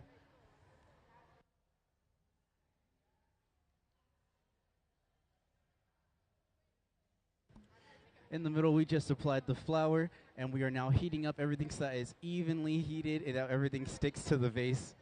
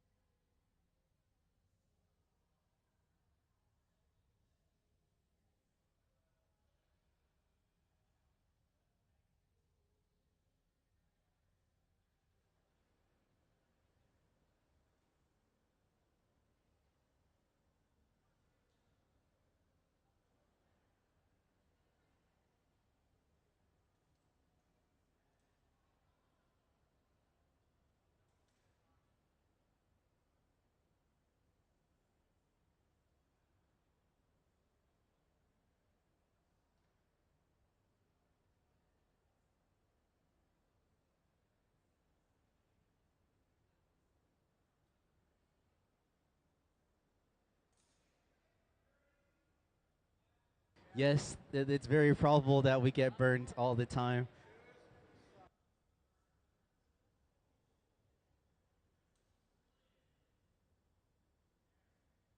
On the middle bench, we are now heating up our punty, or the contact point that's holding the vase onto the pipe, and we're heating it up so we can evenly heat everything and then put some water on it, so go ahead and shock it and break it off. In the meantime, with that, I have another interviewee. Everyone give a nice round of applause for my buddy Ben. Hi. Say hello to the crowd. All 4 of you. Ben, how long have you been doing glass blowing? I don't know, I think like 3 or 4 years now, since 7th grade. That's a very long time. You must really enjoy it. Do you have any personal pieces that you like to make more than others? I really like making bowling pins and low bowls. Bowling pins, that's a new one, Ben. I love to hear that. As you can see, we are now cracking off the glass, and we're about to tap it so that we can break it off and put it into the oven for 24 hours after we heat the bottom of it. Everyone give a good round of applause for that amazing break off. It falls off because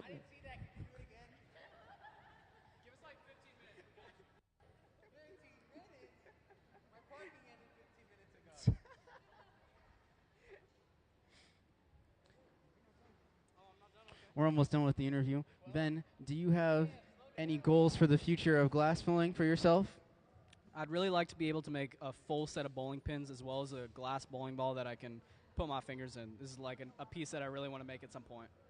That is amazing, Ben. Let's give a round of applause for Ben doing the interview and hoping that he gets a strike one day in bowling.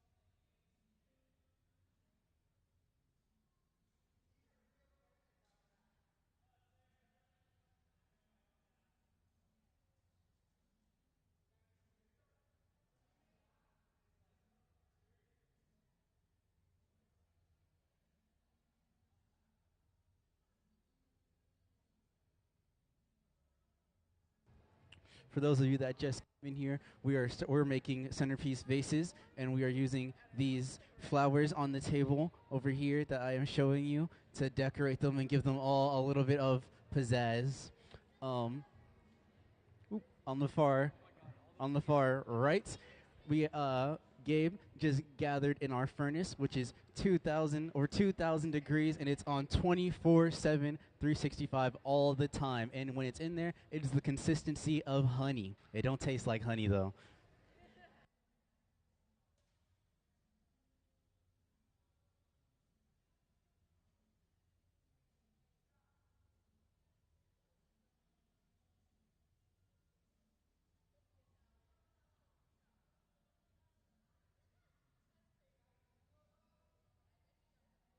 Yes, I do blow glass. I've been blowing glass for almost 3 years. I am a student.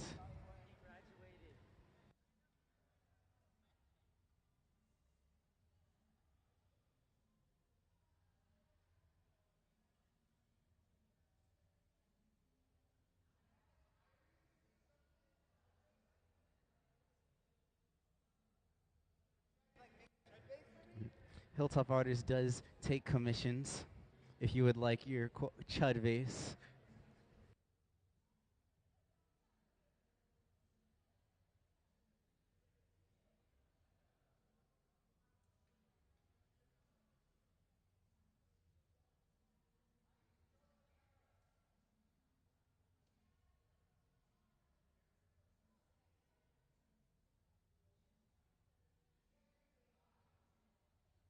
There is no AI involved. It's more movie magic.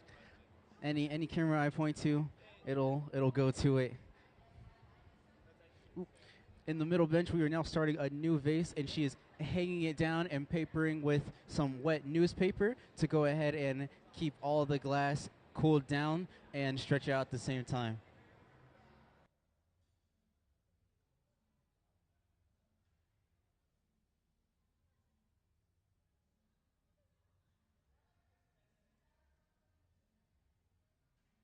It is not an asbestos pad. That is newspaper that we have folded up and dunked in water so that it is easy to hold with your hands, or else it would burn. Why don't you guys wear gloves? It's kind of dangerous. Wearing gloves, although it does seem very dangerous, we are okay. Wearing gloves would hinder the movement that you need with your hands when you're doing all the intricate stuff when it comes to glass. As you can see, we are putting a jack line into the middle of our vase, and a jack line is going to be our point of contact, where later on we will use to knock it off of this pipe to transfer onto another pipe.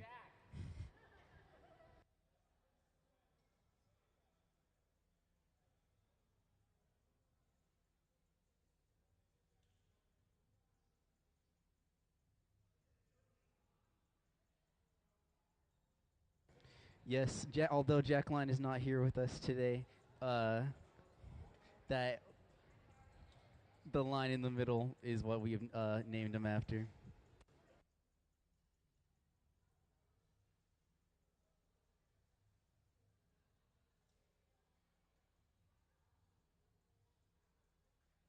Can I have the Hilltop Artist slideshow?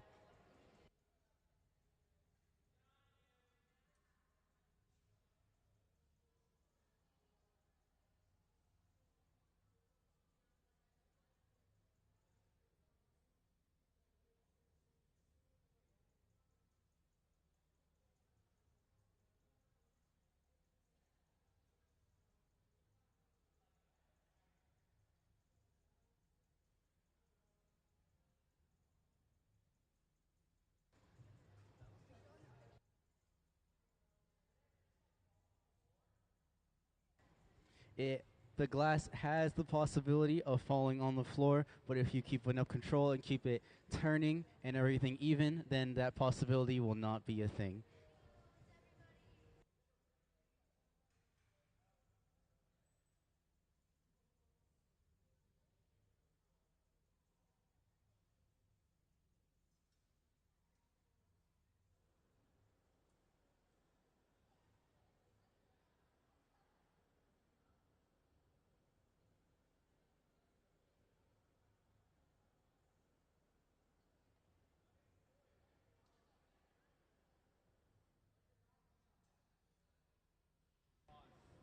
That is a used pipe because that is a used pipe, and it looks like that because originally the jack line was there, and we broke that off with by putting water onto it and tapping it with our tweezers so we could transfer it to another pipe.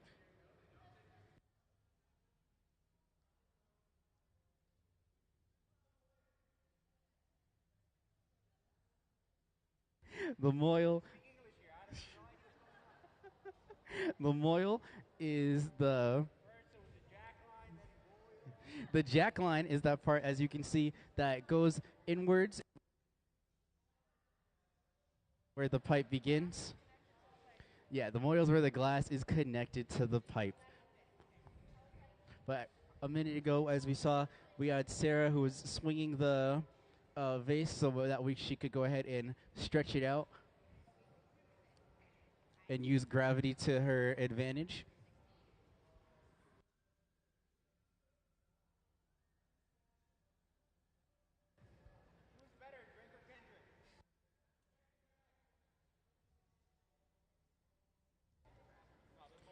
Now that she has it stretched out, she's using her newspapers to go ahead and shape the glass and cool down the bottom part of it.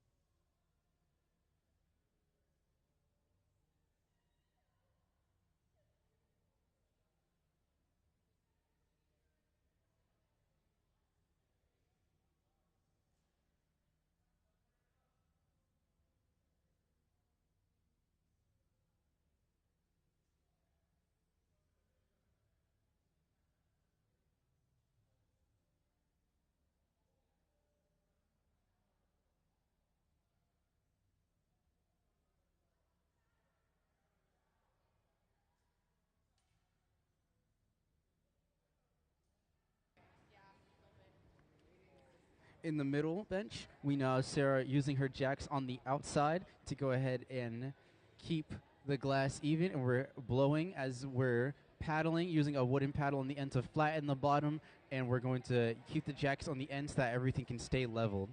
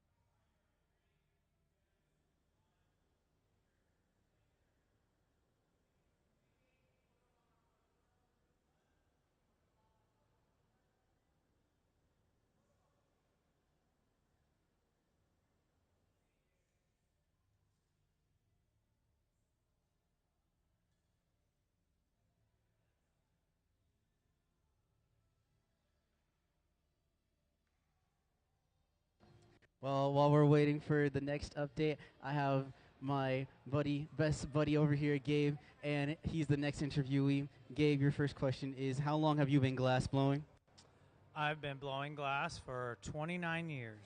That is a long time, y'all. And in that time, what is your favorite thing to make out of glass? Money.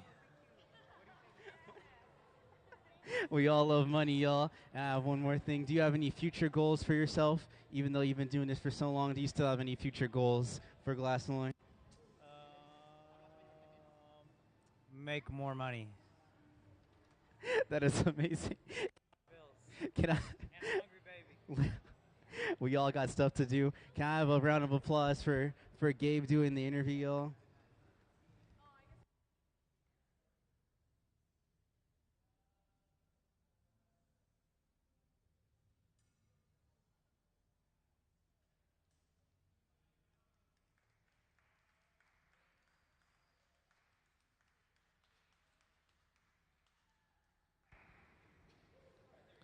Just a minute ago on the middle bench, we just transferred the vase over to another pipe and knocked it off by putting water onto the jack line, aka the breaking point.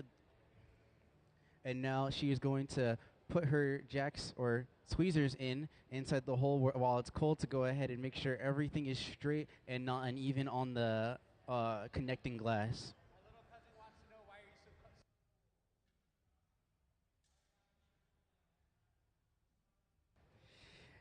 The glass speaker is cool because, you know, sometimes it comes naturally.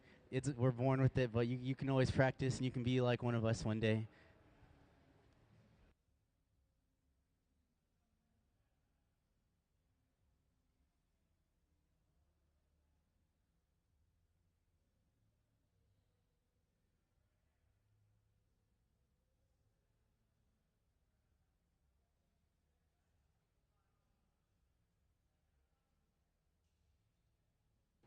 For those of you who just entered, we are making centerpiece vases, and we are attaching to those centerpiece vases these flowers that I am showing right here, and the ones that are all scattered onto the table with these lovely colors. But right now, we have Sarah in the middle, and we have Eddie on the far left making these vases, and they are putting them into the hole that is over 2,000 degrees.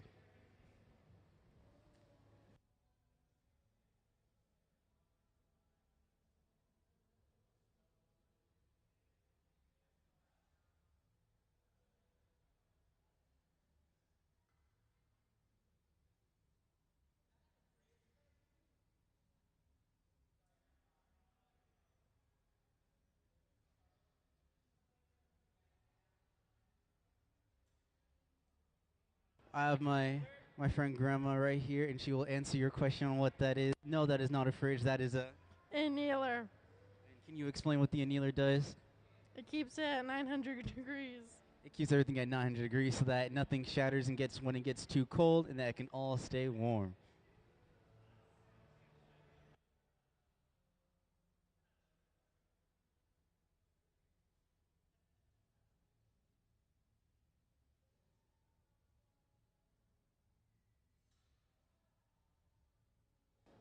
Now in the middle, after we opened up the other end that we were adjusting before, we opened it up, and now we take a wooden paddle to go and flatten out the end for the lip of the vase. And now the paddle is the wooden plank at the end right there that my partner will pick up in a second.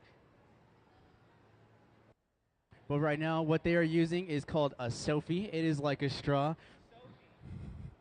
Sophie is short for Sophietta, and it is a cone that we use to go ahead and insert to the piece and blow up from the inside now because we don't have a hole at the end of the pipe like normal.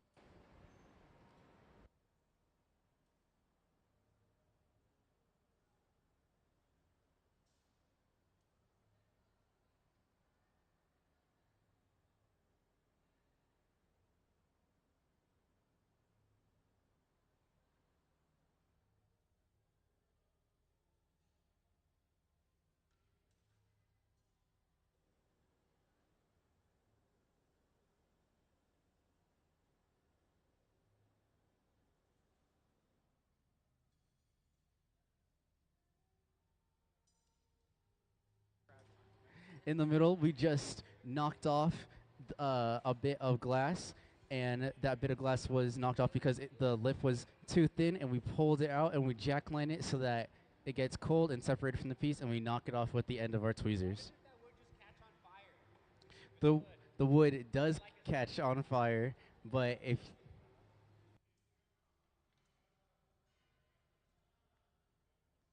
the wood can catch on fire, but if you go ahead and keep it controlled and keep waving it out, then it won't stay extinguished. If you're new to the hot shop, this is glass, and we are making centerpiece vases with little flower bits, as you can see scattered all over the table, and that I am showing to you right now.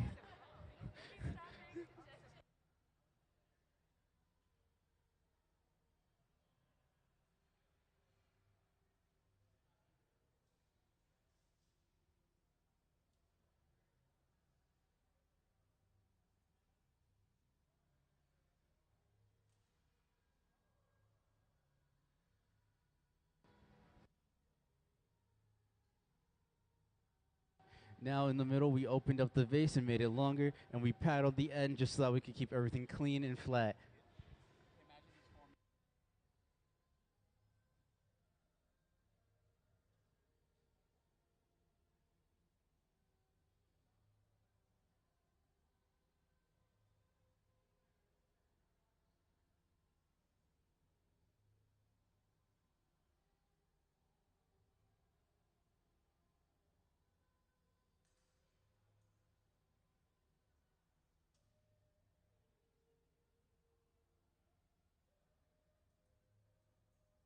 If you have just entered the hot shop, we are making centerpiece vases with these flower bits on the outside to add some pizzazz, as you can see on the table and in my hand. No, you cannot. I am very sorry.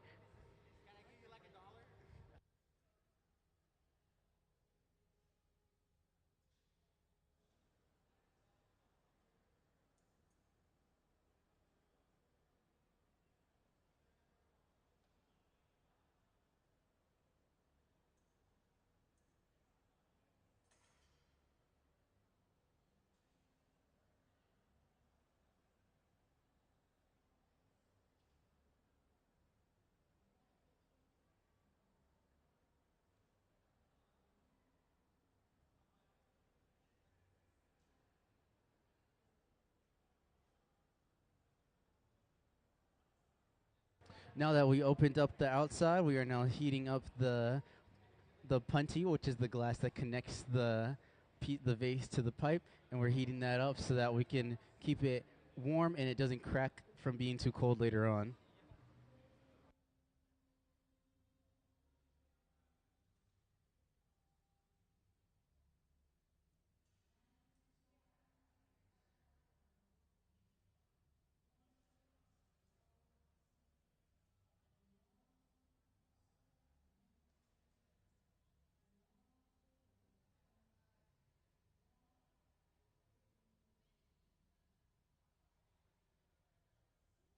Now on the middle bench, we are about to start heating in a finite area on the vase so that we can connect the flowers that we see on the table to the vase.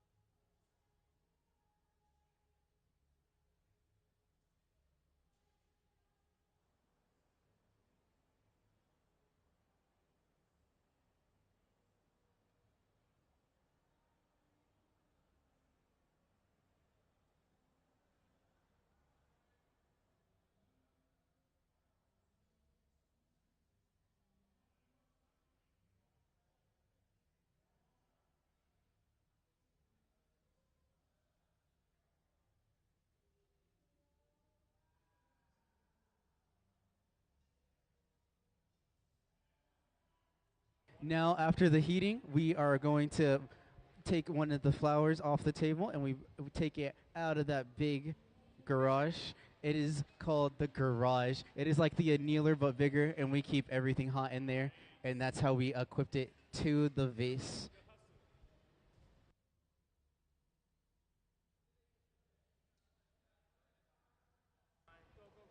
They knocked off the glass off the pipe, and they burned the bottom of it so that it's not sharp, and they burn off all the sharp edges. That is not a fridge. It is.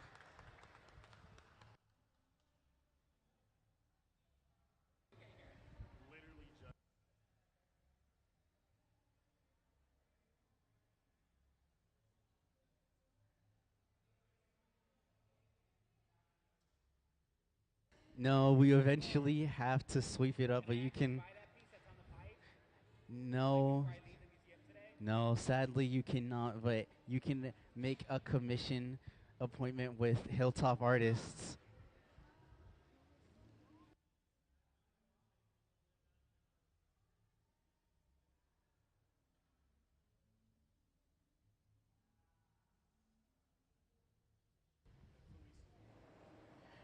Now we are heating everything up evenly after we pressed in that flour, and after she heats up our connecting glass or punty, we're going to put it back into the hole to go ahead and heat everything evenly and knock it off.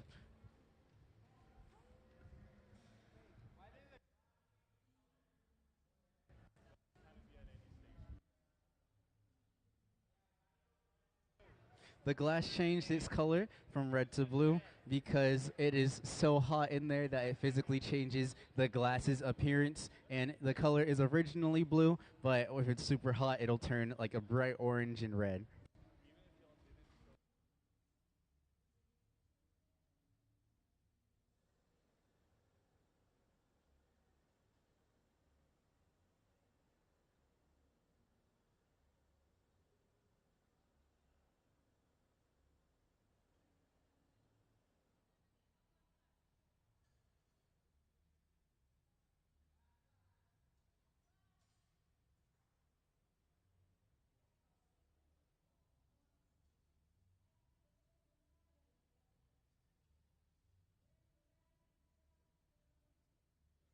As you see on the middle bench, this is the last time they put it inside the hole to go ahead and heat it up. We are now going to take some tweezers and scoop up some water and pinch so that we can put it on the contact point where the small part of glass on the pipe is connecting to the vase, and we can knock it off after this.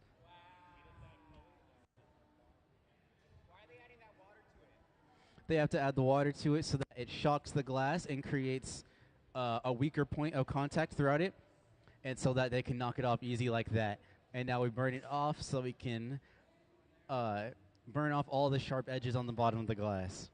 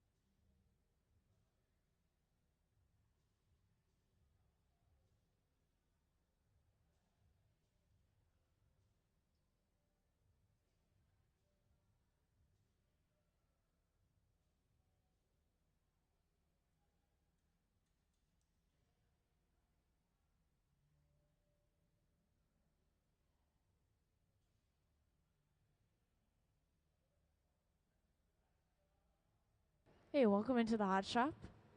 Were you guys in here earlier? No, okay. So I want to point out that I do have closed captioning on the screen. Hopefully that helps out as we kind of go along. But we are Hilltop Artists, everyone on the floor, except for a select few that work full-time for the Museum of Glass. Are helping out today. And this is a youth development arts nonprofit. It's been running since 1994. And it's currently serving over 650 students ages 12 through 26. And I started in the program personally when I was about 15 years old in an after-school club blowing glass. But there's a ton of different things that people do to become involved. There's during the day electives, there's summer programs, there's so many different ways to get into it. So if you guys know any youth that would be interested, I've been mentioning I have these pamphlets that you could take home and share. But we are making centerpieces for an upcoming luncheon that Hilltop Artists has each year in October. October 7th is going to be this year's Better Future Luncheon.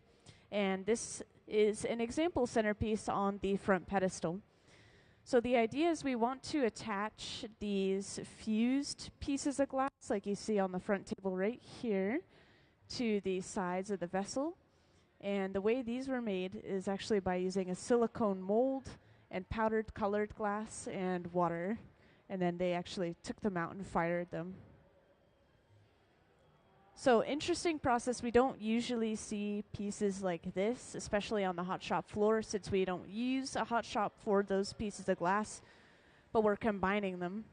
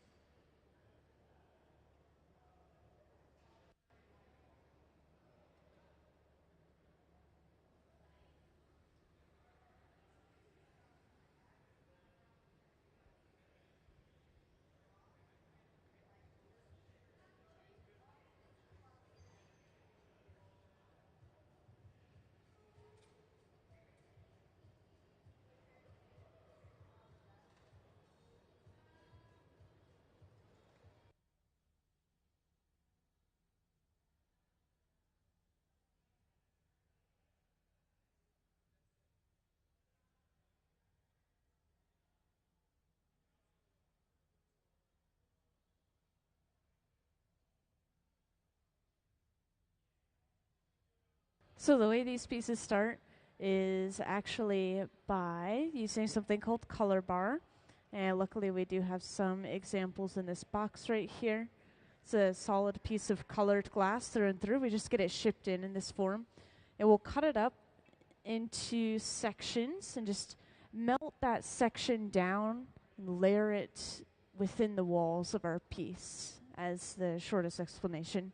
So if you look at the cross section of a piece of blown glass that has that even layer of color, you'll see just a really thin layer of that color, but it's really mostly clear glass sandwiched around it.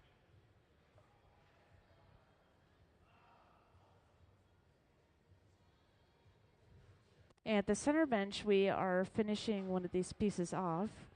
Or I guess we're more so in the middle of the process. We've gotten the overall shape of the body, and we're just now flattening the bottom of the piece.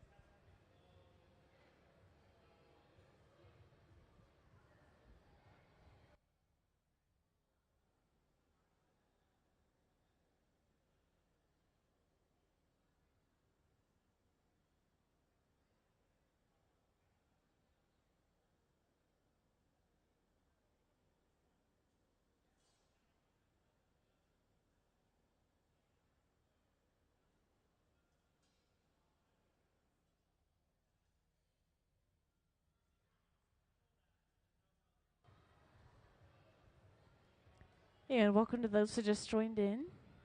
Hi. Today we have Hilltop Artists down on the hot shop floor. They're a local nonprofit organization that allows kids 12 and up to blow glass. And this is specifically guided by justice, diversity, equity, and inclusion.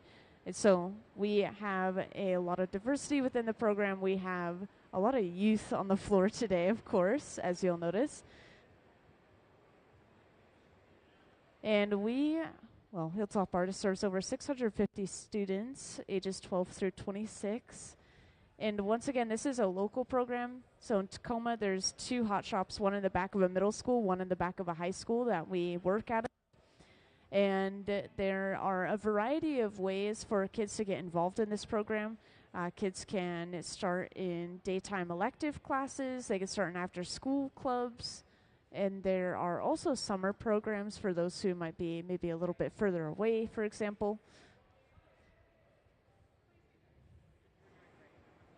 And today we're working on centerpieces for our annual luncheon, annual Better Futures luncheon.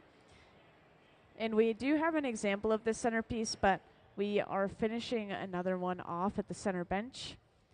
Something that stands out about these is we're using these fused glass flowers, which I have an example in my hand. Let's see if you guys are listening.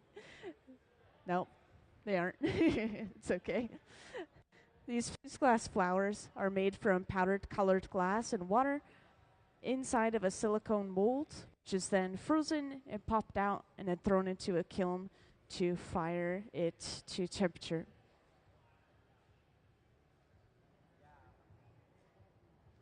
So we'll be attaching these kiln-formed flowers to our piece.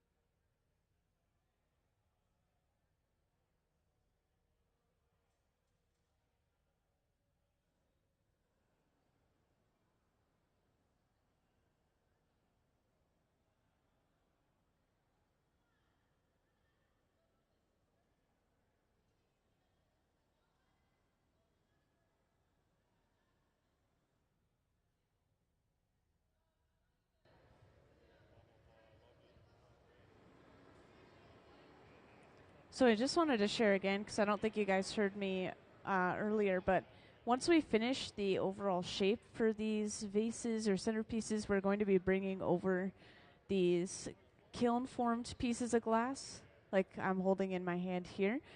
These started off as flower-shaped silicone molds, and they were filled with a powdered colored glass and water, frozen, and then popped out and fired in the kiln, just enough for that powder to kind of stick together and to itself, forming these flowers.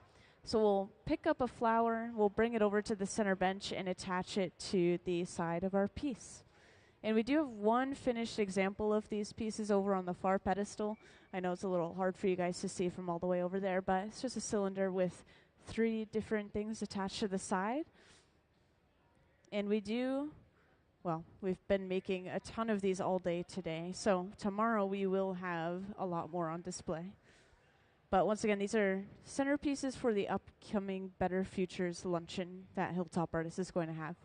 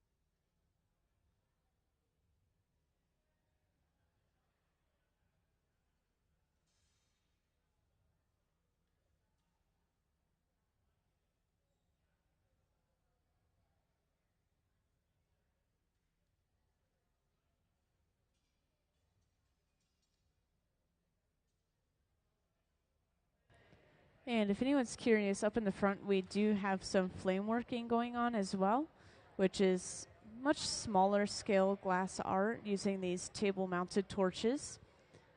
And they're just making some beads up here. This is unrelated to the overall projects in the hot shop, but really interesting to see. We don't get to see it very often on the hot shop floor. And for those who just joined in, welcome into the hot shop. We have Hilltop Artists down on the hot shop floor. They're a local nonprofit organization that allows kids 12 and up to blow glass, which is why you're seeing a lot of youth on the floor. And they're serving over 650 students currently, ages 12 through 26. And Hilltop has been going since 1994, so it's been around for a little while. And right now we're working on some centerpieces, which are more so like vases for our annual Better Futures luncheon. And the luncheon is basically an auction to raise funds to fund the programs that we have. And this is an example of one of the centerpieces right here. These details are all coming from the flowers on the front table. This is actually fused glass, shaped with silicone molds and powdered colored glass and water, frozen and then fired in a kiln, just barely enough to stick all those particles of glass together. It's really satisfying. You're welcome to take a closer look if you like, but we should see one of these brought out pretty soon, over to the center bench and then attached to the side of the piece. And if anyone's interested in the program itself, like if you guys are local and you want to get your kids into it, I have some pamphlets talking about the different programming that we have, and it's all free. It's a nonprofit organization. Doesn't cost you anything.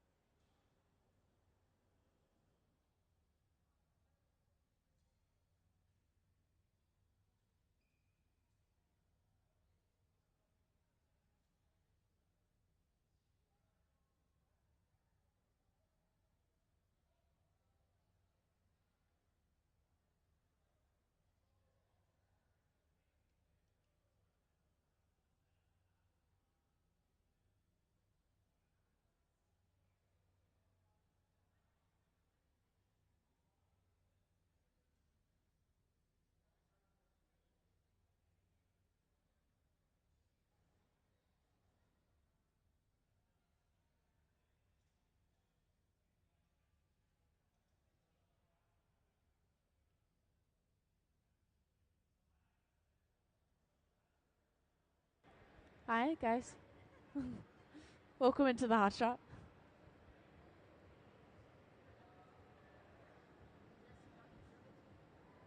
I just want to check, were you guys in here earlier? Okay. No, I always check because I don't want to repeat information, and usually people who come more to the end of the day were here earlier or something, but I just wanted to share who we have here and what we have going on.